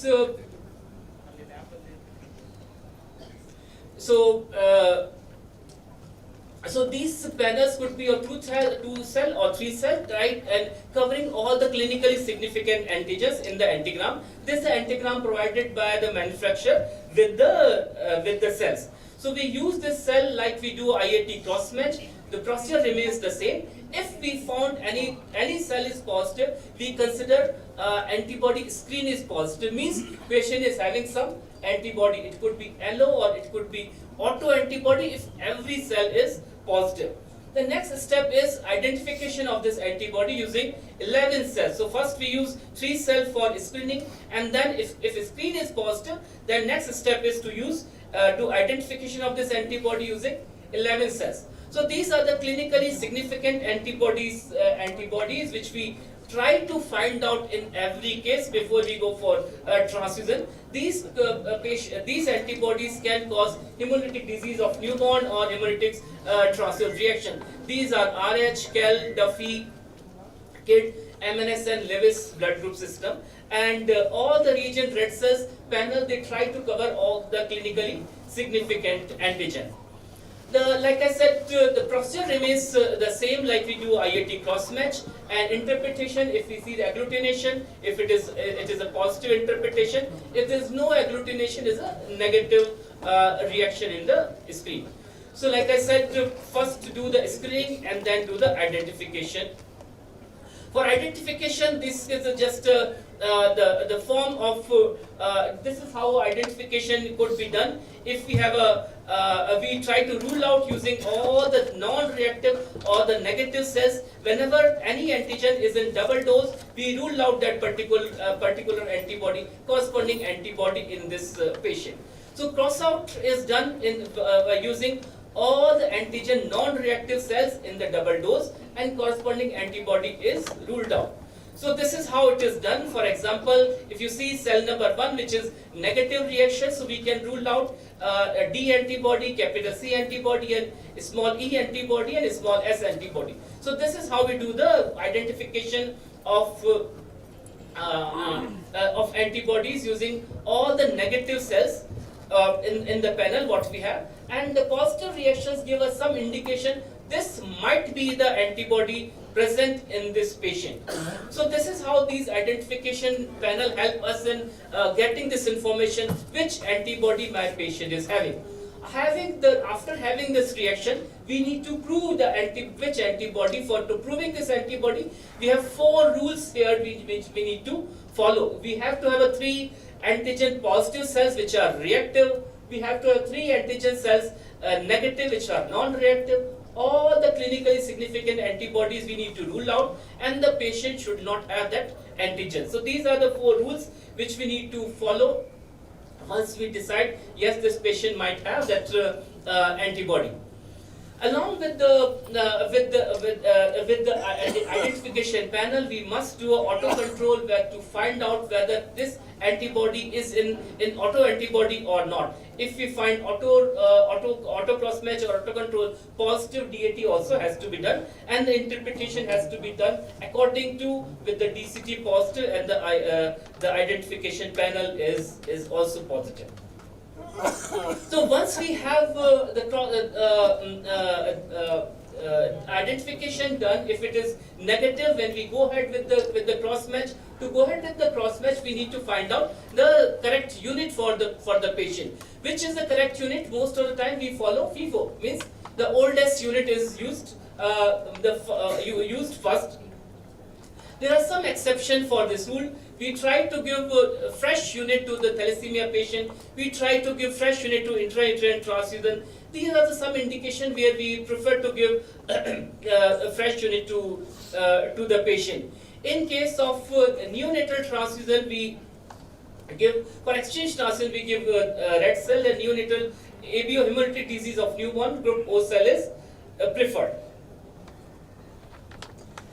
In case of in emergencies, the cross match could be abbreviated. Once we receive a request letter, this has to be in a real clinical emergency. In this case, we can go ahead without the cross match. Either directly we can provide O negative or O positive red cell, whichever is available, whichever is suitable for the patient. If we have a time to do at least a blood grouping, we can give blood group compatible red cell to the patient. After release of blood, in case of emergency, we need to continue the cross-match process. In case if it is incompatible, we need to inform the same to the treating doctor. So like I said, we need to do antibody screening as well as the cross-match. How to interpret these 2 results together? Interpretation of screening is cross-match result. In case if you are incompatible, immediate spin cross-match, but antibody screen is negative, meaning you might have selected the wrong ABO group for the cross-match. In case of positive antibody screen with incompatible cross-match, means patient is having some antibody against the donor. Like cross-match is positive and screen is also positive, this patient is having some antibody against the donor, so this unit cannot be given, and we need to find out antigen negative blood for this patient. Antibody screen negative with incompatible IAT cross-match means donor unit could be DCT positive, or this antibody may be against a low incidence antigen. Antibody screen positive, cross-match is compatible, means no antibody against the donor. So in this case, in this situation, though the patient is having antibody, but again not against the donor, so we can go ahead with the transfusion in this patient. Along with the DCT, how does it goes? If you have a positive antibody screen, incompatible cross-match,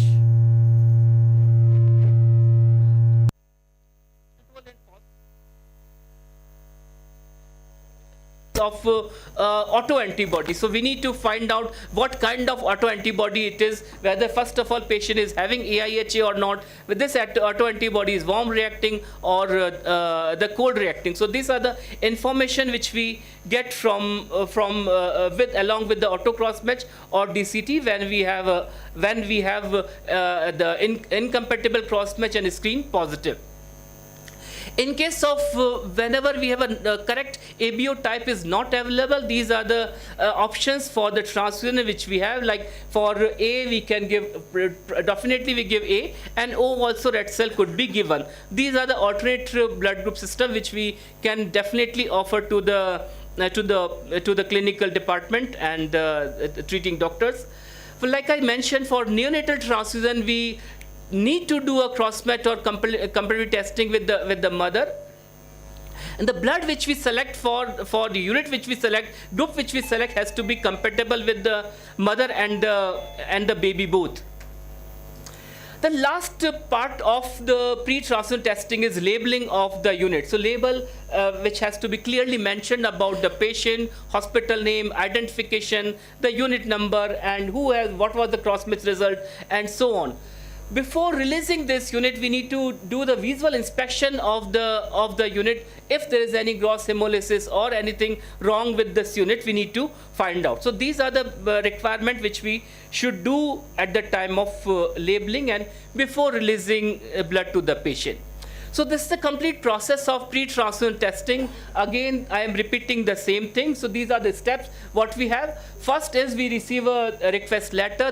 We need to see the completeness of the request letter. Like I said, it's a legal document, so we need to give some time, at least a minute, to see the request letter is complete or not. In case of incomplete, we need to take some action. And along with this request letter, we get the blood sample, and then we start our testing on the recipient blood sample, ABO and RH typing, antibody screen, and the cross-match. And if cross-match is compatible, then we go ahead with the final process of selection of the unit, and then finally we release the label, and then we release the blood. Thank you so much.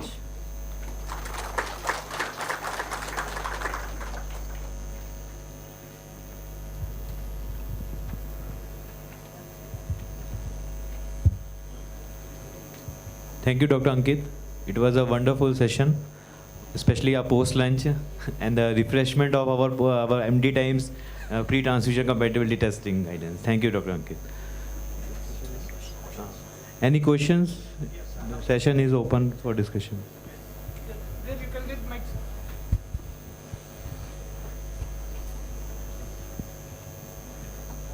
Hello. Good afternoon, Dr. Ankit. You remember me, I'm Dr. Absolutely, sir. In your case presentation, you said that was an unexpected antibody, which was the cause for hemolysis, right? Right? Yes. Yeah. These unexpected antibody fall into the group of IgG type. Yes. Not IgM. No, it's IgG type. IgG. Yeah. But these antibodies are known to give rise to delayed type of reactions. Yes. Which is cell-mediated, right? Macrophages mediated delayed type of reaction, right? Yes. Right? It's delayed hemolytic transfusion reaction. Delayed hemolytic transfusion reaction. Yes. Then how within 2-3 days the hemoglobin show intravascular type of hemolysis with 4 milligram red coloration of the plasma? No, that was a bit confusing. No. In this patient, if you see, the patient might be having antibody before even we do the cross match. The problem in this situation is the antibody level goes down so much we are unable to find out this antibody doesn't give the cross match positivity. So what happens, the cross match is compatible. The moment you transfuse KIT B antigen positive unit, this will start a secondary immune response, antibody production again. These antibodies will go and bind to this to the red cells, and this red cells will keep on lysing in the body, and then finally intravascular hemolysis happens. Secondary response is not that immediate. It takes weeks. One. Secondly, after 24 hours it can start. So soon. Yes. And secondly, IgM, can it give rise to intravascular hemolysis? IgM antibodies generally. I mean IgG. Can it give rise to intravascular hemolysis? Yes, if the antibody level is so high. Intravascular hemolysis. Yes. As a rule, it's always correct me if anything, if macrophages mediated. Because there has to be sensitization. Yes, it's complement activating antibody. That is always IgM. Complemented antibody is always IgM. No, that is. No. Correct. IgM is a complement binding antibody. So if it is intravascular hemolysis, it is more likely that it is IgM in nature. Pardon? IgM antibodies are complement mediated antibodies. But IgM antibodies are generally not clinically significant. They do not react at 37-degree temperature. So IgM. IgM. It's okay. Let me not go into detail. My second question: IgM is known for activation of the complement system, which is the cause for acute hemolytic transfusion reaction. That's as a rule.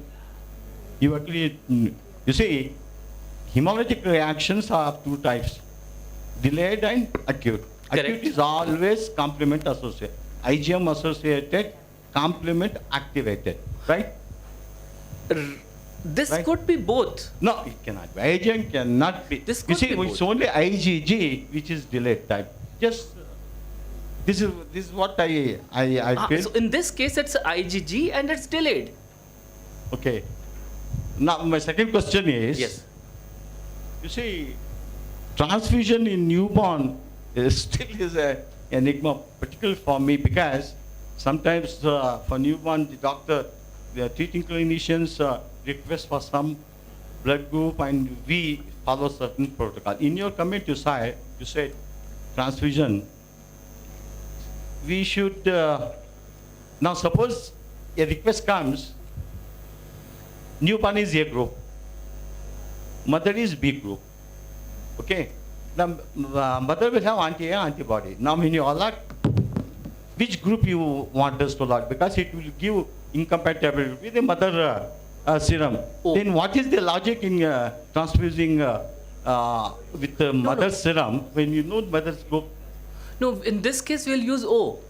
Yeah, that should be the case. But you said if the blood group is different from a child with that of the mother, we have to cross-match with the serum of both the child and the mother. No, now, I said we need to select the unit which is compatible to both. Now, what is the protocol for selection? Can you please tell me? Like so in this case, if your the newborn is A and mother is B, we select O. If that is logical. But we will not do any cross-matching at all. Cross-match with the mother sample. Why do you do it when we know it that the mother has got a naturally occurring anti-A antibody, which is incompatible with the A group of the child? Yes, sir. Please. Yeah, please. No, your point is very valid. I also wanted to ask him the same point actually and arrive at a discussion. Whenever we have neonatal blood groupings we have to do, it creates lot of confusion because in many instances we don't get mother sample at all. In most of the cases, baby is in the NICU, mother is at home or in another hospital many times. So it's impossible to get the mother sample. So we'll end up doing neonatal blood grouping, which includes only cell grouping and a direct antiglobulin test. So having done this, now as you say, you have only the baby's blood group with you. It could be A, it could be B, it could be or something else. So the guidelines say, and you also showed the table, that if the baby is A group or B group, we must allot A or O or B or O. But my point again is, in a baby, the blood grouping is not certain at all. and we may not be present all the time in the department to decide whether the blood grouping which has been done is correct. They're only going by cell grouping because serum grouping is not valid. So, and at night time, even we are not present to church. So, I have made a rule in my department. Please correct me if I am wrong. I am putting this question to know whether I should continue this or not.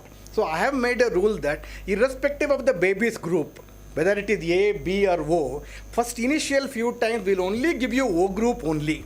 Because first 4 months grouping is not valid at all. If the baby is RH positive, we'll give you O positive. Baby is RH negative, we'll give O negative. This way, I think we have, otherwise, I'll tell you, the other way of looking at it is, guidelines say you give A group now. Let us say I give cross-match A and give the baby serum because I don't have the mother serum, and I have also done an antibody screening on the donor unit, so I'm safe donor and pay, and I give the blood. Then it could so happen that the mother is O, and mother has got both anti-A and anti-B, which might have crossed over, and it may react with the A self which I give. Therefore, I feel it is safer to give O all the time, initially, first few months. So I just wanted others' expert opinion on this, whether we should stick to these guidelines and give babies group-specific blood and then consider O, or straight away make it, all of us decide that we are going to give only O positive or O negative. Maybe today or tomorrow we can discuss this further. Then it will make jobs easier because there are, not very trained people available all the time. So this will make the job easier. Maybe Dr. Sita Lakshmi can add later to this. With this, we'll move to the next. Yes, sir. Now we go to next session. Thank you, Dr. Ankit. Now I would like to invite Professor Dr. Sita Lakshmi Subramaniam. She is a professor of transfusion medicine from St. John Hospital, Bangalore. She will be delivered a talk on resolution of immunohematologic cases, a case discussion. As we know, ma'am is, I will call her ma'am because she is my senior. So, ma'am is very well-known personality and pioneer in the hematology and especially in the transfusion medicine. CV is too long, but in the short, I just say that very well-known personality and a pioneer in the transfusion medicine. Over to you, ma'am.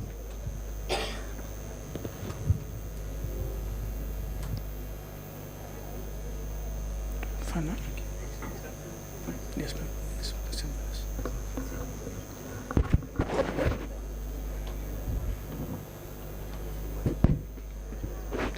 A very warm good morning to all, good afternoon to all of you.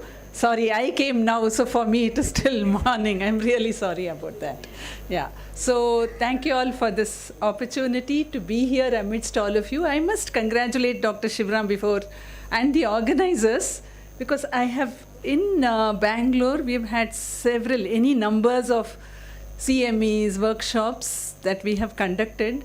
This is the first time I'm seeing a hall full. I was really surprised, and congratulations.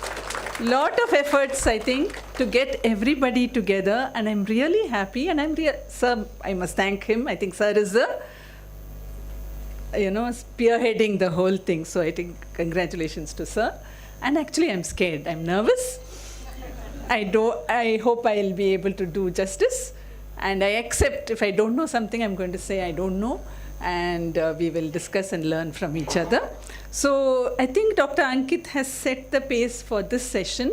We are going to talk about cases because he's taught us the theoretical knowledge about the basics of immunohematology, the principle behind blood grouping, and compatibility testing. So now we will go through some cases just to understand whatever he taught.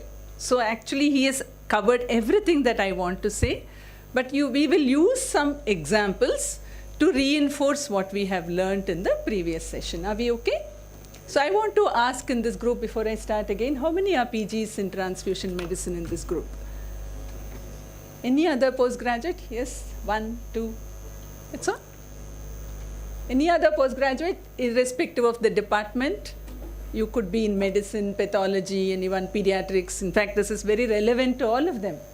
No, okay. The others are technical staff and other staff in the blood bank, I suppose. Okay, it's going to be helpful for all of them. Okay, so I'm going to straight away jump to my cases because sir has done the talk already.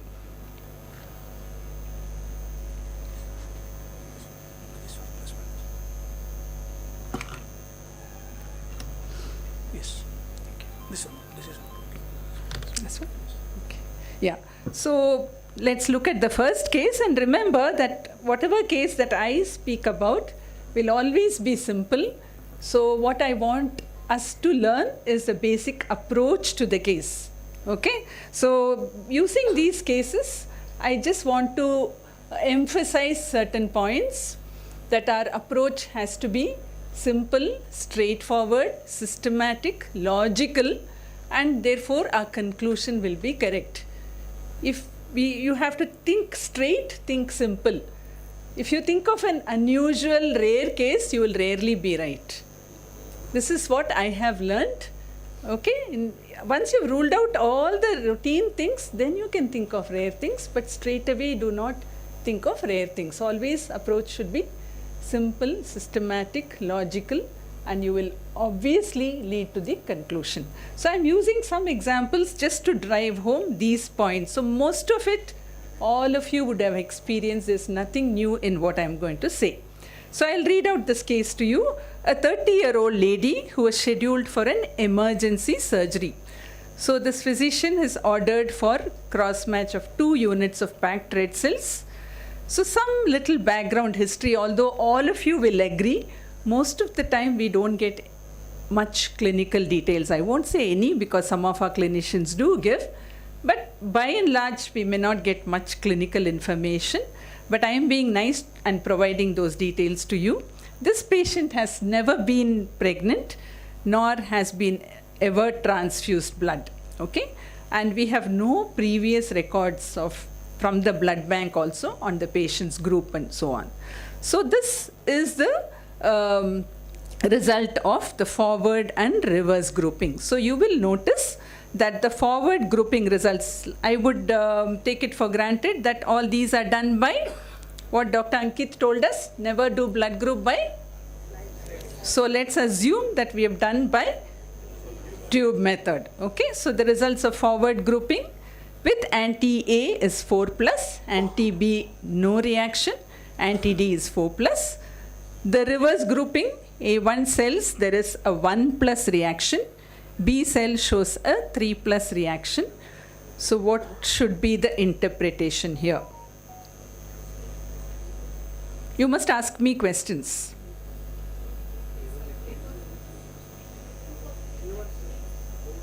No, just interpret this. We go stepwise. As I told you, do not jump.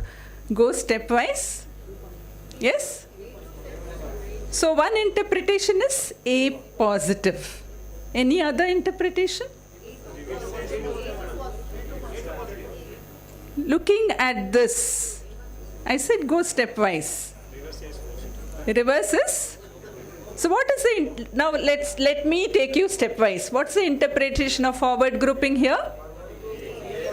All of us agree. What's the interpretation of reverse grouping? Look at it independently. Oh, okay. So in blood bank, when we work, that should be the system.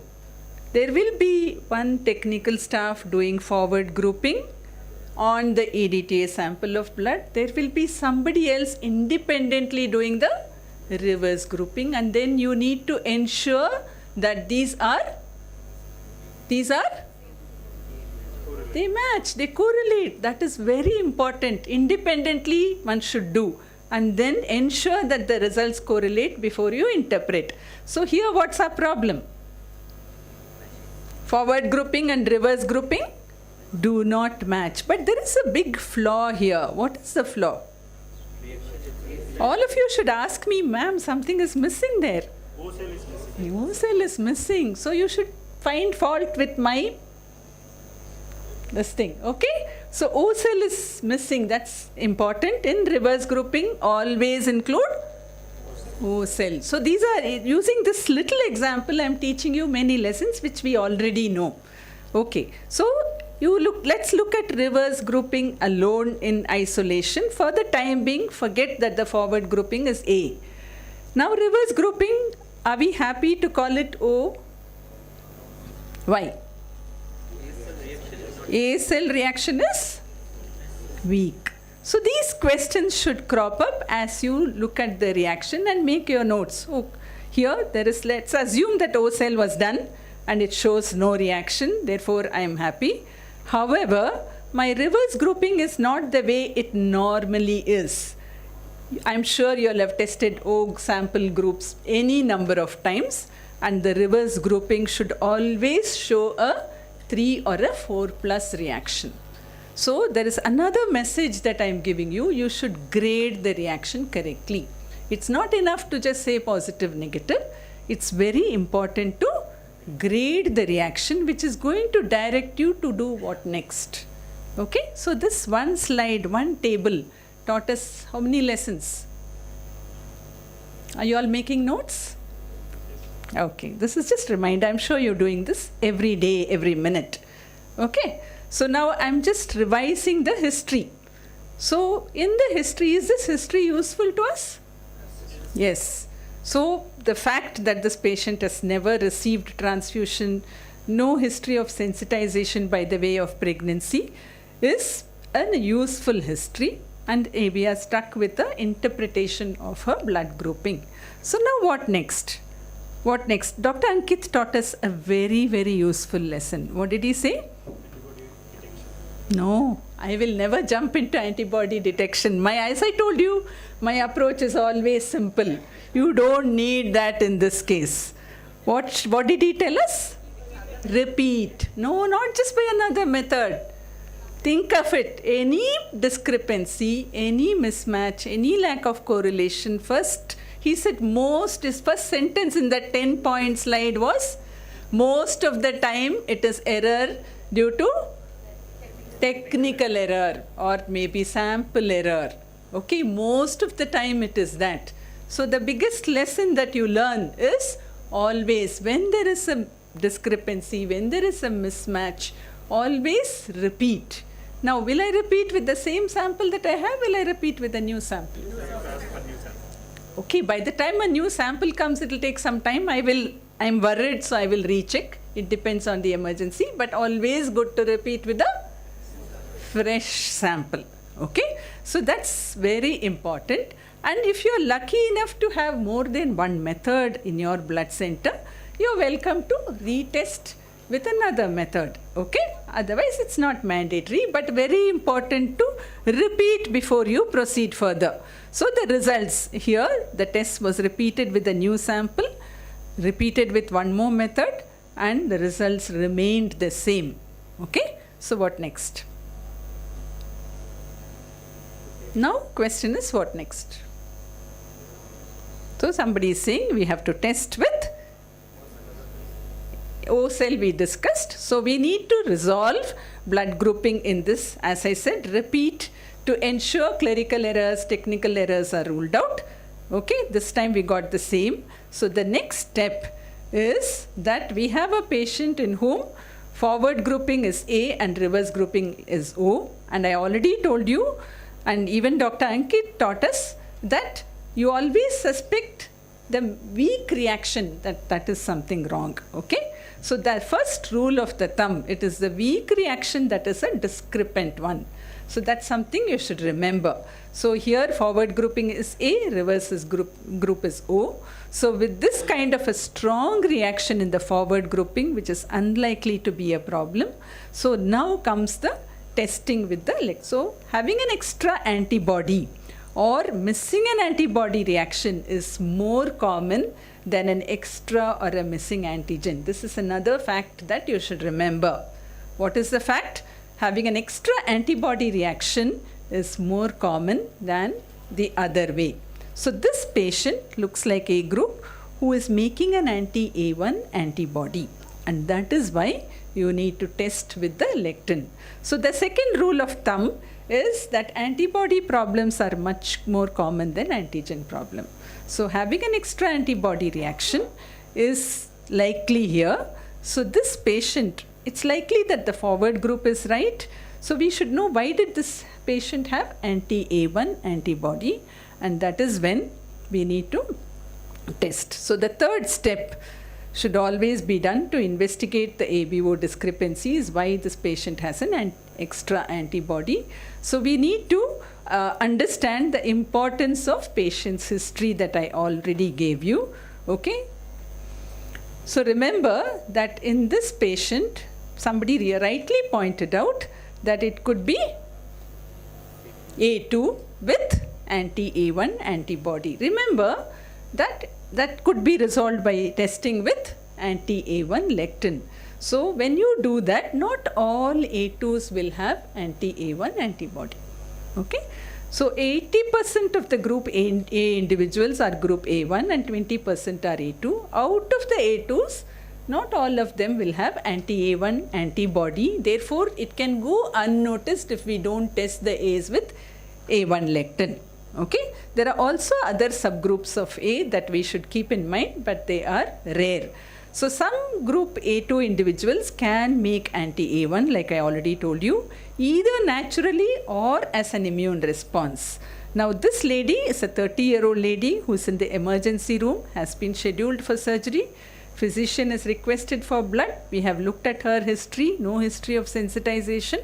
So anti-A1 can be from the previous transfusion if in that case, or it could be naturally occurring. So in this case, it's more likely that she has a naturally occurring antibody, A2 subgroup with anti-A1 antibody. So always approach in a simple, systematic manner. I'm sure all of you have come across this situation in your day-to-day practice, but just the message is go about it systematically. Always do tube method, always do forward and reverse group, report independently, ensure that the results correlate, grade the reaction, do not skip using O cells, always repeat when in doubt. So many lessons from this case. Okay, so we move on to the next case. Okay. So a little theory about this. I don't think I need to discuss theory. I think something that we can all read from books. So we'll move to the case 2. So here is a case. The hospital transfusion center receives order for 3 units of packed cells from a 45-year-old male. His most recent hematological study revealed a hemoglobin of 7 grams, and that is why a request for 3 units of packed cells. So is this a fair request? Yeah? Okay. So again, most of the time you won't get any clinical or laboratory results unless you go into the hospital information and check out. But here I'm providing you those details. So what is striking here? I already told you hemoglobin is 7. Therefore, hematocrit is also low. Any other positive finding here? Platelets are? Okay, so mild thrombocytopenia, which doesn't worry us much because this request is for red cell transfusion. Okay, so pre-transfusion testing performed. The results of forward grouping was A positive, and a discrepancy was observed in the reverse grouping.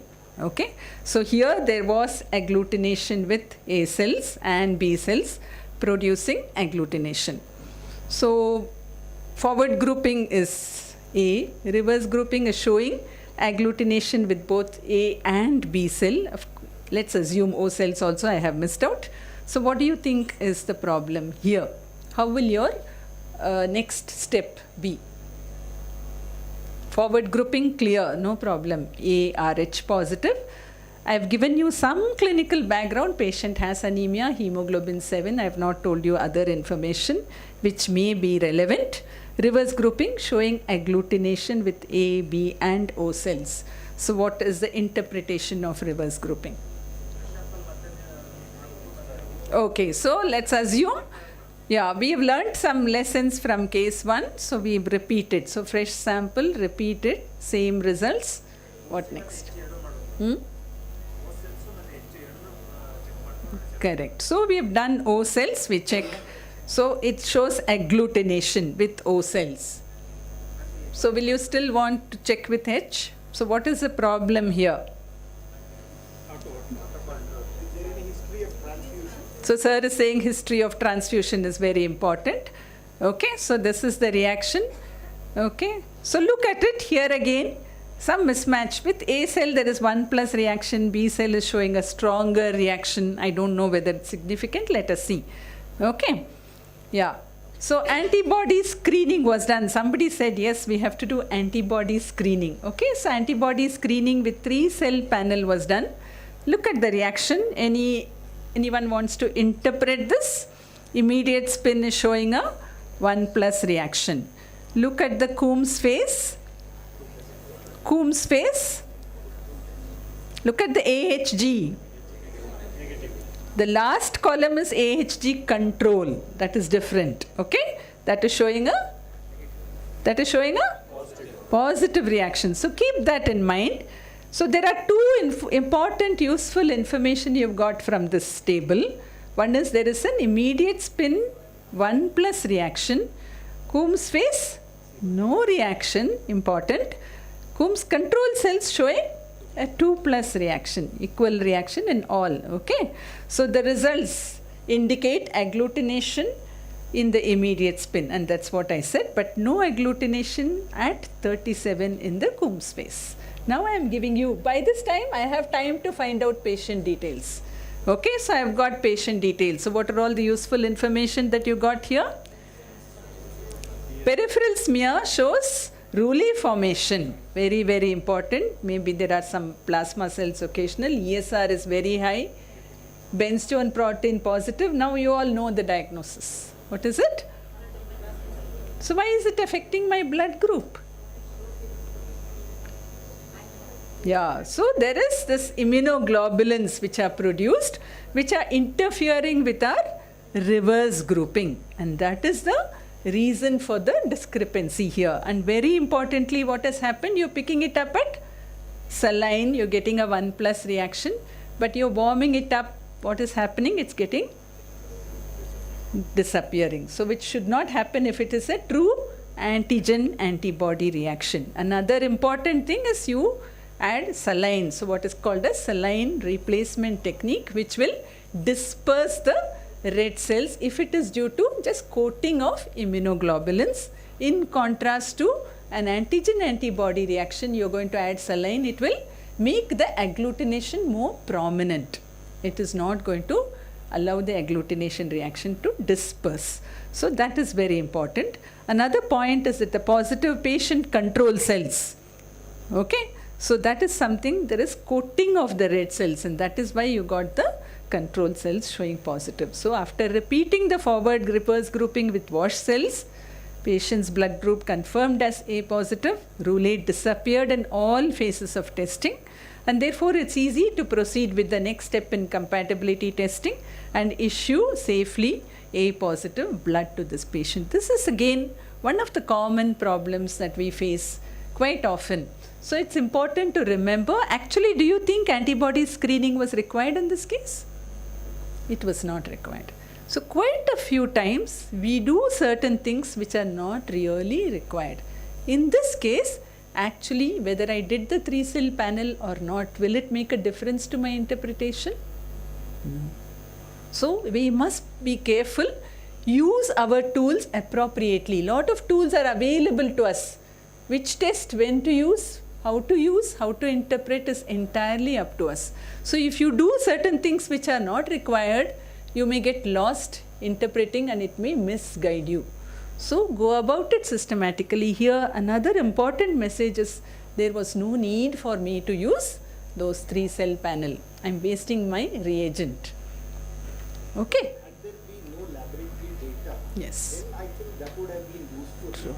And auto control, we might have done that test to exclude either auto or allo antibody. Yeah. So Dr. Shivaram is bringing out another 2 important points. So clinical correlation is very, very essential. In a hospital setup, it's okay till the clinical history comes, I will not release the report.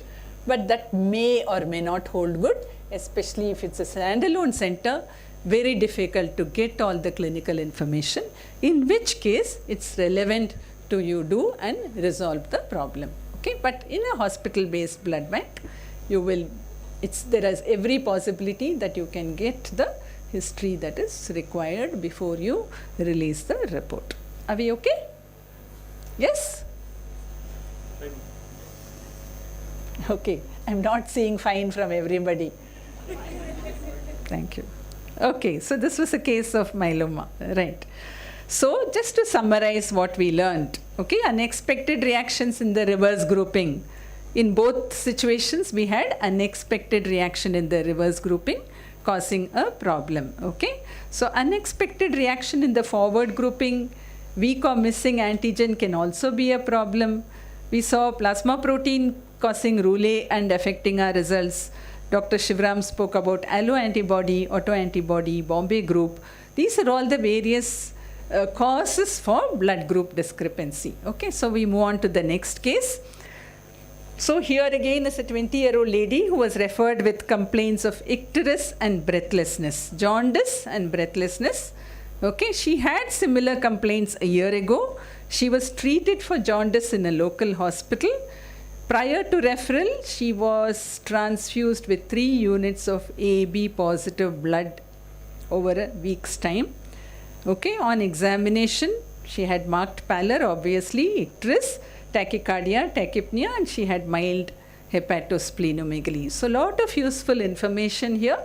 Anybody, now I'll ask you, can you jump to the diagnosis? Nobody wants to jump to the diagnosis? The grouping is probably wrong. So, sir is saying grouping is wrong. Okay, unless it's done in sir's lab, it will not be correct. Yes, I agree, all of us should do that. That's the message that I want to give you. You cannot go by a report from somewhere else. You have to recheck. And this, in the night, if my technical staff call me, ma'am, blood group AB positive, I will literally jump out of the bed because I can write and give you it is wrong. Okay. Every time you get a request saying anemia, jaundice, outside group AB positive, you can be 110% sure that the grouping is wrong. Okay, that's the first message that I want to give. So I always panic when I get a request for outside blood as AB positive. There are many times they will say AB positive compared to the other groups, always less prevalent. So there is a request for AB positive blood, means I said no, caution. First recheck, then we'll decide what to do.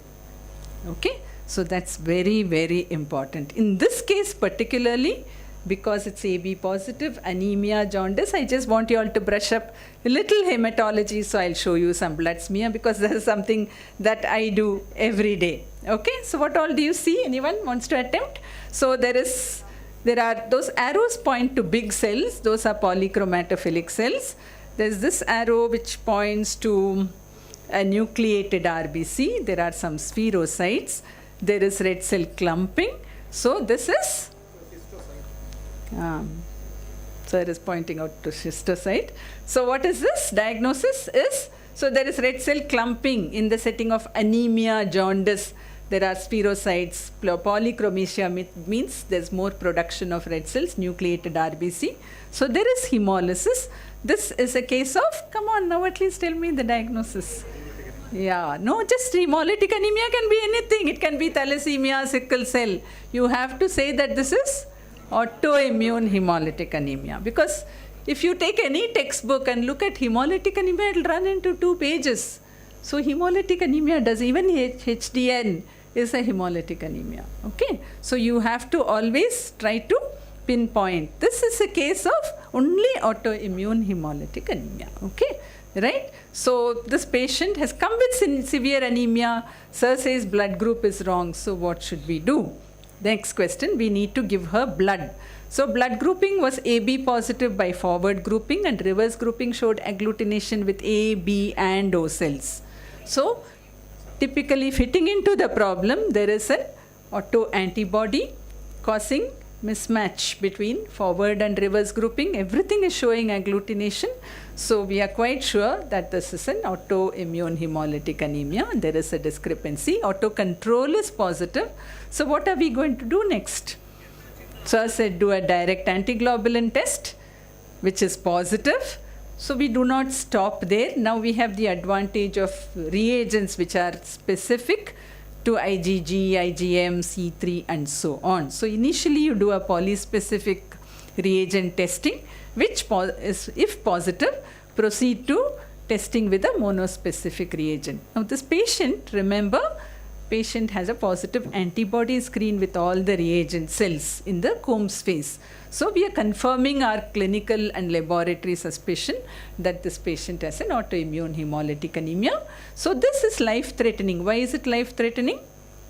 Because she is actively hemolyzing, she has anemia. Therefore, it's very, very important to give her blood.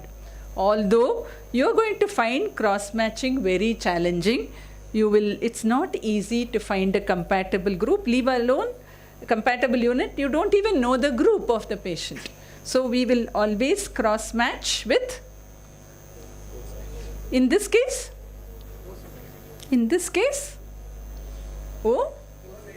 O negative. Why?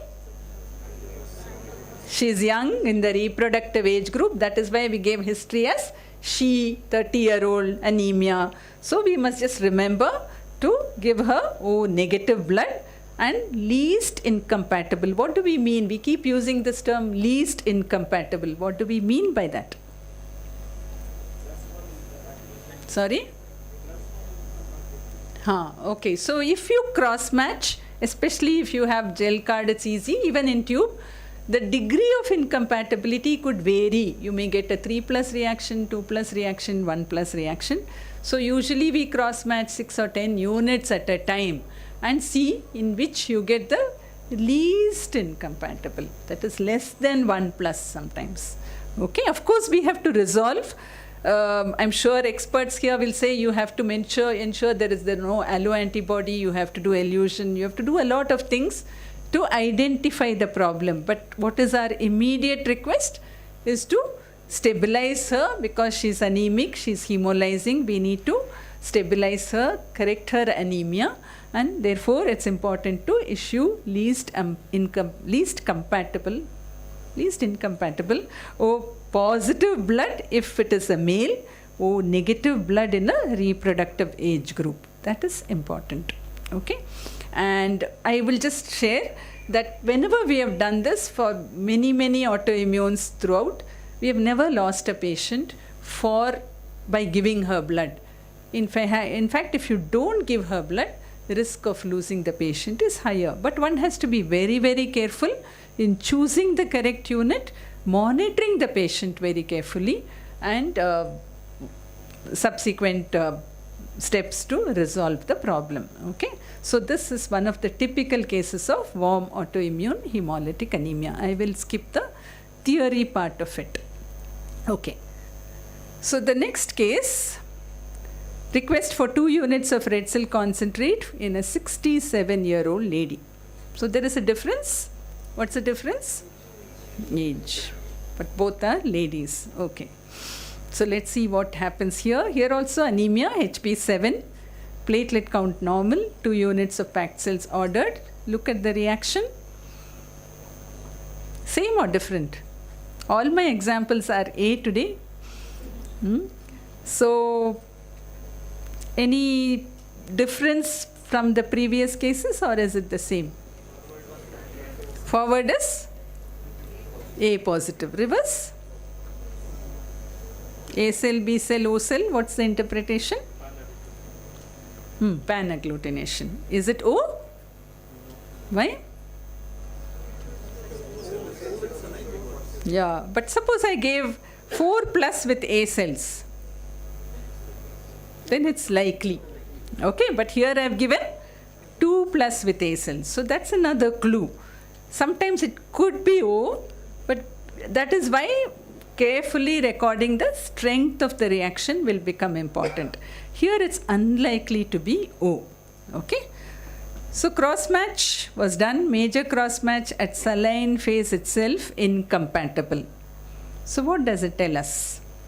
IAT positive. So you proceed to do indirect antiglobulin test, positive, DAT positive, and positive with anti-C3D.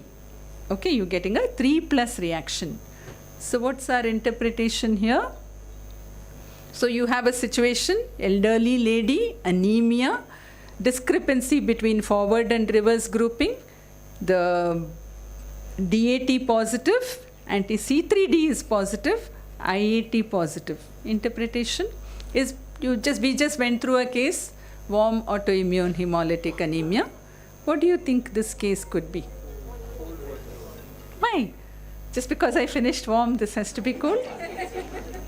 Yes, actually my mind did think that way. I'm going about it stepwise, grouping, then one myeloma, then, so that is a logical thinking. So you are quite right, but you have to justify why did you think of cold and complement positive, IgG negative. Okay, what is the setting? Clinical setting? Elderly, yeah?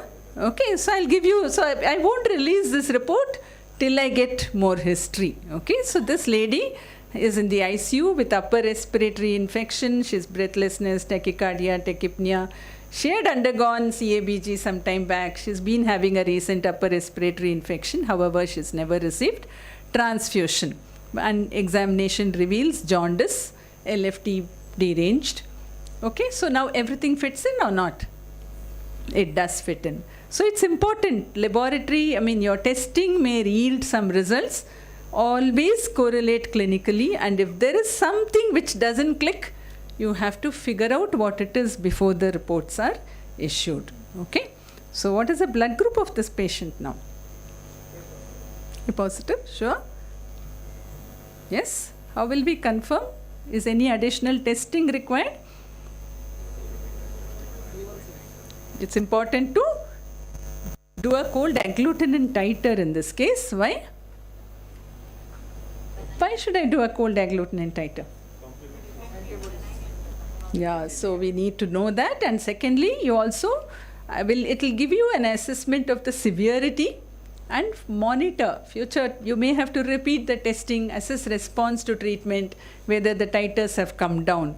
So it's easy to say, okay, go ahead and give blood. What precautions will you take to transfuse this patient? Pre-warm what? Sorry? Anything else you should do? You always have to warm the unit. We are not going to take out a unit from the refrigerator and issue. Every transfusion, you should bring it to the room temperature if possible, except in emergencies. So, is it warming the unit? Something else that you can do? Patient, yeah, it's important for us to warm the patient, okay? So that's something that we need to keep remember. Sometimes I have had situations where patients have high and cold agglutinin titer. You can't even draw blood. While drawing, the blood is so viscous, it's agglutinating, you can actually see it. So even collecting the sample, we warm and collect. Yes, I do have cases, but I think this time bill is for me, right? Yeah. So 5 minutes more. Okay, so do you think we can discuss one more case? Okay. So this case, I'm sure will ring a bell. Let's see what it is. I've forgotten the fifth case. 4 units of red cells ordered in a 45-year-old male who has got a GI bleed. Hemoglobin is 7, blood group is O positive, cross-match compatible and transfused. Okay, sounds very simple. Anemia requiring transfusion for GI bleed, blood group is O positive, blood has been transfused. 5 days later, patient appears pale, mildly jaundiced, low-grade fever. Sir, actually we had one similar case in the last session. But note, 5 days later, patient becomes pale, mildly jaundiced. Patient had received blood transfusion 4 months ago. This is after probing. You don't get such histories so easily. Okay, post-transfusion, hemoglobin has dropped. Okay, now because of this drop during surgery, another 2 units of blood were ordered. Major cross-match incompatible now. What was originally compatible O now has become incompatible. Actually, we have learned from the previous session. Antibody screen positive. Transfusion workup was initiated. Obviously, in this case, no clerical errors. Okay. Repeat ABO group on both pre and post transfusion sample, same O positive. repeat cross-match on pre-transfusion and post-transfusion sample with donor units revealed no incompatibility, pre-transfusion DAT negative, post-transfusion DAT positive. We had discussed a similar case, so the answer should be there. Delayed hemolytic due to, sir said JKA is a notorious antibody. That's the word that he used. Okay, they are difficult. That is why they are notorious. Very difficult to detect. The antibodies, like in the discussion we had, it could be IgG as well as IgM. However, IgG is more common, and this antibody is capable of causing hemolysis and can bind complement. And it is one of the common causes of delayed hemolytic transfusion reaction, which usually, I would say usually presents, we get to know only 1 week later. Most of the time patients have got transfused, gone home. They come for follow-up, then you realize, why is this patient anemic?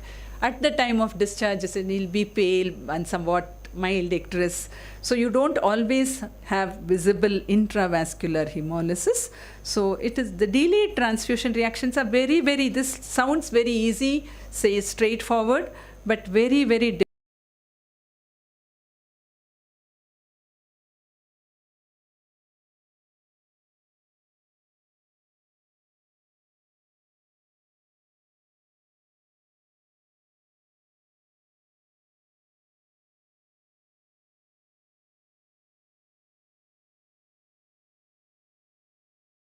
difficult to detect, and therefore you get a compatible cross match. But following that, patient gets exposed second time, so the antibody response is quick, can activate the complement, and that can cause intravascular hemolysis. So we just reinforcing what we learnt in the previous session. So this is a typical example of a delayed hemolytic transfusion reaction. So although there are more cases, but I will stop here for the want of time.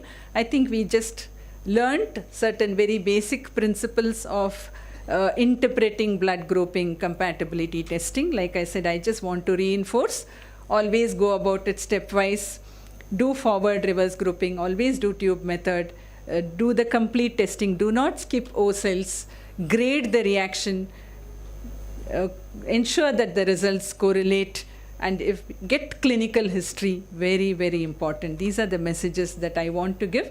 If all these are done, and do not do things which are not required, unless it's required, then you have to do certain testing. So I think I will stop the discussion here. Thank you.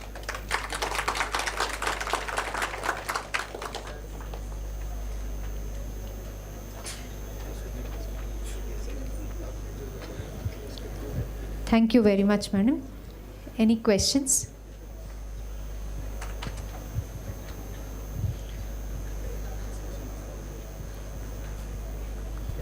Yes, sir. There was a lot of discussion previously. Somebody wanted to know whether it's IgG or IgM when Dr. Ankit, and you also brought up the same thing now. So I just want to clarify from what I know that you don't have a pure population of IgG exclusively or IgM. It's always a mixture. You may have, in A and B, you have more of IgM. In O, you have more of IgG. And then again, when it comes to complement binding, IgM is also likely to bind complement. It doesn't mean that IgG does not. IgG also binds complement. But while IgG reacts more at 37 degree body temperature, IgM reacts more in the colder temperature. Otherwise, it is not something that hard and fast rule that this will not cause intravascular hemolysis, this will not bind complement. Both of them can bind complement. Please correct me if I am wrong. Because we had stopped him at that time, I just wanted to close it. I'm glad that both of us put a similar case, and it was worth discussing. Yes, I do agree. In very many things that we read and what we see in real life, we just have to correlate and make meaningful interpretation. I think this was a good example of that. So we have not spoken to each other, but we still put up the same case. So I think it deserved that importance for discussing and learning. Thank you. Thank you. Thank you very much, ma'am.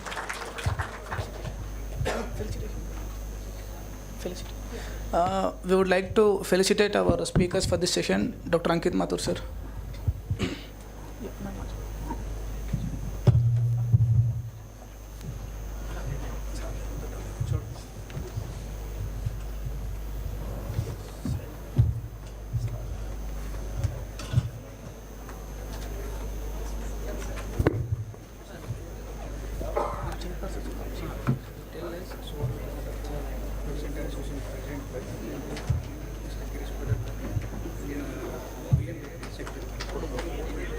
name, sir?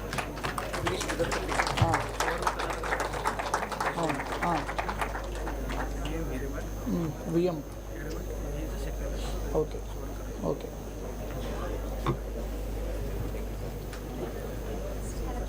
Ma'am, Sita Lakshmi ma'am, please.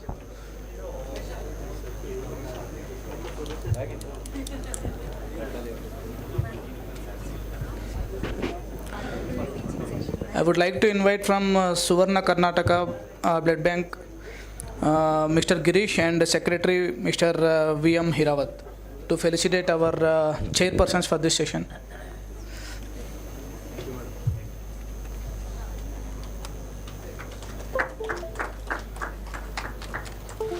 Now we will be taking a 15 minutes tea break. Then we will be continuing with our panel discussion at 4 p.m. Thank you.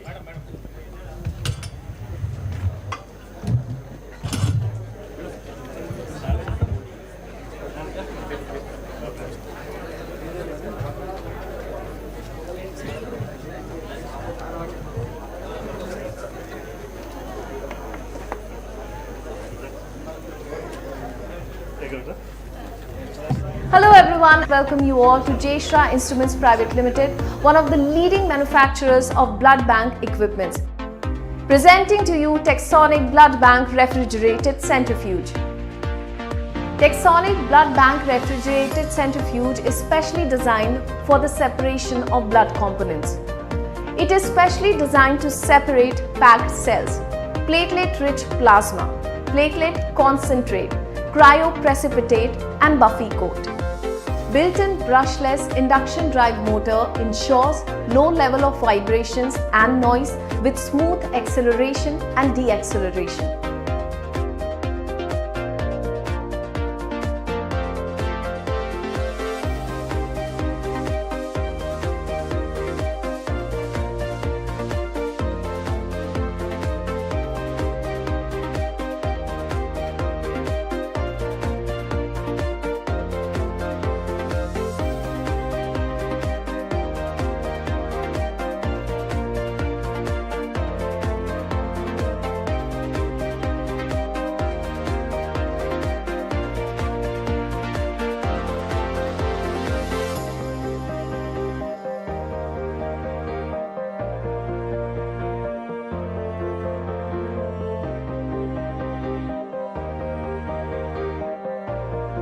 Let's talk about the features of the product.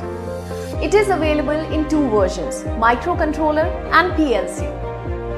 Multicolor TFT graphic or HMI display. It shows offset and processed value of RPM with time, temperature, acceleration, deacceleration with RCF indicator. Up to 99 programs can be set. Safety lid interlock to prevent cover opening during centrifugation. Audio visual alarm for process complete, imbalance and process terminate. Prefixed programs for different types of bags. Password protected parameter setting for unauthorized access in PLC models. Integrated soft key lid opening system with extra safety manual opening in case of power failure. Two pre-cooling programs, that is 22 degrees Celsius and 4 degrees Celsius. Imbalance detector with cut-off. Weaving window for RPM calibration. Safety gas hinges to prevent immediate lid drop.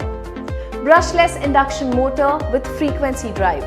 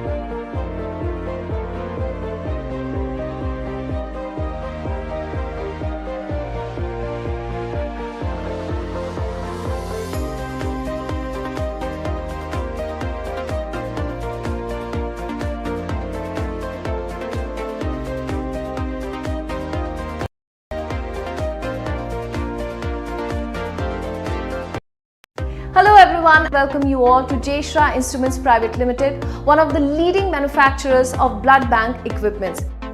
Presenting to you Texonic Blood Bank Refrigerated Centrifuge. Texonic Blood Bank Refrigerated Centrifuge is specially designed for the separation of blood components. It is specially designed to separate packed cells, platelet-rich plasma, platelet concentrate, cryoprecipitate and Buffy coat. Built-in brushless induction drive motor ensures low level of vibrations and noise with smooth acceleration and deacceleration.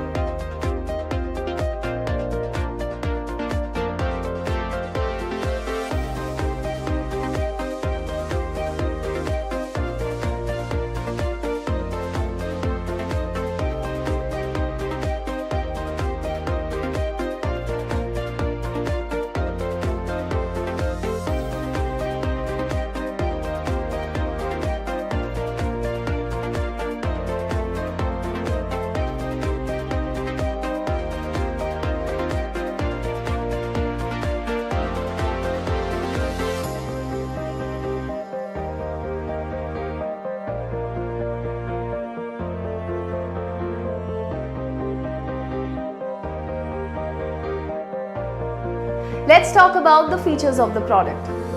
It is available in two versions, microcontroller and PLC.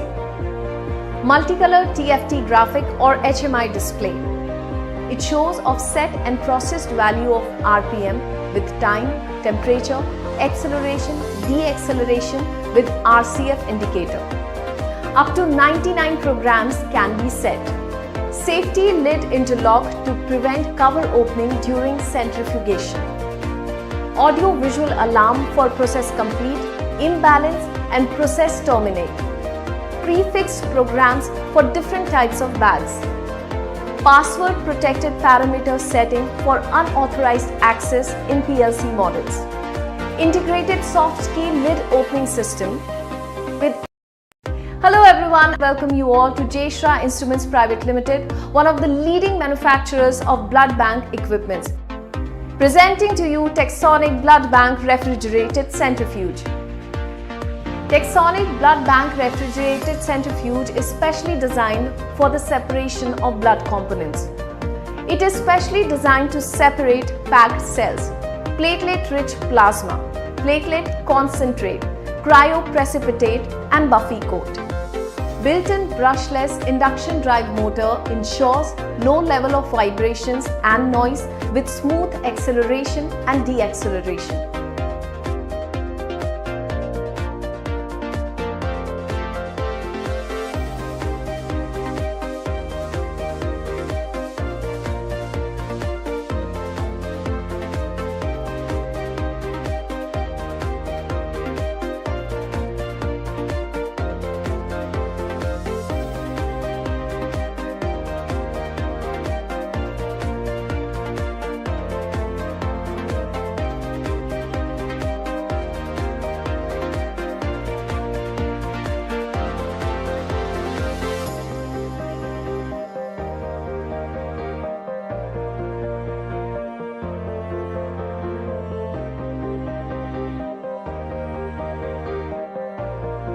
Let's talk about the features of the product.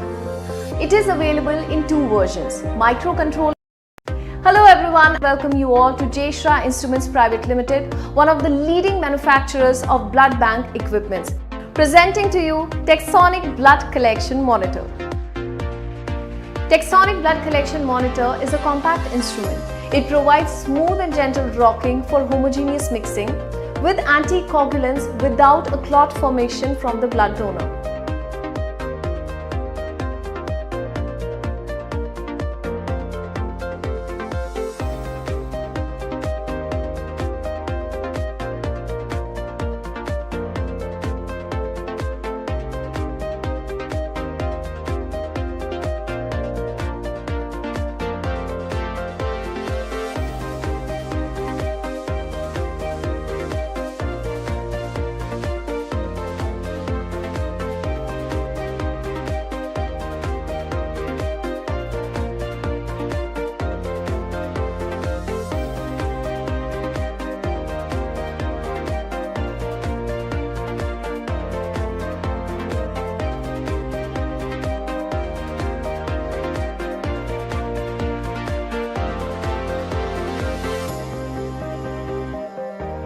Microprocessor-based controller system with accuracy of 1 ml. Meant for stationary and mobile use for easy and safe blood collection. Alphanumeric 16:2 jumbo LCD display with white backlight. Mixing cycle of 12 to 14 RPM for gentle and smooth mixing. End-to-end gentle blood mixing with coagulant and control of collection time. Audio-visual alarm for high flow, low flow and commencement of collection. Auto tell facility, auto release facility of clamp.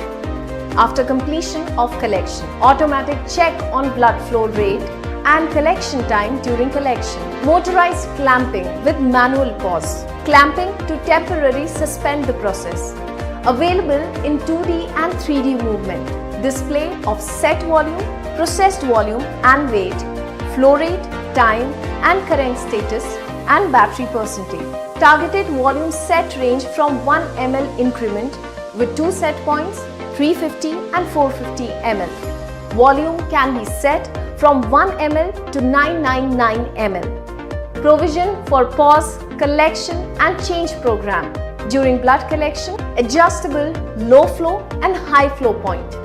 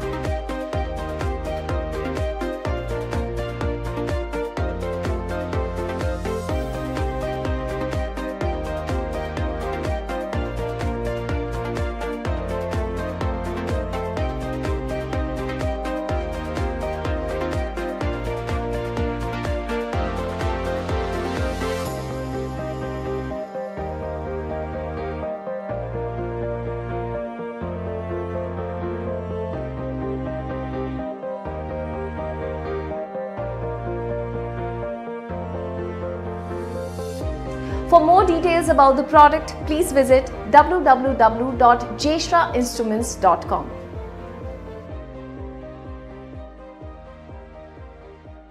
Hello everyone, welcome you all to Yeshwanthpura Instruments Private Limited, one of the leading manufacturers of blood bank equipments, presenting to you Texonic Blood Bank Refrigerator.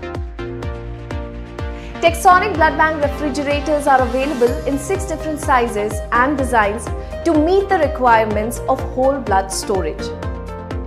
This instrument's outer body is made of heavy gauge mild steel, duly powder coated, with stainless steel 304 inner chamber. This refrigerator has micro-controlled temperature controller with audio-visual alarms in case of temperature deviation, and door open alarm in case it is left open for more than 2 minutes.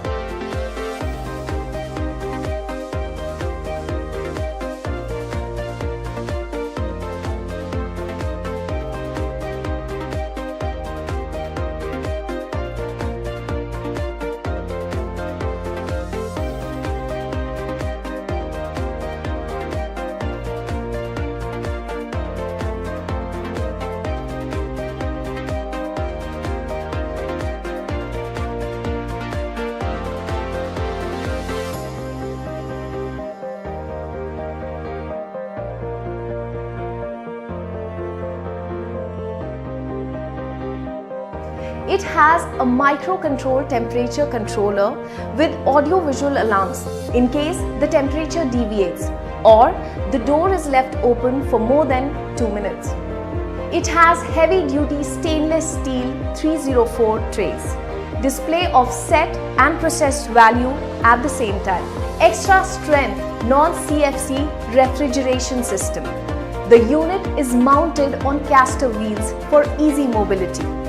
CFC-free puff insulation to ensure temperature stability and save power consumption.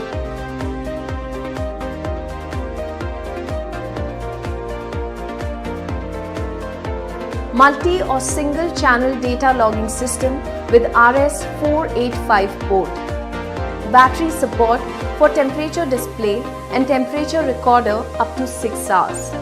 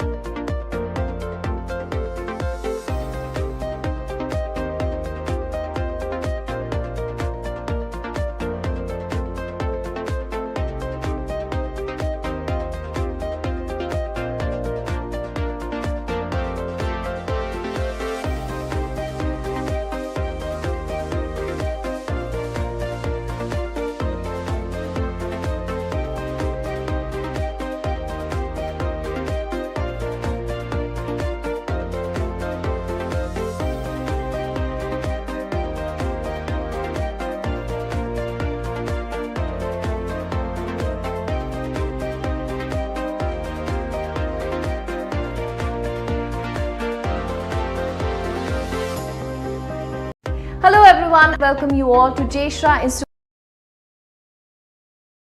Private Limited, one of the leading manufacturers of blood bank equipment. Presenting to you platelet incubator and agitator. This unit is available in two different sizes and provides an ideal temperature of 22 degrees Celsius to store platelets.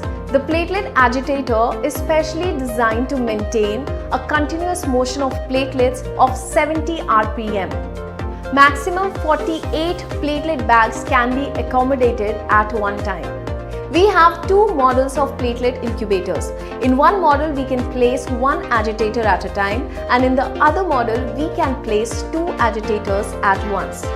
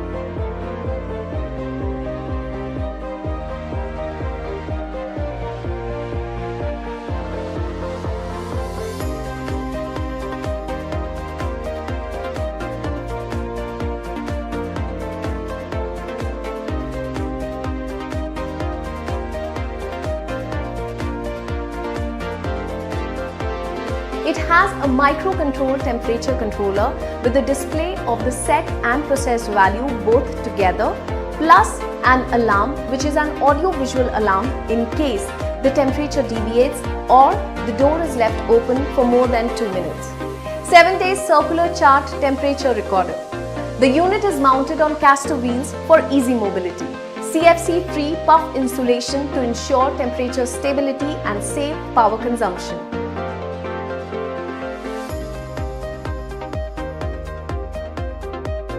Seven days temperature circular chart recorder.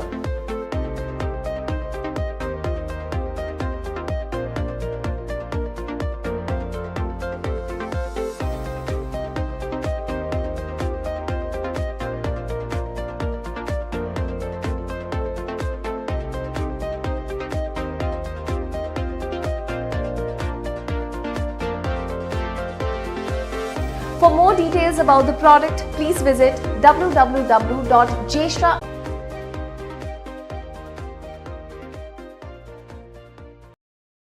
Hello everyone, welcome you all to Jeshra Instruments Private Limited, one of the leading manufacturers of blood bank equipment. Presenting to you platelet. Hello everyone. Transfusion medicine from Manipal Hospital, Bangalore. Dr. Gayatri. She is Professor of Transfusion Medicine from Kidwai Memorial Institute of Oncology, Bangalore. And Dr. Deepa S. Anand. She is a Senior Medical Officer from Kidwai Memorial Institute of Oncology, Bangalore. And Dr. Sunil, his Consultant Hematology from SPARSH Hospital, Bangalore.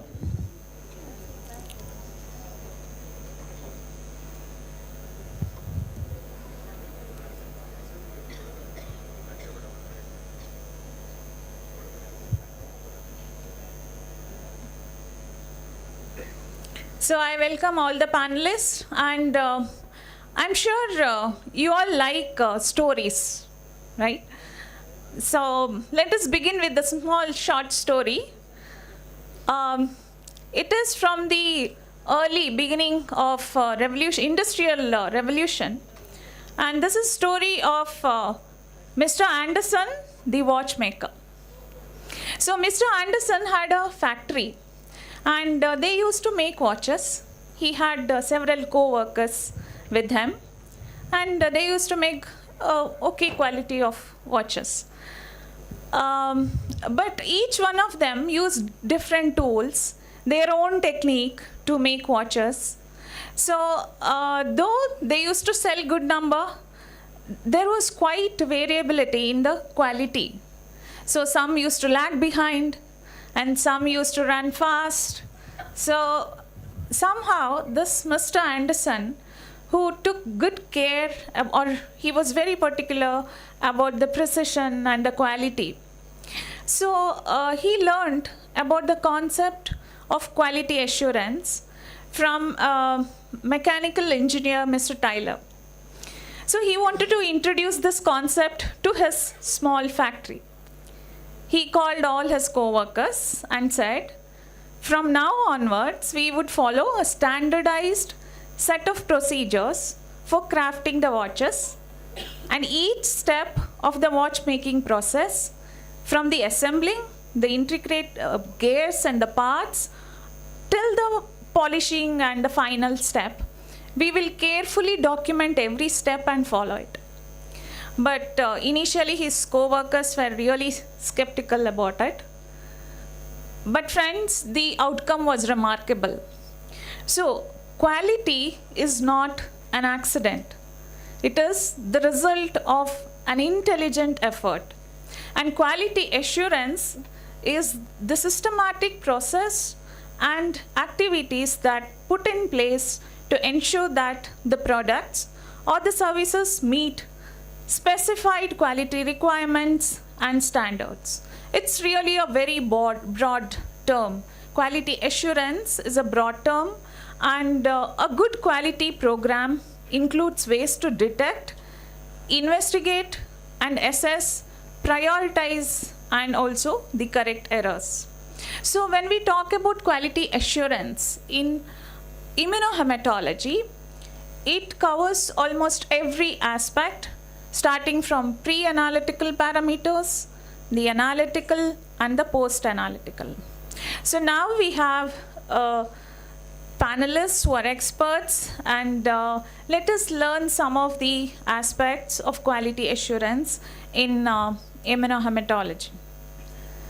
So coming to the topic, the first scenario is here. So the first one, the document 1, shows procedure that gives us the steps to do a particular test. Let's say blood grouping. We need to take 6 test tubes, add antisera, and then add the cells, spin. So these are the steps that are mentioned in a procedure. The document 2 shows an SOP, which has got different sections. So now I request Dr. Ambuja and Dr. Gayatri to enlighten us about why should we have an SOP. It's the result may be same if we follow a procedure and it is simple to follow. SOP, I'm sure you all agree with me that it's quite a difficult task to prepare a good SOP. So why should we have an SOP?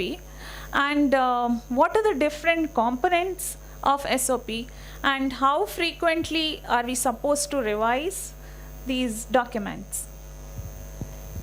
Thank you, Dr. Shami. So it's a very good thing to start about why to have an SOP, because we all know when we go for licensing, what the drug controller first asks is the first set of SOPs to be sent along with our licensed documents, isn't it? So we all know what is an SOP, and you well understood what is the difference between the two documents which Dr. Shami showed. Okay. So by definition, if we go, the purpose of having an SOP is to provide clear and concise instructions for consistent execution of operations. And it gives us step-wise guide on how these tasks should be carried out consistently, efficiently, and regardless of who is performing the task. Dr. Shami, can you please show the previous slide? Yes. Now you can see the difference between these two documents. The first one, the document 1, has got the procedure, but we do not know when this procedure was written, who wrote this procedure, and whether it was reviewed and approved by the appropriate authorities, and whether it is a reference to a standard set of documents or textbooks and standard procedures, all these, and when it needs to be reviewed next. So all these are absent in the first document which is shown, and we call this an uncontrolled document, or it is an incomplete document as such. So if you see our the standard procedure format, what we see in document 2, it is a controlled document. Now by meaning of controlled, what do we mean by controlled? It is written by an expert, and it is reviewed by an appropriate authority, and it is also approved by the appropriate authority of your organization. So these three are the hallmarks of the controlled document. Then a standard operating procedure has covers various aspects, like the objective of having this particular SOP, the scope of the SOP, the responsibility and accountability for this SOP or for this procedure, which lacks in the first document.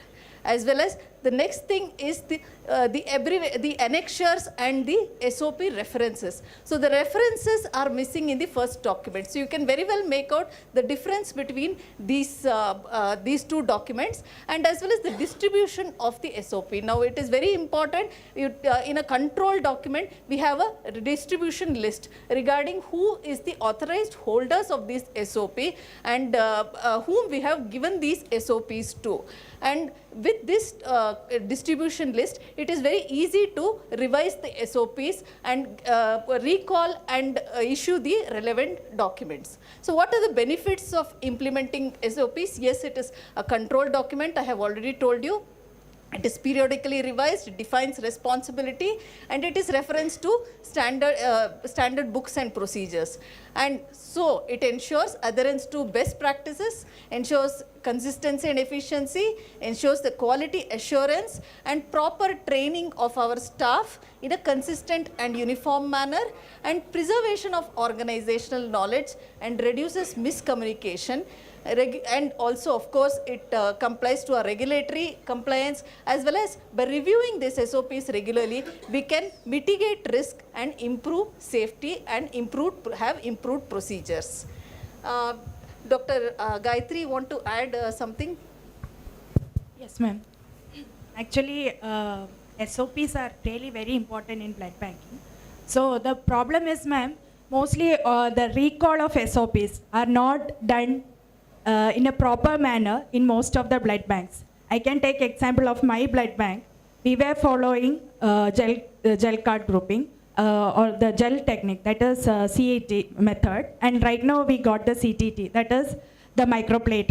So there is a huge difference, like both technologies are different and SOPs were not properly made also. So the problem was like the whatever appears in even the strength, the gel card whatever is shown is not shown, that microplate it is totally different. So our technicians usually confuse with both the platforms. So it is really important that we should train the technician who are at the grassroots level. We may be well aware, but the grassroots level technician should be aware if there is a different technology which is coming. So the SOPs are to be well trained at that, the people who are operating. Not only one technician or two technician, everyone should be aware, because once the duty shifts come, it is really important that everyone should be aware of the SOP. That's very aptly said. Then the next question regarding how often we are supposed to revise an SOP. It is said that SOPs must be revised regularly to identify any gaps or issues that may affect their validity, relevance or effectiveness. But how often is this regularly? So, I mean, in a accredited blood center or a laboratory, we always recommend periodical review of SOPs. Mostly it is annual or biannual, or whenever there is a change in procedure, as Dr. Gayatri mentioned, whenever there is a major amendment or a change in procedure, SOPs need to be reviewed and updated, and all the old documents need to be recalled, and the relevant documents must be issued to the persons who are mentioned in the distribution list. Next, Dr. Shami, I think I have. Yeah, thank you. Yeah, and it is important to maintain an amendment history or a revision record of the same. Owner of the vehicle KA KH07M4 4 die Varna. Attender, please come to main gate security. Confirm vehicle Anyone number around? KH07M4529. Varna car, attender, please come to main gate So security. this, the amendment history and or the revision record must be maintained. This is how we maintain the revision the records or the amendment history. So whenever we maintain an amendment sheet for each document, and this is not foolproof or I would say perfect, but you can design your own way of maintaining the amendment history or the revision record. But definitely all this record must be maintained, and a copy of this old records or an obsolete copy should be maintained for further reference. And this amendment sheet should include the reason for amendment, and again these revisions must be approved by the approving authority, and as Dr. Gayatri mentioned, again training of the new staff regarding the new SOPs is very critically important.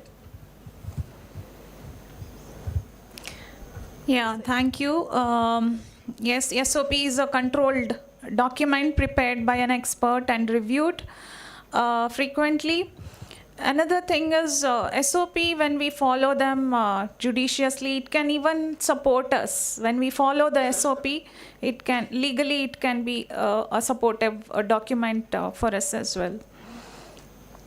Moving on to the next case. Yes, madam.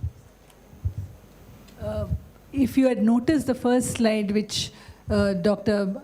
Ambuja showed, document 1 and 2, remember that the document 1 refers to a stepwise procedure.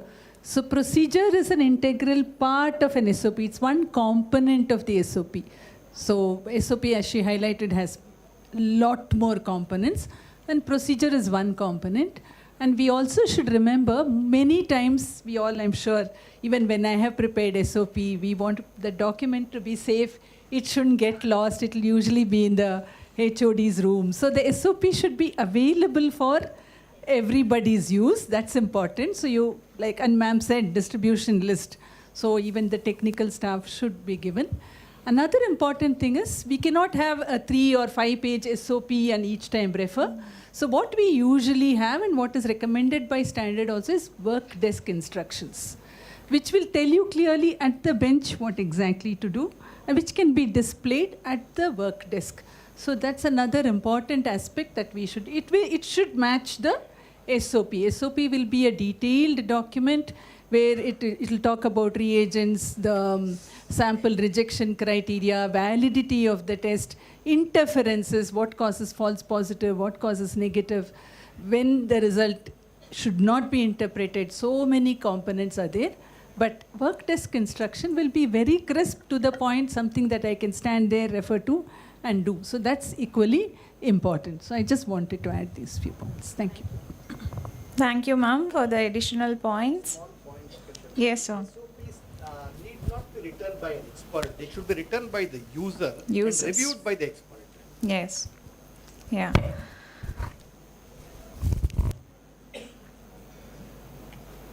Moving on to the next case, here we have a 65-year-old woman presented with shortness of breath and dyspnea on exertion for 2 weeks with no history of abnormal bleeding.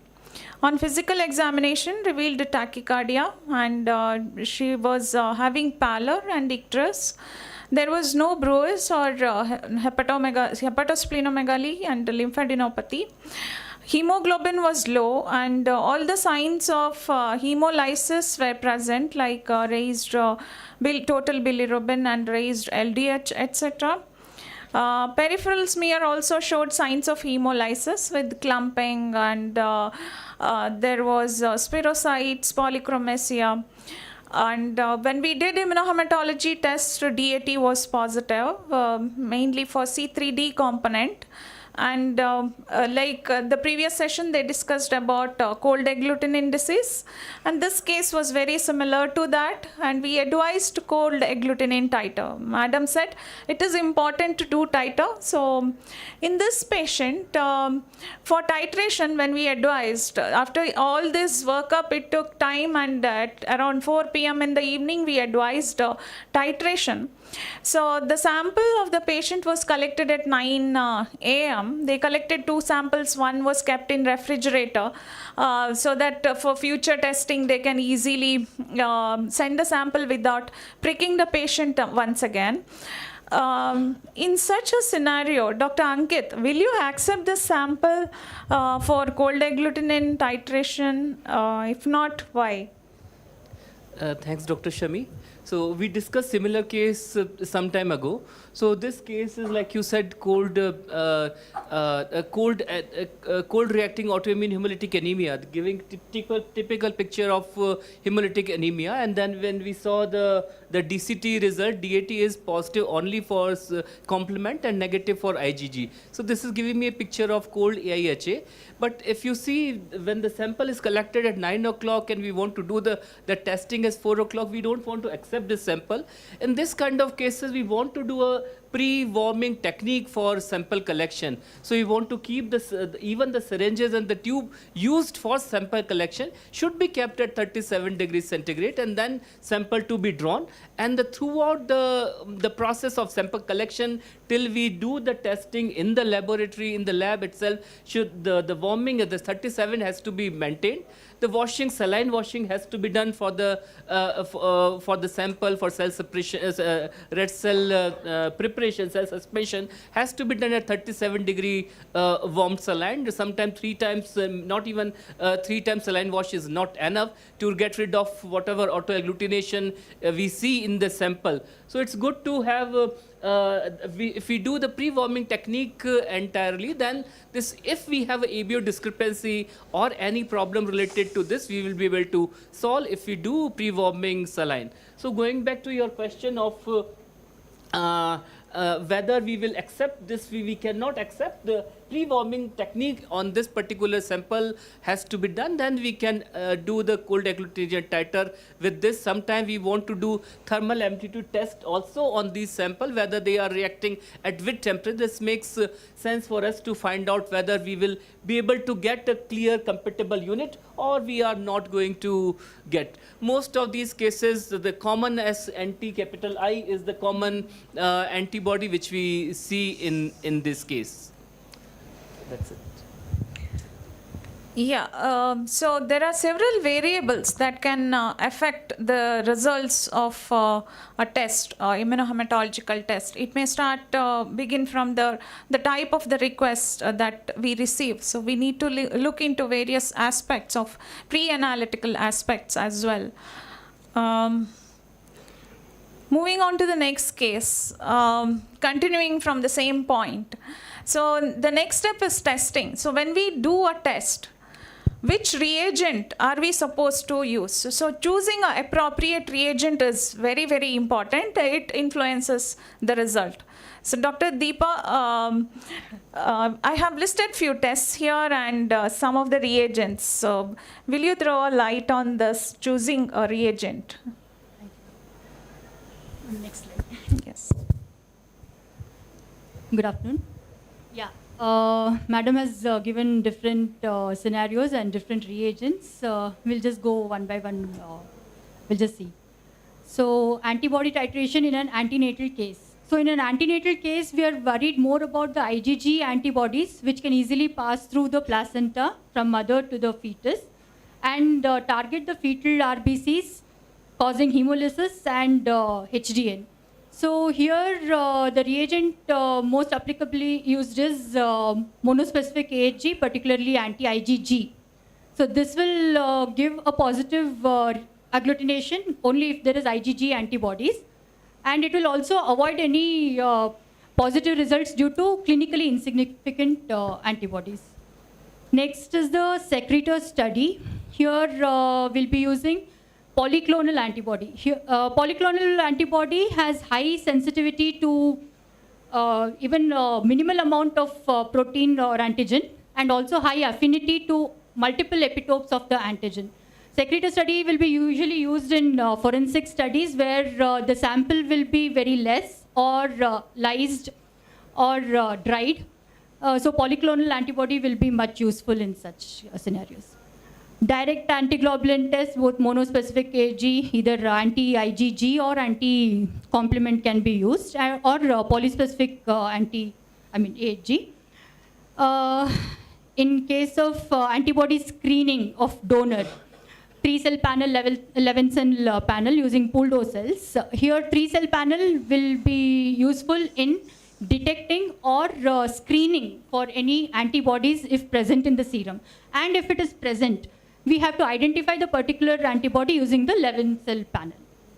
Antibody screening in general, pooled O cell and monospecific AG, particularly anti-IgG, because clinically significant antibodies will be usually IgG.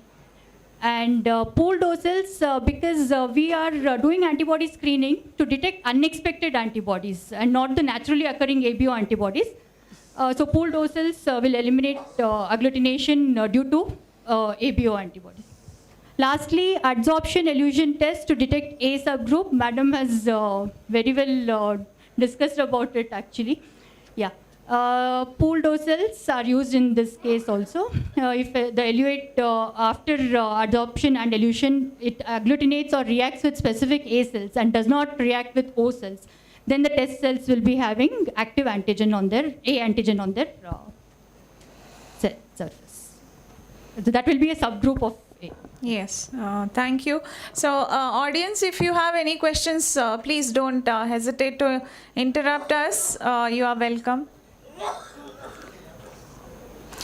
So as Dr. Deepa said, for example, when we do DAT, first choose polyspecific reagent, and then we need to go ahead with the monospecific. This is one such example. Yes. Hello, sir. My question is for Dr. Ankit, sir. Sir, you told that when we do titers, that should be maintained 37 degrees Celsius.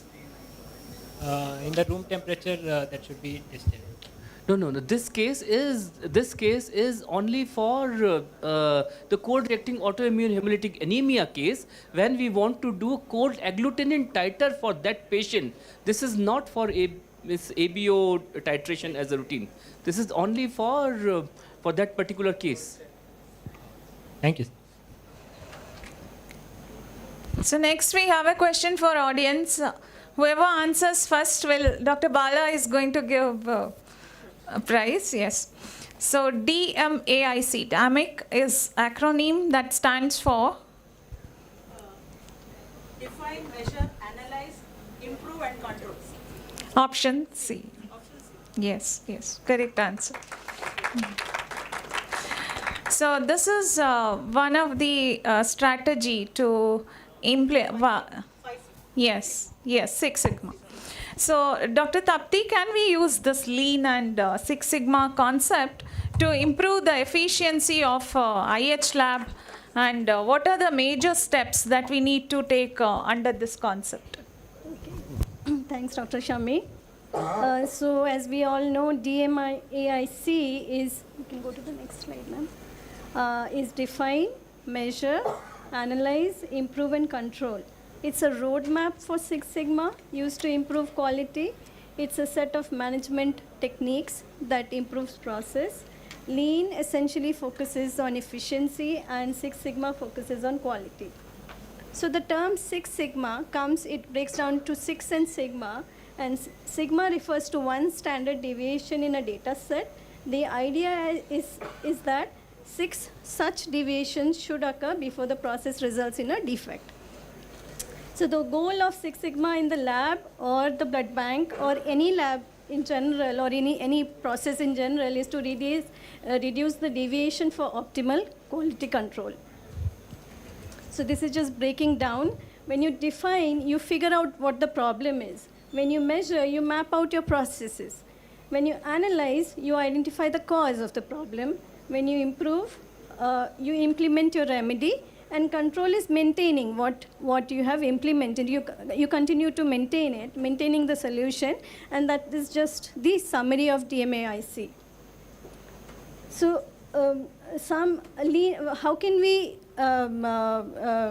apply these concepts to improve efficiency in our immunohematology labs? These are some of the examples. And reducing turnaround time, reduce or eliminate errors. And these are all codependent. If you have a process that improves the efficiency, the rest falls in place. So if you eliminate errors, you reduce wastage. If you reduce errors also, or a wrong or mislabeled product, you reduce or eliminate reactions or a fatal reaction. So again, the DMIC process. So if we take turnaround time, if we identify what the problem is, say it is a manual work that is done and the turnaround time is prolonged, you can reduce it by automation, right? So, and such, if you implement all the 5 steps, essentially the turnaround time reduces. So we can apply on a daily basis to any process in any lab. So what are the steps for successful Lean Sigma implementation? You have to set strategic management support, raise awareness, establish ownership, define what your value is. You have to set parameters and gather what your measurement data is. So if any one of you have implemented Lean Six Sigma in blood bank or IH lab, please share your experience. Okay, so this is a new concept. Maybe we should all try. Moving on to the next case. We had received a call from trauma block to issue blood to a 21-year-old female admitted following road traffic accident and bleeding massively. Clinical condition was critical. The patient was in shock and they could not establish IV access. Emergency transfusion request was made and her blood group was not known. So the question is to Dr. Sita Lakshmi, in such situation, what pre-transfusion testing policy is appropriate, and can we accept or issue blood for the telephonic request, and what are the possible risks associated with this practice? Thank you, Dr. Shami. I think this is something that all of us, and again in a hospital-based setup, do come across, and I think this is a trauma center, so this situation is not uncommon. So this case very typically is an emergency, very, very urgent, 21-year-old lady. Go back to the previous case, yeah. 21-year-old lady admitted bleeding profusely following trauma, and the key here is that she's in shock. They have not been able to establish IV access, so obviously no sample drawn, no record of blood group. So this is a very typical emergency. So you cannot even wait for any time. So it's an emergency. So obviously from the emergency block, you're going to get a phone call saying there is a patient admitted. We need urgent blood.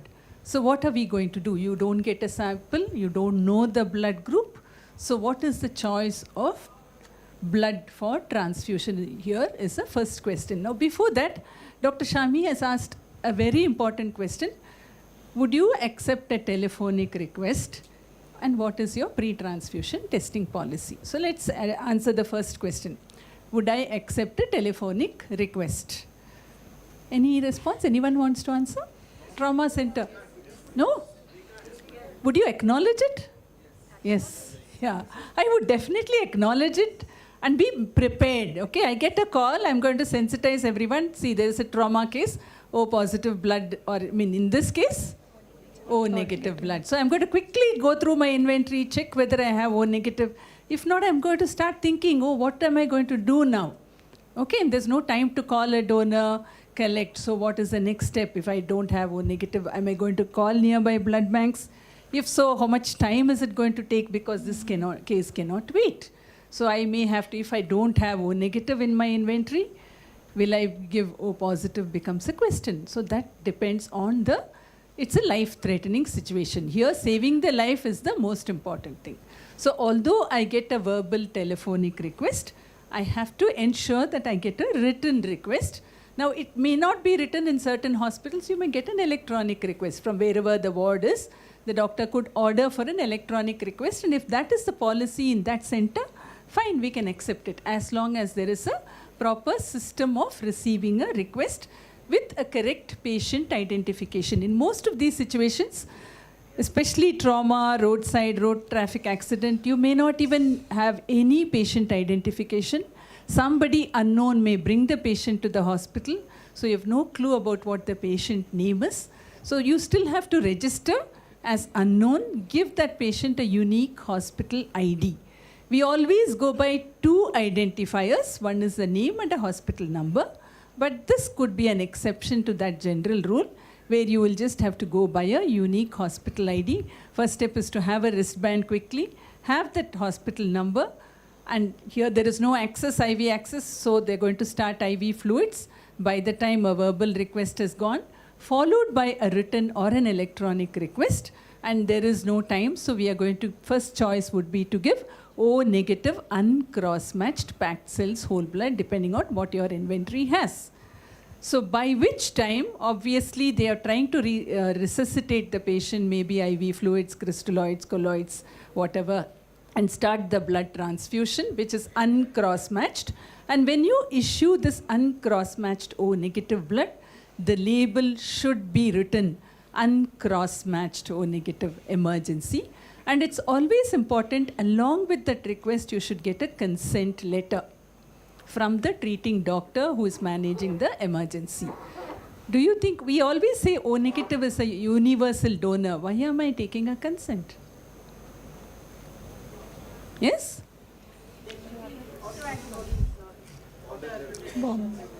That is a very unlikely, as somebody was met. Yes, that is a remote possibility which I would keep in mind.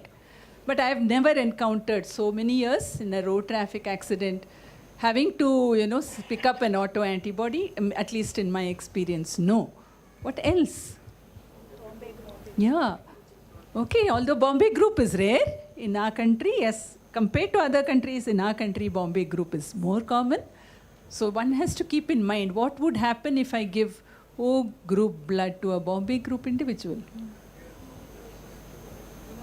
Yes, fatal intravascular hemolysis. So that is a big risk. So it's important to take a high risk consent in this situation and issue O positive, O negative blood as a life-saving measure. Hopefully patient is resuscitated and we are able to draw a sample by that time. So you're going to give instructions as soon as you are able to draw. Send the sample, of course, appropriately labeled, so that once the sample reaches the blood center, you're going to quickly do at least a forward grouping. In these situations, for immediate to know, you can still do the slide method to be followed by a tube method in parallel. So you will at least know, is it A, B or so, or A, B sometimes. And parallelly, you're going to set up tube method, forward grouping and reverse grouping, and parallelly start the cross match. Then you can issue at least a saline cross-matched group-specific unit, because one unit has already gone. The idea is that O negative unit is inventory is precious. You can't continue to give, especially a patient who is massively bleeding, one unit is not going to be enough. For the subsequent groups, for subsequent transfusions, if we are able to group, you could give a group-specific transfusion. So that becomes important. But again, it depends upon the time. So if the time is limited and if I am able to draw blood, I have an IV access, at least a group-specific compatible saline cross-match blood can be issued. This was, even Dr. Ankit explained this. And you could continue the cross-match while the unit has been issued. Rarely, you may get a situation where the unit turns out to be incompatible. You may have to ask for this return. This has happened very rarely in my experience, not often.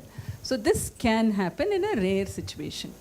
However, once you've tided over the crisis, you can continue to give group-specific, fully cross-match blood because you've already tided over the crisis. So this would be our approach. So first question Madam asked was,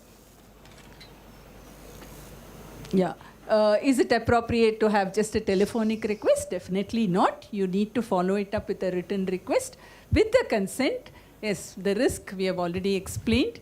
The risk of one is the patient identification. If that emergency ward had more than one patient in critical emergency, you may land up issuing the blood to a wrong patient, and that can be detrimental. So it's important to have correct identifiers, at least a unique hospital number, if not the name of the patient.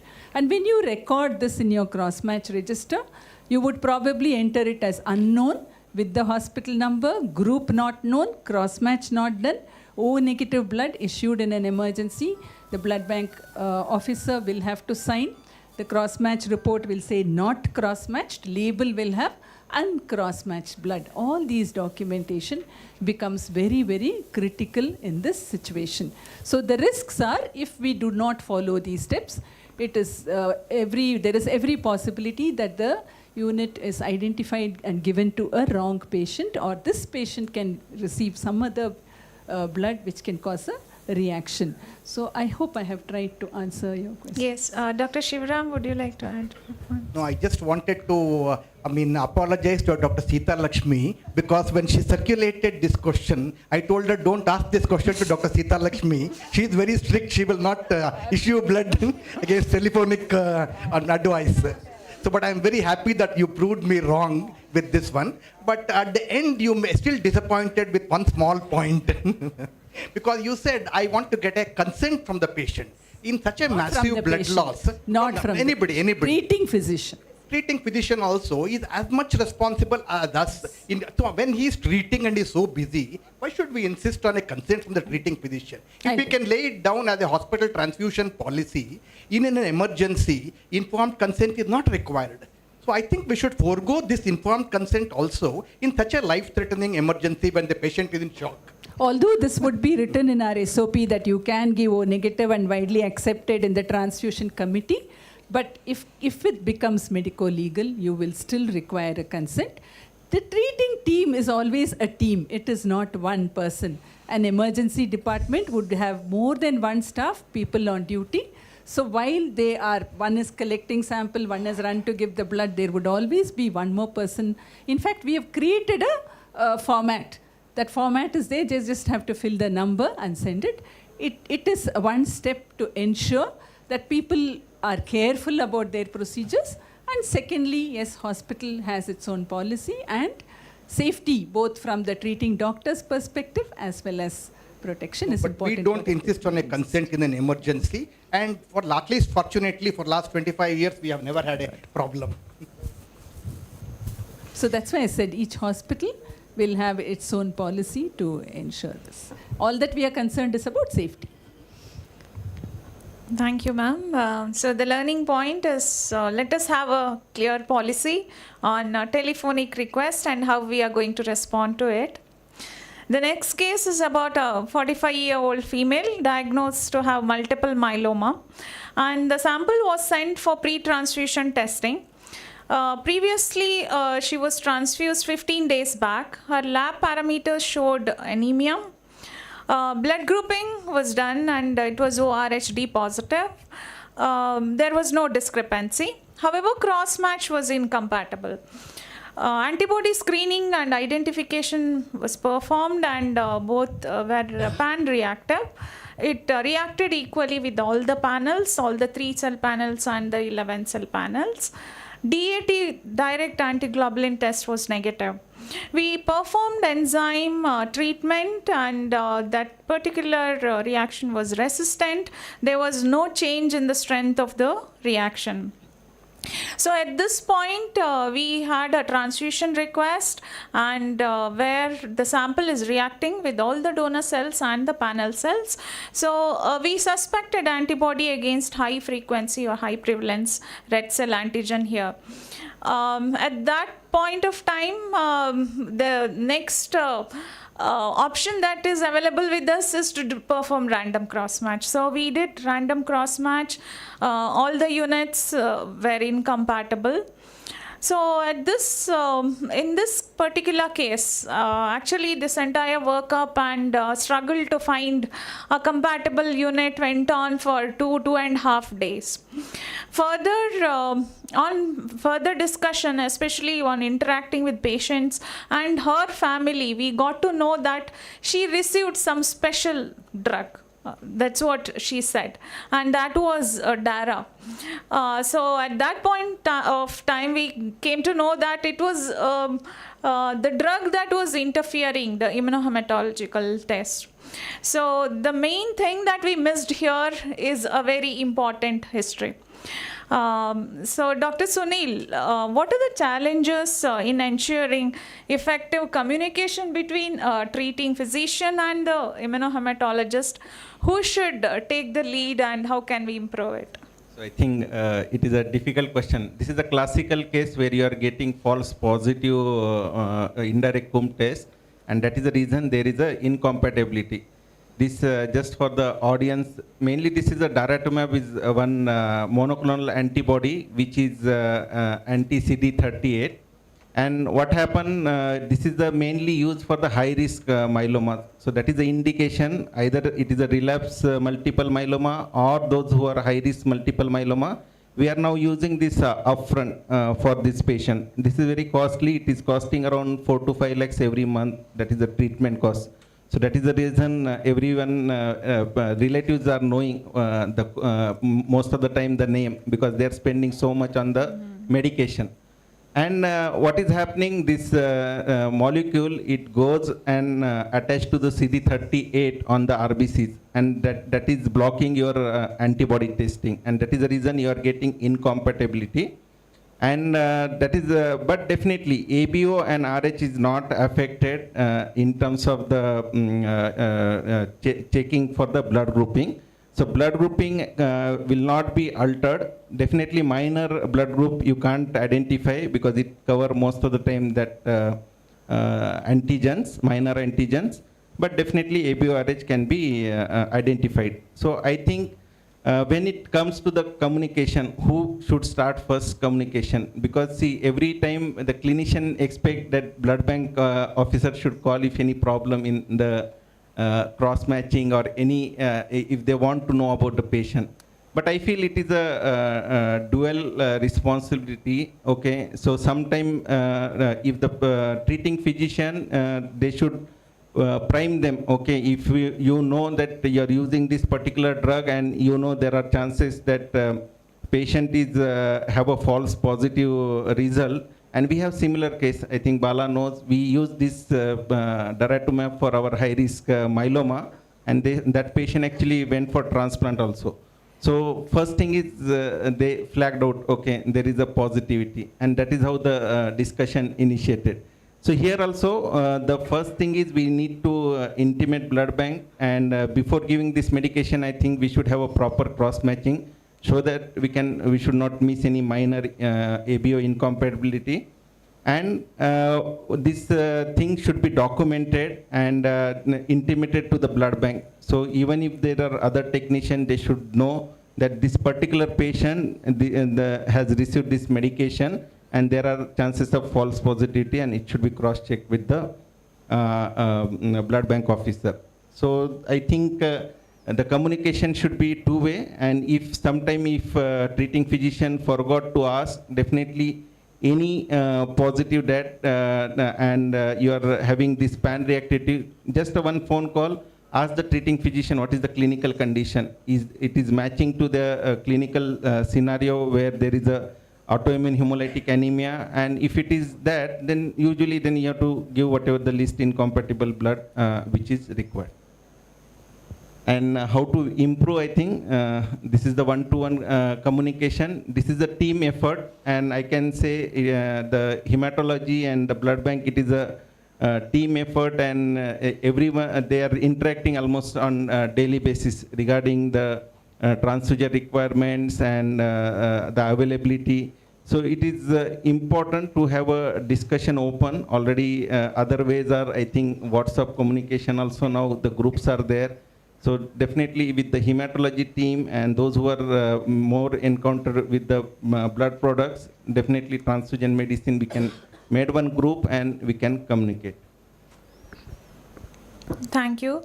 So the good communication is really important, because as immunohematologists, to interpret the results correctly, we need clinical history, the drug history, and the past history, transfusion history, etc.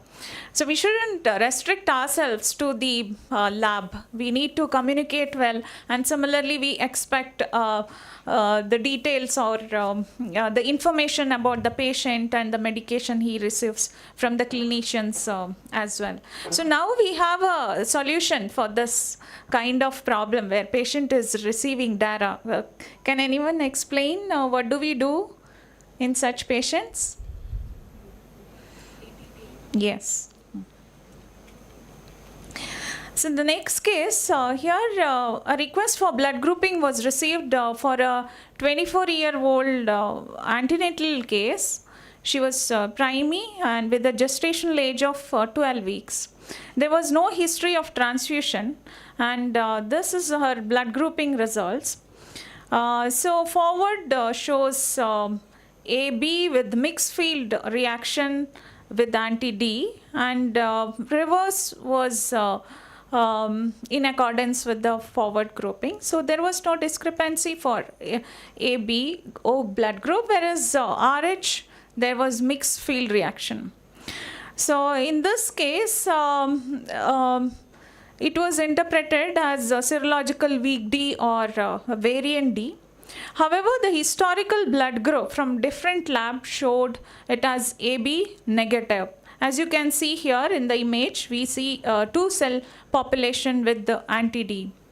So, Dr. Tapti, will you elaborate on the policy on interpretation of or reporting of serologically weak D or variant D in patients and donors?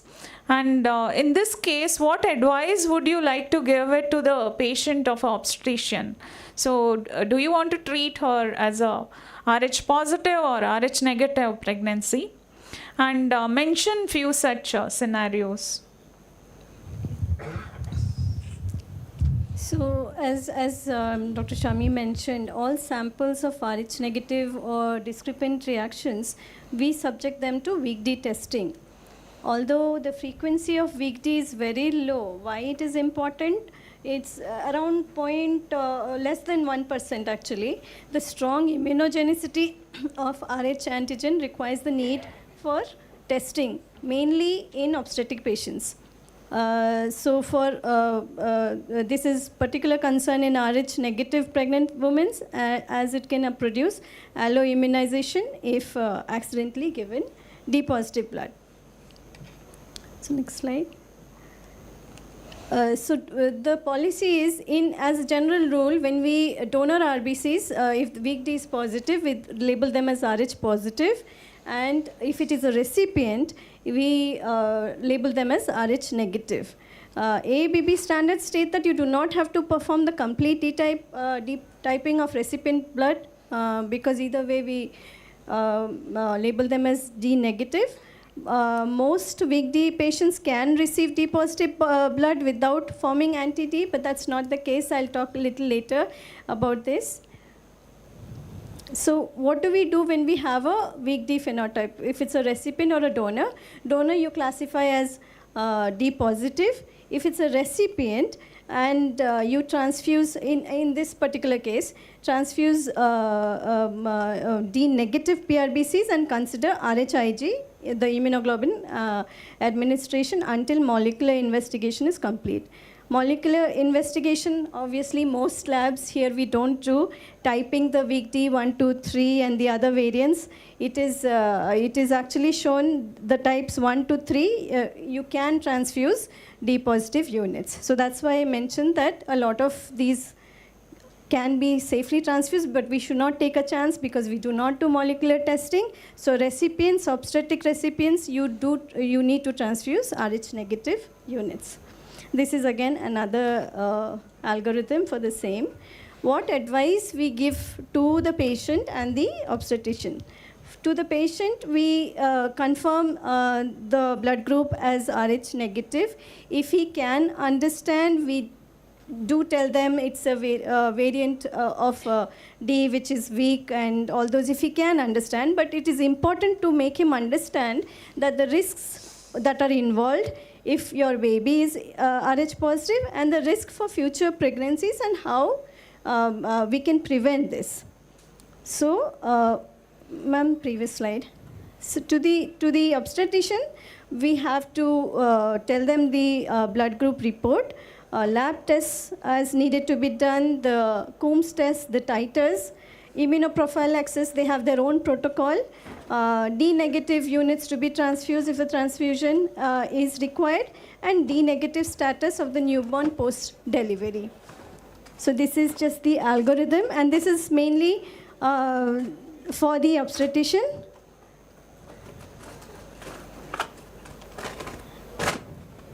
This is again, they decide what we follow in our institution is when we look at centers outside India, they give 2 doses at 28 and 32 weeks. But our facility, I spoke to the obstetrician, she gives only at between 28 to 32 weeks 1 dose, and that's 300 microgram of RHIG. Immunoglobulin. But if there is a chance of bleeding, like if there is a procedure done or an amnio done before that, she does give 150 microgram earlier, followed by the 28 to 32 weeks 300 microgram, and if the baby is Rh positive, postpartum within 72 hours post delivery. And this is just the algorithm. Yeah, we face many such scenarios where our interpretation, the clinical management depends on our interpretation, and we need to take special precaution in such cases. Dr. Tapti, would you like to? Yeah, so if the mother is known to have a significant antibody, when after testing for anti-D and the titers done, the physician does order cord blood testing, and the baby should be tested for ABO and Rh. And if there is, sometimes there is maternal contamination of cord blood. When does it happen? When on the exterior of the umbilical cord there might be a drip or retroperitoneal hemorrhage during labor. The contamination of during these times will lead to mistyping of the infant due to the absence of preformed isoagglutinins. Misgrouping may not be done. Contamination, another scenario is contamination of the cord blood with Wharton's jelly. We all know we have to wash it and then group it. Certain situations where we have leukemia or post-transplant, there is 2 different groups. That's called chimerism. They're due to mutations, so we need to know that there will be a discrepant result in such situations, or that Rh typing may differ. We have to go back to history and medical records for these, and then do genetic testing as necessary, but most labs don't do it. But that's something to consider where there is 2 different populations. So I think that's it. Thank you. Thank you. Moving on to the next case, we have a 46-year-old female patient who had received 1 unit of RBC transfusion while undergoing hysterectomy.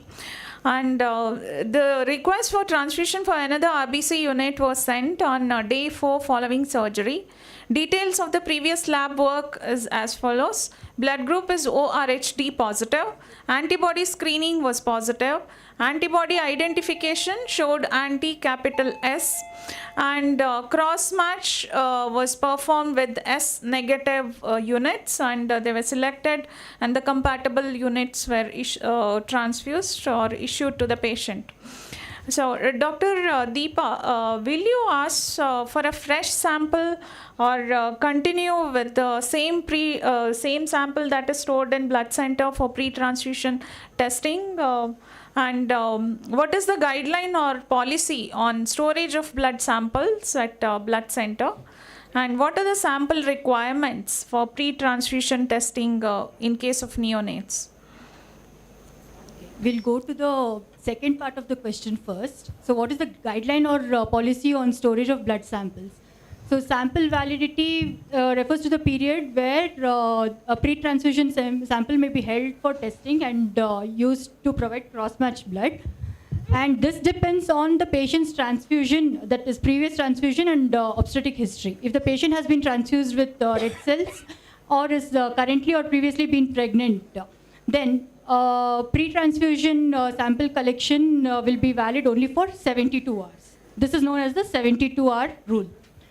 However, longer expiry times have often been applied if the patient has no history of previous transfusion or pregnancy, but all this depends on the institutional policies and transfusion service providers' discretion. Now coming to previous slide.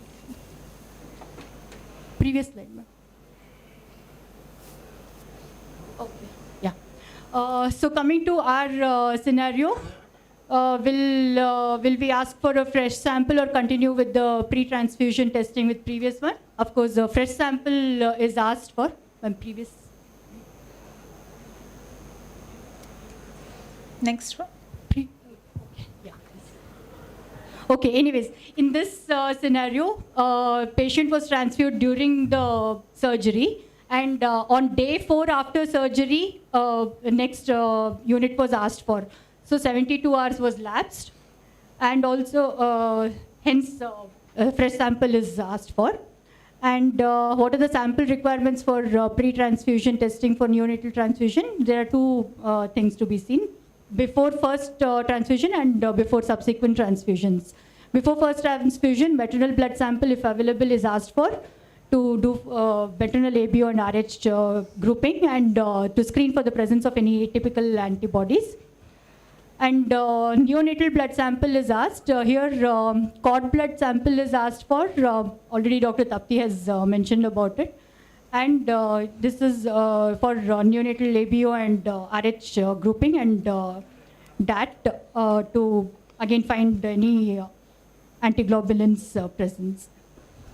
So this point we have already discussed whether we should ask for mother's sample.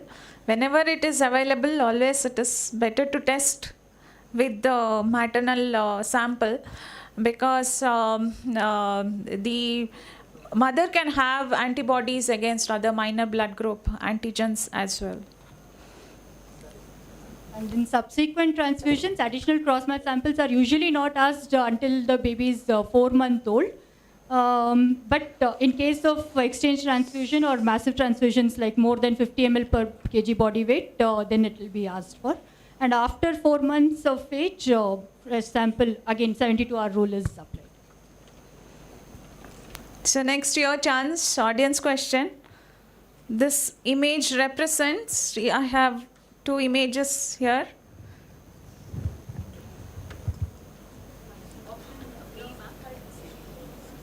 Option B.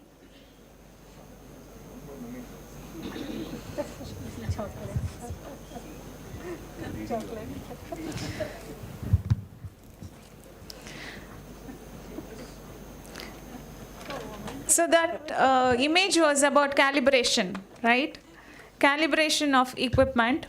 And Dr. Ankit, why is it important to calibrate the equipments that we use, and will it really affect the end results, especially the pipettes? And how frequently are we supposed to calibrate the equipment that we use for IH test? So we use various equipments in our IH test, from centrifuge for our the temperature, like our water bath or dry bath, and pipettes. All of them, they we need a precision and accuracy both. So the calibration is required to maintain the accuracy and standardization as well as repeatability of the measurement. So whatever you are saying, okay, 37-degree temperature, it has to be a 37. If over a period of time, because of some reason, if it is incubating at 35 degree, your results may not be accurate. And whenever we want to centrifuge our tube at 3000 RPM, it has to be at 3000 RPM. If it is over agglutination, over centrifugation, you may get a false result. Yes. So we need to, all the equipment, all our the measurement equipment has to be at their particular speed or time or temperature, whatever parameter is required for our testing, they have to be run on those parameters. To validate, to check whether they are running on the same or not, the calibration is required. Not only the calibration, there are the daily checks are required. So there are 2-3 points for equipment management we need to understand. One is calibration, one is daily check or the daily performance check. Another one is the preventive maintenance. So these are the various parts of the various aspects of equipment management we need to consider when we have various in our IH lab or all other labs as well. So this is the frequency of calibration of equipment given by NABH. This is from the NABH. Similarly, we have from NBTC as well as for DGHS manual. All the equipment which we use in IH lab generally need once a year calibration, except the blood banks, which the storage devices like our 4 degree and minus the 30 degree, they need twice a year calibration. Otherwise, most of them need calibration once a year. And the frequency of the performance check depends on the frequency of use. On the day of use, you need to do the performance check of that equipment. So this is how we need to deal with our equipment. It's important, the parameters which we use, like time, in IH lab, the time, speed and the temperature. These are the 3 important parameters. All our equipment should be calibrated for those equipment. When we receive most of the time the calibration is done by the outside like third party. So whenever we receive the certificate of calibration, it is our duty to read the calibration report carefully, whether all the parameters have been covered and how many times this parameter have been checked. And if there is any traceability of all these parameters, the calibrator, the machine which is used for the calibration, that has been calibrated or not, and the traceability of that calibration, the calibrator is important to check. So we need to consider for equipment all these aspects when we have in our IH lab to ensure the quality is maintained. Dr. Gayatri, would you like to add why the precision and accuracy both are important? Ma'am, first of all, quality that we provide. So what if, as sir told, if the speed is more, we get the agglutination, we get all the compatible unit as incompatible. So that is the thing. We have to be cost effective. So for cost effectivity and the emergency, as ma'am told, emergency situation, we have to be, be prepared for all those things and to reduce the downtimes. All these things, we need the accuracy, precision, which really matters in our blood banking. So calibration and preventing maintenance. These are like a coin with 2 sides, which are really important for blood banking. Not only blood banking, in all laboratories. Just one more point that I would like to add. I think it's our duty, people like us who are working 24 hours, 365 days in the blood center. It's okay that we get a calibration report. Sir highlighted the importance of looking at what are the parameters. Another important thing that we need to do when something goes wrong, it's important to check. So I have got the certificate, its calibration is due. So the equipment can deteriorate with repeated use. So we should be able to pick it up. This error could be due to a deviation, failure of calibration. Over a period of time, there could be deterioration. So centrifuge speed can get altered very often. That's the commonest thing that goes wrong in a blood center because centrifuge is heavily used.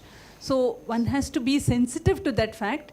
In fact, it will be the technical staff who alert the medical officers if they are sharp enough to say, this reaction I do not expect, something is going wrong.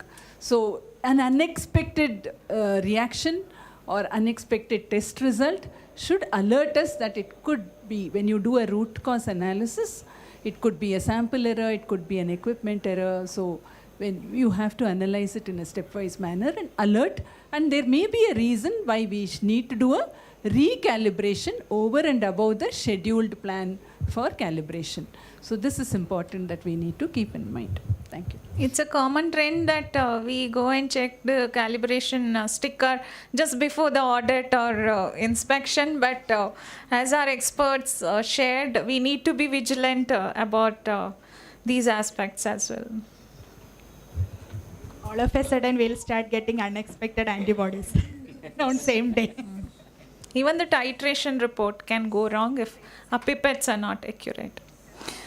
So we all are moving towards automation in our lab, and as we advance, for example, we have automated immunohematology machine. Recently we came across this incident where we noticed that there was a blood grouping error which was reported as ORHD positive, but the actual blood group of the patient is B positive. This is a very dangerous or a scary incident, I must say. So when we did root cause analysis, we found out that was due to the software error. So finally the barcoding that we generated read differently by the software, and that's how the misinterpretation of the grouping was done. So Dr. Sita Lakshmi, though it is said that automation is a walk-away system, you need not stand there, load your samples and just come back and take your reports. But is that true? So should we have a quality assurance for automated equipments as well? Will you mention 3 best practices that we can adopt? I think thank you for that question. I don't know. She had some telepathy, I think, that I was facing some issues with software.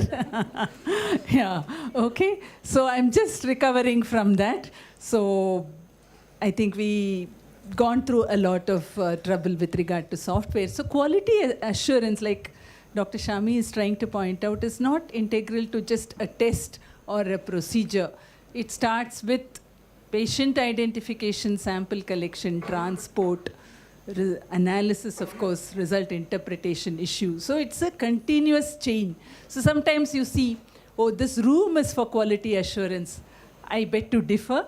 Every step in every lab or every center, every activity has built-in quality assurance into it, and it's important that we adhere to that. So having said that, just to summarize, like ma'am said, okay, you have automation, it's going to obviously improve efficiency, especially in a lab with a high throughput, high volumes. It's important to ensure that we release our results on time. We ensure that the turnaround time is maintained. The chances of, especially where certain procedures are, repetitive, mechanical. So instead of a man doing it, automation can do it. That is the basis behind it. Like today we are talking about artificial intelligence. Can that artificial intelligence participate in a panel discussion, can give a lecture? Is a question I'm sure many of you will say, yes, it can do it to a large extent. But there obviously is some differences between artificial intelligence and a real intelligence. So also automation and our procedure, there would be some differences. So it's up to us, use our appropriate senses to decide which aspect of the testing or which part of our processes require automation to ensure that we meet with these benefits, so that we have improved efficiency, we have consistency, obviously accuracy becomes important, and our processes become simpler. So the next slide. Yeah. So the choice of automation becomes very, very critical. So be it the blood bank info, because we are talking about blood center management system, the choice of the software that we use, or the choice of an automated immunohematology analyzer would largely depend on what is the lab workflow for that given organization. I may talk to experts in this room and they may have their own opinion about the software or the automation that they use in their setup. Just because it applies to one setup does not necessarily mean it can translate in another setup. So we have to weigh the pros and cons to ensure that it fits in well to our workflow, our work processes. what is our goal? What is it that we want out of this automation? Does it serve that purpose or not? So we always have strengths, and you call it SWOT analysis, so strength and weaknesses. For every strength, there would be a weakness. So you identify the strengths of that and weigh the benefits versus the risk, and then choose the right automation that would fit into our process within our institution and the department. It's important to ensure that all our staff are trained and also give them that autonomy and ensure that right decisions are taken. So a dependable lab information system automation is important, and we have to have certain key performance indicators that we identify based on the problems that we face in our own setup. If I have identified 2 key parameters that I would like to monitor in my setup, that doesn't, it may be very interesting for somebody to listen to and know more about it. That may not be a problem in some other setup. So I cannot blindly adapt those quality indicators which are used in one center. Of course, there are certain quality indicators which are general and applicable to all setups. So the right performance indicator that you are going to monitor to evaluate your own center's performance becomes critical. So these are points that I wanted to highlight. Next slide. Yeah, I think that's it. Yes. No? Yeah. So these are some of the key points, because ma'am said mentioned 3 best practices. I'm limiting. You could have a session on quality assurance. Please. So Dr. Sita Lakshmi said if there is a man doing it, and if you can afford automation, switch to a machine. And I want to add the 4th point: if you cannot switch to automation, switch from a man to a woman. They will do the job better. No callers. I recruit only females in my department.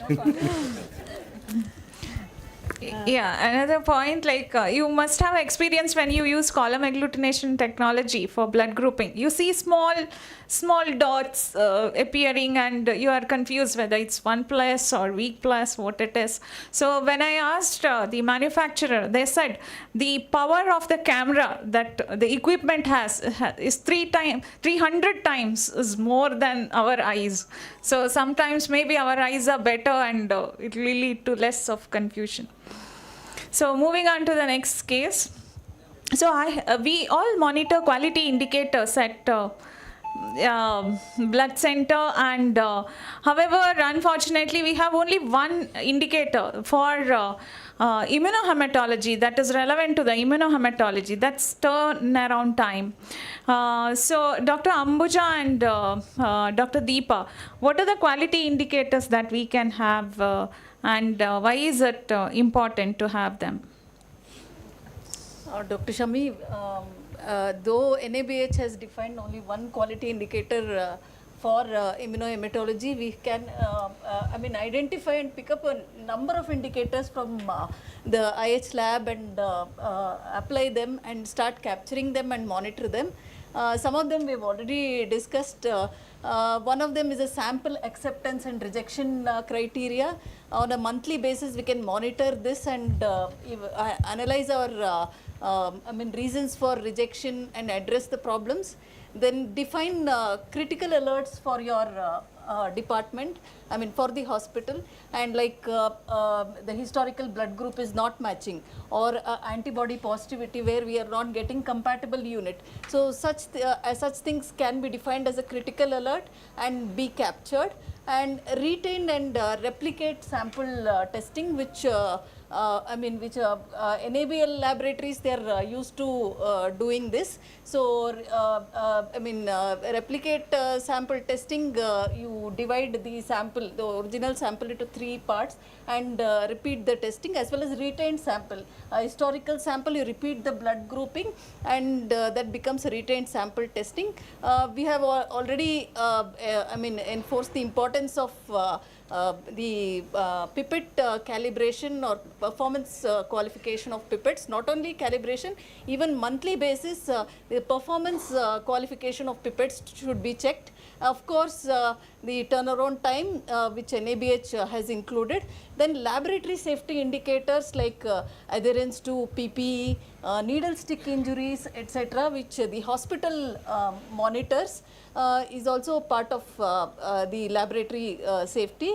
And of course, just as now we have mentioned, there is a data integrity which needs to be validated on a monthly basis. This we started doing after we went for AABB certification. So the we analyze the data given by the machine, whether the integrity of the data is analyzed and documented every month, and complaints and incident reports which go a long way in improving the quality of the services being provided. End user feedbacks also are important. Near miss events, sentinel events and never events also are some of the indicators which can be captured. And finally, of course, participation in an external quality assurance program. It goes a long way in adding a feather to your cap, I would say. Yes, what is measured can be assessed, and we have a scope for improvement there. Quickly moving on to the next case. Shall we continue or skip few cases? Yes, okay. So we all participate in EQUAS, and here is one such scenario where EQUAS sample was sent for D-typing, and it was reported as D variant, but that was a wrong report. In this particular case, patient sample was DAT positive. That's how it resulted in a wrong report of D typing. So this is just one example. How important is it to participate in EQUAS? Why should we participate, and what are the basic rules that we need to follow while handling such samples? Dr. Sita Lakshmi. So we all understand that participation in EQUAS is not just desirable, I would say mandatory, to ensure that the lab performs well. So that being the broad concept, we also, does EQUAS participation, suppose I get a satisfactory report in EQUAS participation, can I confidently say my lab is perfect? Is the next question that I want to ask. So we'll answer that question later. So why participate in EQUAS? To give confidence to every laboratory that its processes. So we have to understand, when we have to get a desirable outcome, all our processes should align with the requirement. So in the context of laboratory performance, we speak about accreditation standards. So there are certain basic processes that are required, and we align all our processes to meet with the requirement of the standard. If this is done right from pre-analytical step through the analysis and interpretation, we would reach the desired outcome. So that is one of the ways of ensuring that we align with our processes is participation in EQUAS. So we all understand that the EQUAS participation happens periodically, some of it is quarterly or some of it is biannual. So depending on the scheme EQUAS provider. So we get a set of samples. So how do we process them? What are the basic rules that we need to follow while handling EQUAS samples? So most of the time, yes, for us EQUAS sample is precious. That EQUAS sample reaches the HOD. HOD gives it to the senior most technical staff, makes them processes and give the results directly to the HOD, and nobody else would be involved in the process. Because we feel it's very important, nothing should go wrong. So am I applying the same principle to every sample that comes to my department or my organization? So EQUAS sample is meant to be treated like any other sample. Having said that, it can be difficult because certain samples, it's obviously you need reconstitution. You may even fake it by putting a lab ID, but it's easy for a trained technician to know that this is an EQUAS sample and not a real life sample. So in spite of trying to put it across with the batch it with the rest of the samples, you may give it an ID. it's easy for anybody to make out that this is not a routine sample. But the point is, test it the way that you would normally test your normal workflow. It should go through the normal workflow, go through the normal process, no extra testing, no additional testing, no testing by more than what is normally required. There are situations where people may consider sending these samples to another organization, getting the results and incorporate those results. So these are not good practices. We follow good laboratory practice, treat it like any other sample, let it go through the normal workflow, interpret it in the normal way that you would do for any sample that you would receive in your organization, and document it appropriately and submit the same results. If for some reason the EQUAS result is deviating from the expected result, it is okay. It is not wrong, because even a patient's results does go wrong sometimes. The most important thing is we should learn from that. So it's important to try and figure out where what is going wrong by sitting as a team with our laboratory technologists and the doctors involved to understand at what step what went wrong. Is it the processing, is it the analysis, or is it the interpretation? I remember I still can't forgive myself for making a mistake which I did maybe 2 decades ago. Okay, I also take care of a coagulation lab. So the result was, I think, 33, the factor assay. I sent it as 3.3. Okay, so my machine did a job, my technician did a job.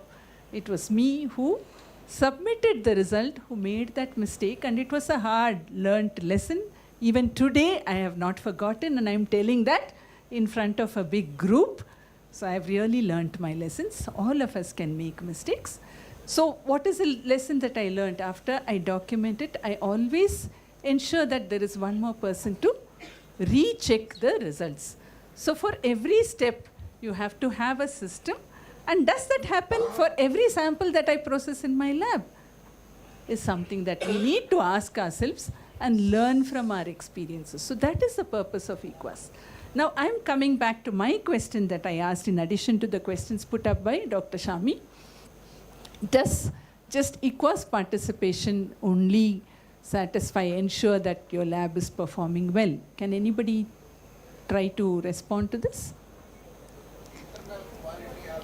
Yes. So, sir has brought out a very important point. Daily internal quality check, control checks at all levels, wherever applicable, is equally important, and EQUAS and IQC go hand in hand. So this is very important for us to understand that. So not just EQUAS, it goes hand in hand with IQC performance. I think I will stop here. If there are any other points that somebody wants to add, please. So thank you, ma'am, for sharing your experience. Now, coming to the last question that goes to Dr. Sunil.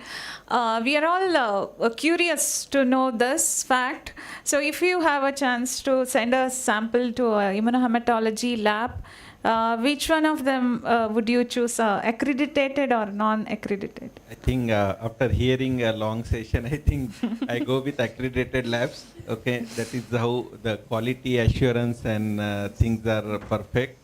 And that's how Madam has told EQUAS and internal quality checks where it has been followed, and that's how you get accreditation. So there are certain parameters which are always set as a benchmark to get that accreditation. So whenever you want to, I want to send the sample, we always check the accreditation. Same true for even the pharmacy also, even drug, whatever we are using, so many drugs are available. So now we are taking, okay, whether it is a US FDA or WHO compliant thing, we should choose that kind of generic rather than choosing any generic. So definitely the quality is important in the patient when we treat the patient. So these are the results, whatever we are getting, we act upon that. So that is the reason we always go for accredited labs. So with that, we would like to conclude here. So quality is everybody's responsibility. It's not responsibility of a technical supervisor or the head of the department. All of us are equally responsible, and just a good enough is not enough. We need to improve, and what is measured, like quality indicators, we can assess it and improve further, and it is a process that helps us to save time, money, and labor. With that note, I would like to thank all our experts and all of you for participating actively. Thank you once again.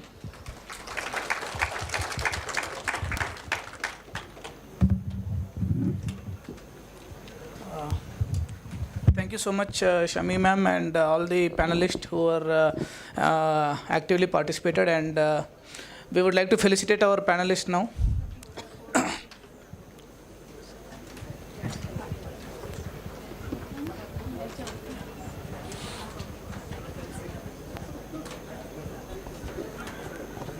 Yes. Dr. Shami, I request you to felicitate the participants of the panel discussion.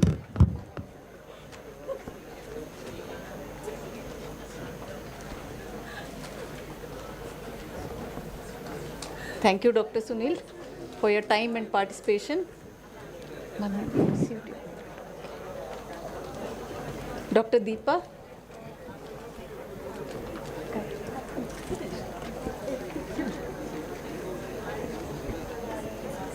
Dr. Gayatri.